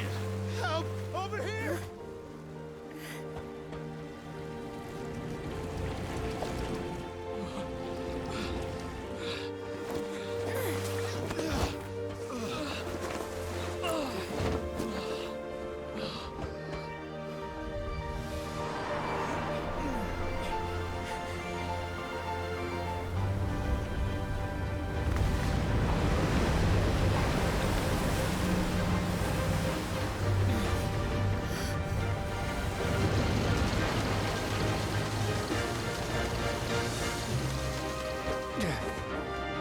Archons initiate emergency rescue!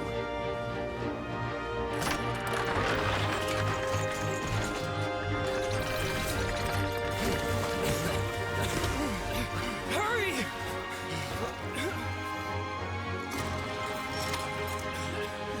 Hey, lend a hand!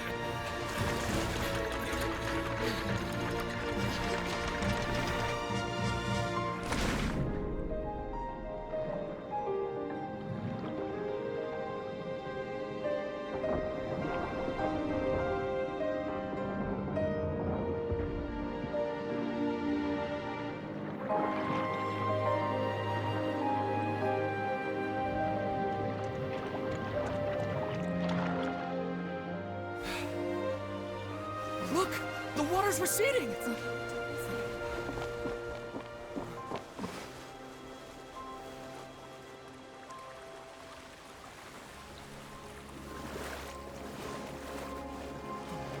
It's a miracle! Water's receding. We didn't dissolve. The prophecy was wrong. The prophecy was wrong!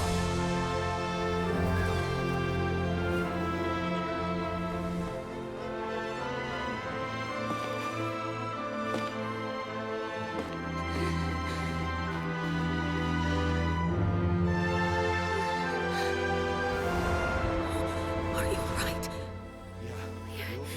We're saved. The prophecy was wrong.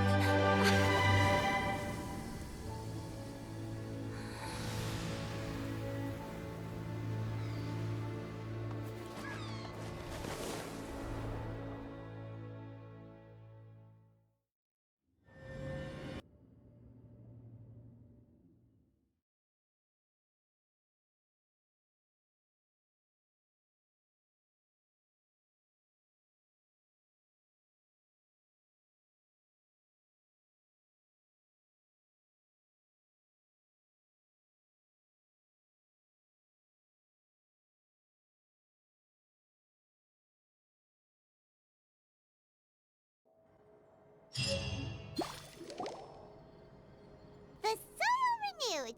The Spina di Rosula talks post-disaster rebuilding. I recently visited Poisson to meet with Miss Navia, spokesperson of the Spina di Rosula, and we spoke about Poisson's present and future. Old soil can still give birth to new bloom, Miss Navia stated. Hope is like seeing a small cookie when you're starving late at night.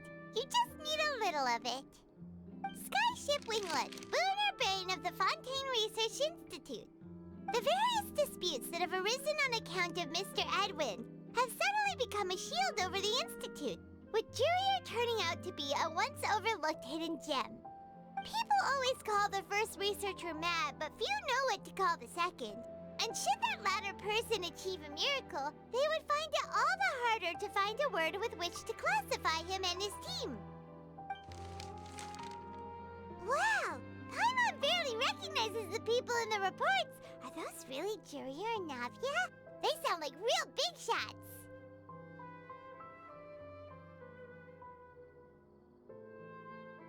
What do you think? Pretty enthralling, huh?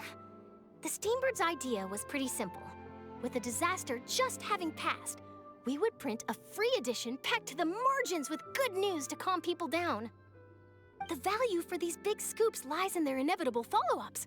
We'll publish further reports and go into the stories behind those people. Edwin's assistant, Jurier, created a true flying ship, while Navia is leading people in the reconstruction of their home. I'm sure that these stories could draw even your well-traveled eye. Paimon's curious too! Wait a minute. Didn't we watch everything happen from start to finish? What's there to be curious about? And that's exactly why I'd like you to come conduct interviews with me. You're the best incubators of news, if you haven't noticed. And also, with you around, I'm sure I'll get to see that Duke. Are you sure? Hasn't he turned you down several times already? Oh, this time will be different. Come on, let's head to Poisson first, and then make a trip to the fortress. There are some things you'll only know when you get there.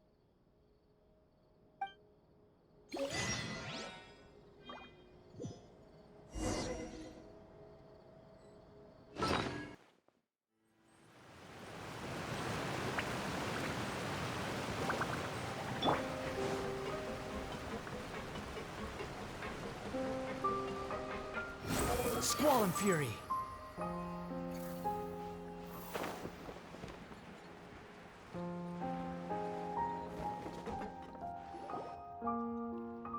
Navia! Oh, it's you. What brings you all here? Hey, we're just having a look around. I'm here to update myself on how things are going here. Oh, the Fatui are here too! Let me introduce you. This is Mr. Garunt Snezhevich. He represented the Knave in sending us a large amount of supplies, and is helping with our work. Our residents are hard at work as well. Thanks to everyone, work is progressing nicely. We've lost a lot of people, but we're moving forward. That will have to be enough. Hello, Miss Charlotte. I'm a big fan of yours. I especially like that article you wrote last year about Fontaine's stray cats. But if you don't mind, could you not emphasize our role too much in your report? It's not charity we're doing here. We just happen to share the same interests as the Spina. I get where you're coming from. I'll keep it as simple as possible. Or would you be willing to feature as friendly neighbors? That would be fine. Thanks. Oh, you're back too. How are things? We finished laying down the construction materials. It'll be another hour before the workers are able to go over there. Huh? You're here too, Clorinde? Well, her reputation's greatly risen after that whole duel business with Miss Farina. So she's here in Poisson to wait out the heat. All right. She really came here to help me out. There's too much to consider in the reconstruction of Poisson. The Spina has need of more decision-makers. And, well, I do already happen to be connected to Mr. Callis. Oh, wait just a moment. Do you mind me asking a few questions? You know, about how you felt before the duel, about what it was like facing down a god. There's lots of exciting material there, I bet. Forget it. I'm sure you can find a better theme than that, Miss Charlotte. I see you're the same as always. Couldn't you do me a favor, for Navia's sake? Well, if we're talking about doing things for my sake, you might as well just take a few more photos of me. Or of the Traveler. It's better than wasting time persuading Clorinde, at any rate. Of course I will. I'm not gonna let him off that easy. All right, then everyone who wants to be in the photo, gather up. And smile.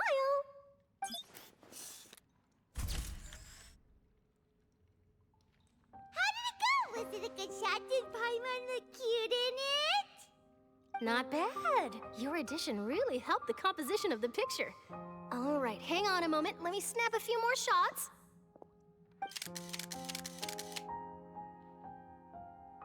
All right, that should do it.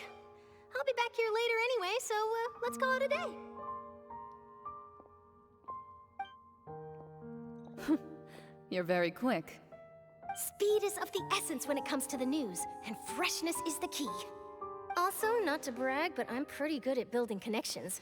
Who knows? I might eventually get that interview with you after all, Miss Clorinde. Wow, you really do have that never say die spirit. I'm impressed. I'll hazard a guess that this is how you got that interview at the Fortress of Meripede.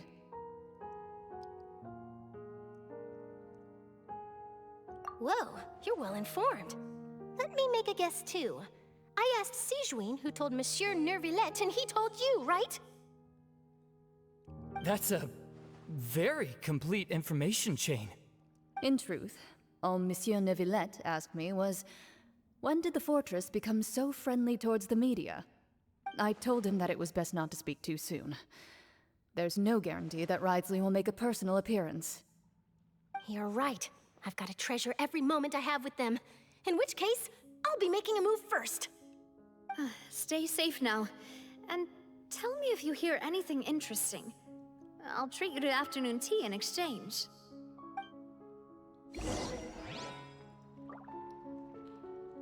You seem curious about the fortress.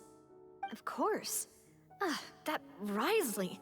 I still remember going down to the fortress to grill him for information on my father's case. Boy, did he take me for a ride. Without telling me anything, of course. But he did invite you to tea, didn't he? 2 large pots of it, in fact. It was good tea, though. I have to agree. The tea there is very good. Ah, speaking of that, would you like to have some today? I mean, you've got time, right? Well, I'd be partial to some shortbread. Wow, it's like we've got a menu or something. Sure. Good. What flavor of biscuits would you like, Mr. Snezovich? Me? I'm fine with anything. But I would prefer chocolate, should you have it. All right. Leave it to me. I'll go over the newly arrived supplies with you later, Mr. Snezovich. We should be able to finish the preparatory work today. That works great for me. Huh. Is it just me, or did you get a new lipstick? I did. It was a gift from Sijuin. Want to give it a try? I think the color would suit you, too.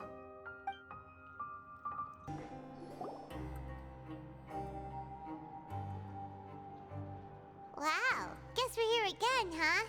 There's a real nostalgic feeling to this place. Looks like you've been missing us. Duke! Did you come all the way to the entrance to greet us?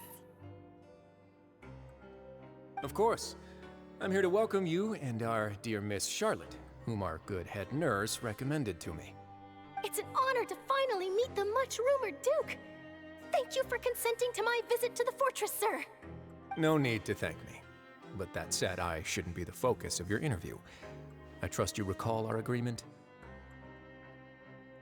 Of course, of course. All right then, this way.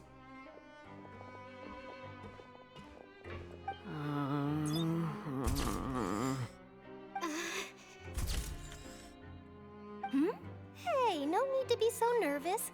I've already taken all the photos we need. Miss Charlotte, do these pictures really need to be published on the cover of the Steambird? It would seem that Miss Lorvine doesn't want her face to appear beside that of Mr. Jurier, Sir, please don't say things like that. But it looks like dear Mr. Jurier denies it. Might this interview be very important to you then? No, I just... This is my first time being interviewed, and I'm very thankful to the Steambird for... Now, I might not look it, but I actually did meet Mr. Edwin once. And I'll be honest, I enjoyed chatting with you more. You've definitely got more of that genius vibe going on. The boat that brought about a miracle, the ark that saved the people. Why, you recreated a myth back there, like an emissary of legend. Still, if I might ask, where's that flying ship now? Huh! Looks like Charlotte's trying to get herself another exclusive scoop. I have to apologize, but that ship is presently in the bowels of our factory. I'm afraid it won't be easy for you to get a shot of it. Really? Well, then in that case, could I have an interview with you to make up for that loss?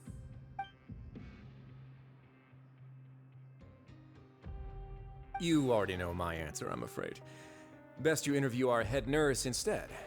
Or perhaps you'd like to take another photo of this couple of researchers? Did you really have to use the word couple? Well, then, 2 solo photos will do.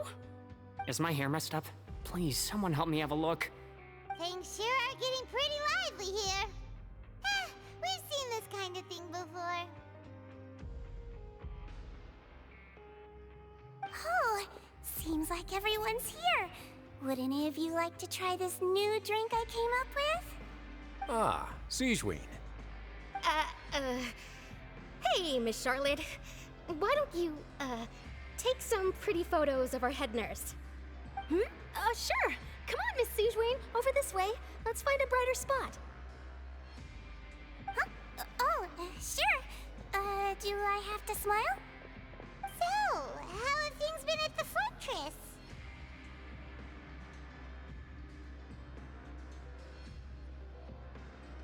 Same old, as you can see. Fontaine's undergone some changes, but this place is still more or less the same. Other than that flying ship, it got a tad too much attention, I think. That's why I decided to let the interview go through. We should direct more public opinions toward the behind-the-scenes heroes. Am I right, Mr. Jurier? Miss Lorvine? You're too kind, sir. I believe that you too should have your day in the sun. Not that you would want that, which is a pity. I'll just leave the spotlight to you two.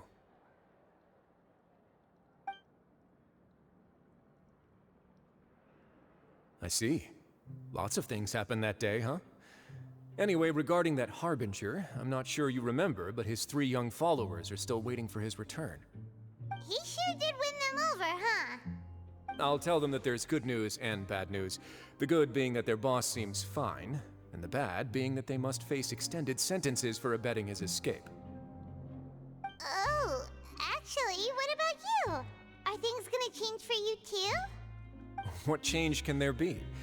The fortress will keep chugging along, and so will my duties. As to what Miss Farina's departure will mean for the nation, and if our laws and governance will be transformed, we'll leave those to the folks in the overworld. Hey everyone, the photo shoot's done. Good. In that case, let's call it a day here. Thanks for your cooperation. Come on, Traveler, let's go. Till next time, everyone. There'll be a next time? Maybe. Who knows? I might write a story about the underwater factory next time. Until then. All right. Last stop, the docks.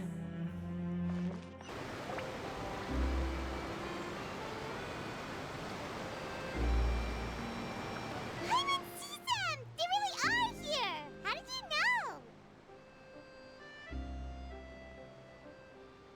know? Navia mentioned that she stayed in touch with Linny and the others after working together. Apparently, they've been at the docks distributing these strange pockets the whole time since. Traveler, Paimon. Ah, and Miss Charlotte, too. Would you like a magic pocket? What sort of gadget is it? It's a wondrous bag that can be used to carry many things. The water level has returned to normal, but if you see any of your things floating around, you can use this to carry them. Or you could trick a friend into doing it for you. Trick a friend? I wonder which of my friends would fall for that.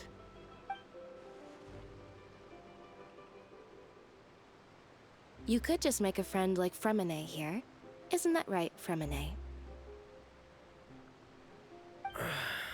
Is this what you meant by, I'll help you make some more friends? To be honest, that sounds pretty sweet. Could I have your contact, please? Sure. Please, write down my address. Lynette sure is working hard to help Fremine socialize. He was the one who proposed doing this. He even wants to assist in our magic shows. Yes, I was planning to first introduce Pear as an assistant, and later Fremine himself. In the future, I think we can leave underwater escape magic to him too. That said, would anyone want to see a diver escape underwater? Oh, it'll work out. Every journey begins with the first step. He'll become a part of our show eventually. Lynette, could you come over? Miss Charlotte says she wants to take a picture of us. Got it. My, that Charlotte is rather perceptive. She got rid of everyone the moment she realized I had something to say to you. So, how have things been, Traveler? Father says that you did a great deal during the latest events. She's very grateful for your contributions to Fontaine. That's all right. We were more than happy to help. So, what's she doing now? Oh, I guess you haven't heard. Well, after Lady Farina left, Father and Monsieur Neuvillette opened negotiations, during which he gave Fontaine's gnosis to her as a diplomatic gift. A diplomatic gift?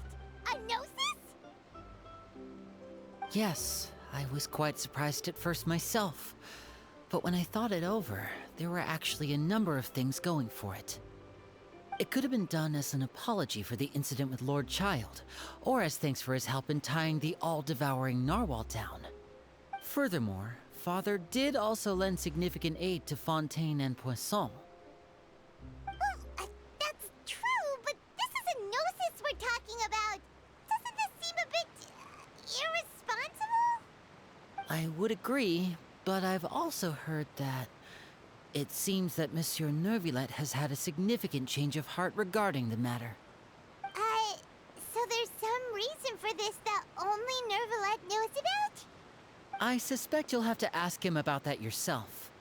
Ah, yes, speaking of which, I did see him strolling around the entrance to the Fortress of Masquerade a while back.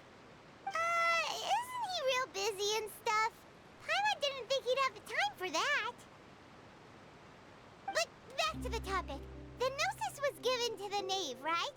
What about Child? They say that he's returned to Snezhnaya to recover from his wounds. I hear that the recent disaster really did a number on his health. That's true. When you think about it, we've had loads of run-ins with the Fatui. To think we'd be allied with them this time. So shocked by such a simple switching of sides?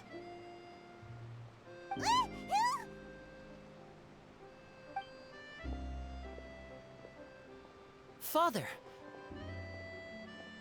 Well, what do you know? Come to the docks to see how my children are doing and meet the Traveler by chance. Please do not pay my accomplishments in Fontaine too much mind. I would have done them regardless. Are you going to take the Gnosis back to Snezhnaya? That is our duty as Harbingers, yes. Don't be too preoccupied with sides. The goal of the Fatui concerns not a single place or person, but the entire world. With such a grand goal in mind, it is inevitable that we must wear many masks. Switching my masks is something I've always done. Well, that depends on many things. No one truly knows what the future holds. What good is honesty if you can't rely on it forever? As for you, I very much look forward to our next collaboration. Good things cannot be achieved alone, and you've proved yourselves to be great partners. A vision? All right. I'll remember to return it. Thank you for keeping it safe for him this entire time. And that's a wrap for me. Huh? You're... Greetings, Miss Journalist. Hello. If I'm not mistaken, there are diplomatic channels I'll need to report to take a photo of you. That is correct. So forgive me, but I will not be able to serve as a subject in your article. However, feel free to write as much as you'd like about our dear magicians and our upcoming rookie talent. I will. The sea breeze is quite pleasant. I shall continue my walk while the weather remains so agreeable. Farewell. Farewell, Father. Oh, she has such an intimidating presence. I didn't even dare to take a picture. Thankfully, I've already wrapped up all my pre-scheduled interviews. Thank you all. This'll be more than enough for me to write about, I'm sure.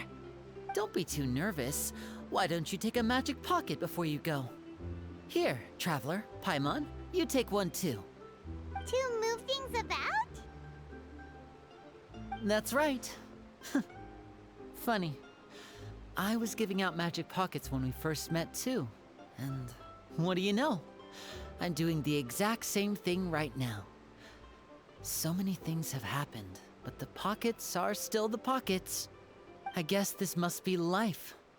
We will all follow our own paths, and serendipity will lead you to your fated friends. All right then. We'll be handing out pockets in some other districts later, so we'll get going now. Have a good day, you two.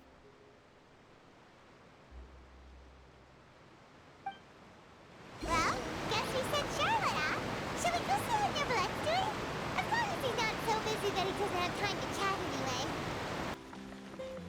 The wind rises. The entrance to the fortress! Ooh, he really is there!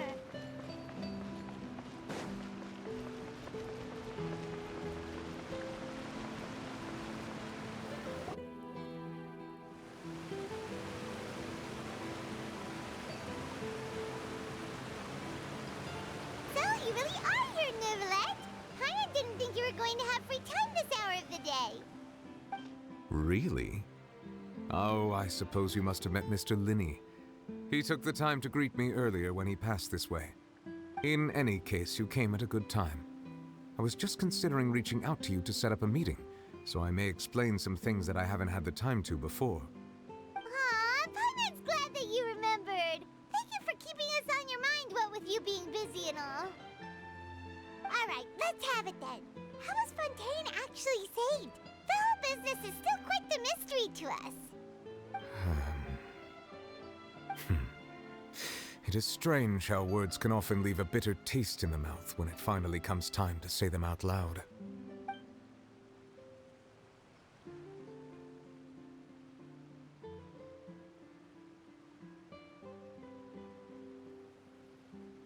Whoa. So that's what happened? Focalor destroyed the divine throne of the Hydro Archon and restored your power to you, transforming you into a fully fledged elemental dragon sovereign. But Paimon still doesn't quite get what you did to save the Fontanians from dissolving. For me, the authority of the ancient dragons refers to absolute control over the hydro element. Fontanians were incomplete humans born of Egeria's use of the power of the primordial sea, with constitutions similar to that of mimics. But so long as those primordial energies remain within them, I could use the ancient dragon's authority to grant them true blood, after the fashion in which life was first brought into being on this planet. In other words, when I gave my verdict, Fontanians became true humans, and thus would naturally no longer be dissolved by water from the primordial sea. Focalor must have counted on you to make that decision as well. Your verdict was the key to making the prophecy appear to have come true while saving everyone.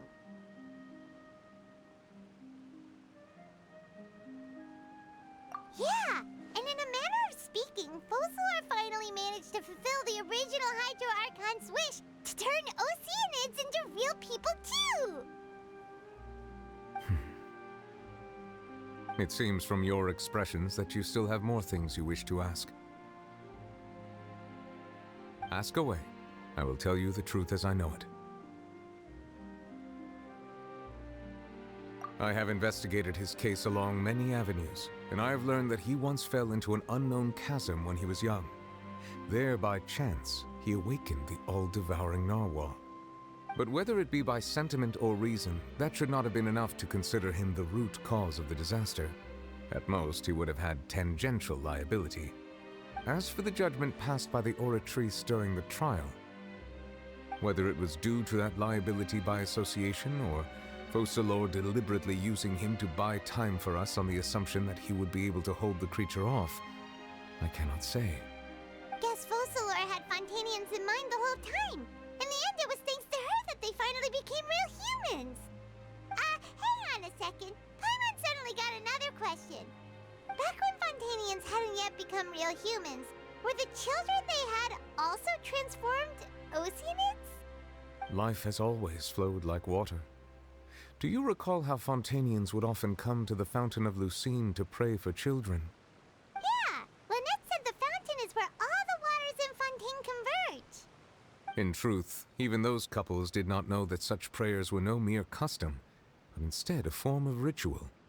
Those Oceanids who were blessed within the spring water would later descend as new humans in the coming months. Paimon sorta gets it now. Either way, seems like this ritual won't be of any further use, but it'll probably live on as a local custom. Ask away. I will tell you the truth as I know it. Yeah, about that. Risley said Farina has already left. What's that all about? Ah, Lady Farina. The people are only aware that her death sentence has not been carried out. She abdicated the post of Hydro Archon and left affairs related to that title to me, before leaving the Opera House. I related Focalor's words to her faithfully and completely. After hearing them, she seemed neither saddened nor comforted. She simply said that she was tired and needed to rest. Having said that, she then packed her things and moved out of the Opera House, not unlike how an ordinary person might. But she's still got a place to stay, right? You need not worry.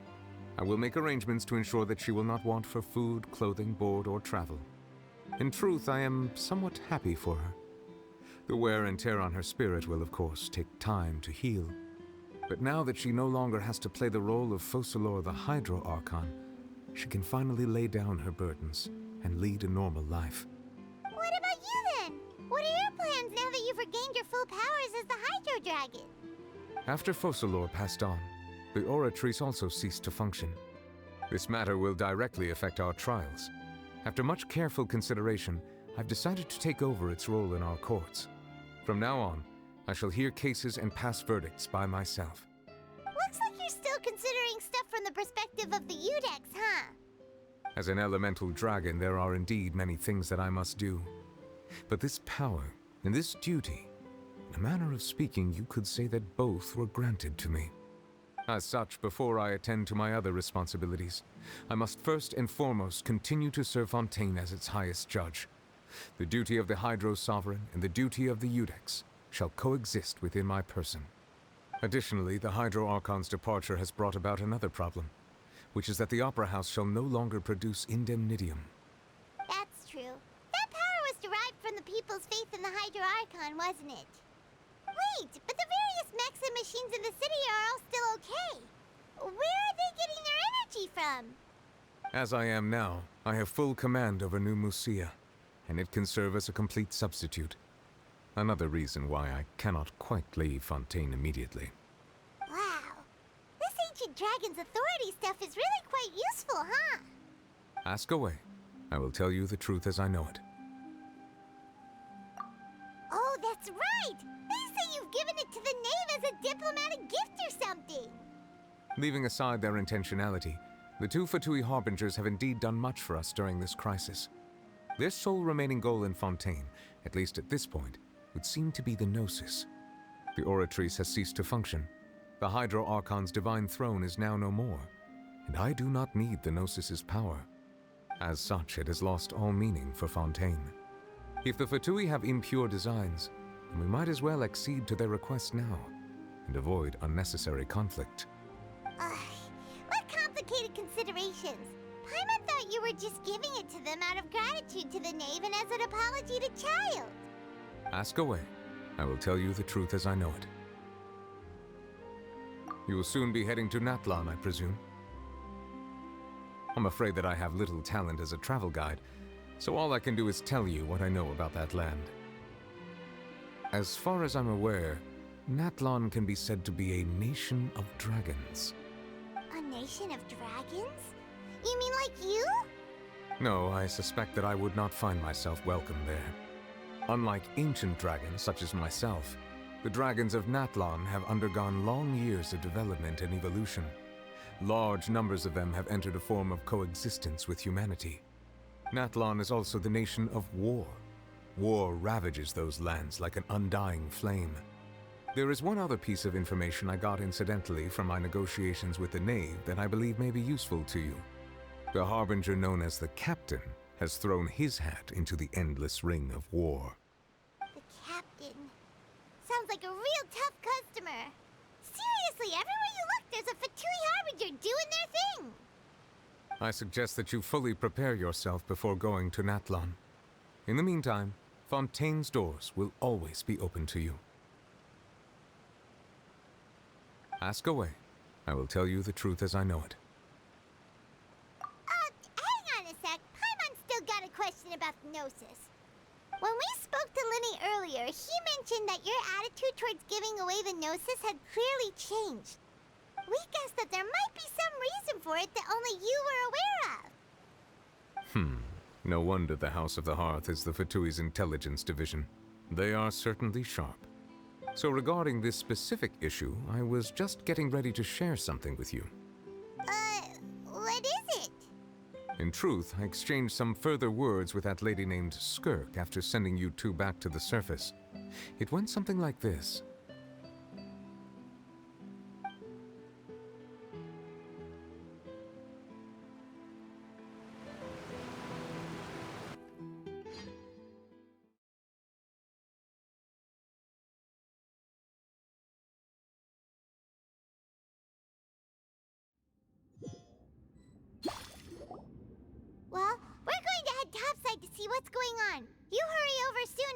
all right, Nervalet? What next? The all-devouring narwhal isn't here, so I'm no longer getting any interference. I can finally catch the scent of your power, what it's made of. It is the authority of the planet's primordial dragons, but with something very similar to a god's curse mixed in. It's quite a novel blend. I'm sure I've encountered something like this before. What was it again? I do not know what you speak of. Ah, of course. How could I forget? You should have the remains of the third Descender on your person, yes? Remains? I've never heard of any such thing. Huh. According to your parlance, I believe it may be called a gnosis. Well, that much is true. After Focalor's divinity faded, she handed her gnosis to me. But I fear I have never heard of it described in the manner that you just did. I've been training with my master, the Foul, ever since I was young, and I have never returned to the surface since. So most of the information I possess, I got from him. It is only natural for those who are greater than humanity to possess a different sort of common sense, which is why there are so many problems in our attempts to communicate with humans. Regardless, you should probably get rid of objects of misfortune to prevent any disasters from befalling you. To live in itself is a blessing, but once a person dies, the bonds he once had with this world shall all turn to curses. What do you mean by that? No need to fret. These are just my personal thoughts, and my reason for no longer wishing to return to the surface. This third Descender you refer to, who are they? And when did they die? Master never mentioned them to me. Perhaps it just wasn't that important for me to know. If you're interested, though, I could ask him. I'll be sure to pass the answer on to you next time. Next time? You believe we will meet again? I do. Wait. I have a disciple of my own, don't I? He can be the messenger then.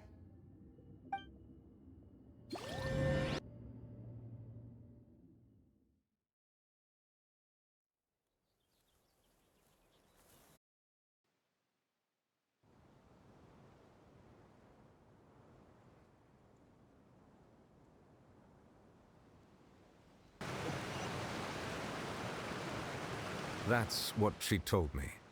Whether it would prove useful or not, I wanted to pass that information on to you. The remains of the third Descender? So that's what the Gnosis actually are. Paimon just thought they looked like chess pieces. How could they be a person's remains? All the same, assuming that there was no misunderstanding or special metaphor at play, that is what she meant to say. And she said that it would bring misfortune and that you should check it, which is why you gave it to the Fatui. If she speaks the truth, then I would simply be putting Fontaine at unnecessary risk by keeping it here.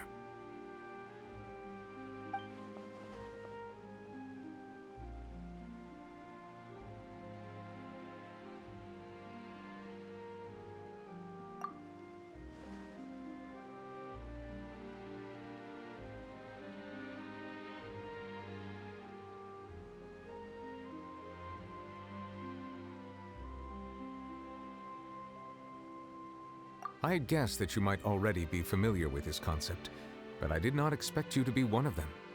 That means that the Gnosis, which are exceedingly element-compatible and can even enhance elemental abilities, do indeed come from the third Descender. I wonder, does your body also possess similar properties? Like being able to use elemental powers without a vision! That does sort of count as special compatibility, right? No, let's not think about this stuff right now. It just feels creepy. Comparing the Traveler to the dead third Descender and all. That's what you say, but this topic still feels like bad luck. Once Child recovers, let's get some more answers out of him. Or go look for his master and get the answers that way.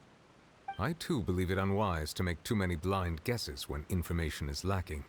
The same is true of being at court. All right. Whatever the case, it seems like the crisis here in Fontaine's over for now. Yes. All of Focalor's efforts were for this moment as well. But she sacrificed herself in the end as a god, and she suffered through all those years as a human. Was that really what she wanted? I suppose that would be the mystery of a god's will. I suspect not. But once in a while, I too would guess that if wishes were like the clouds in the sky, they will one day return to the earth as raindrops. Life flows like water, and rain is the final answer. The water levels may sometimes tilt one way or another, but the rain falls fairly upon all.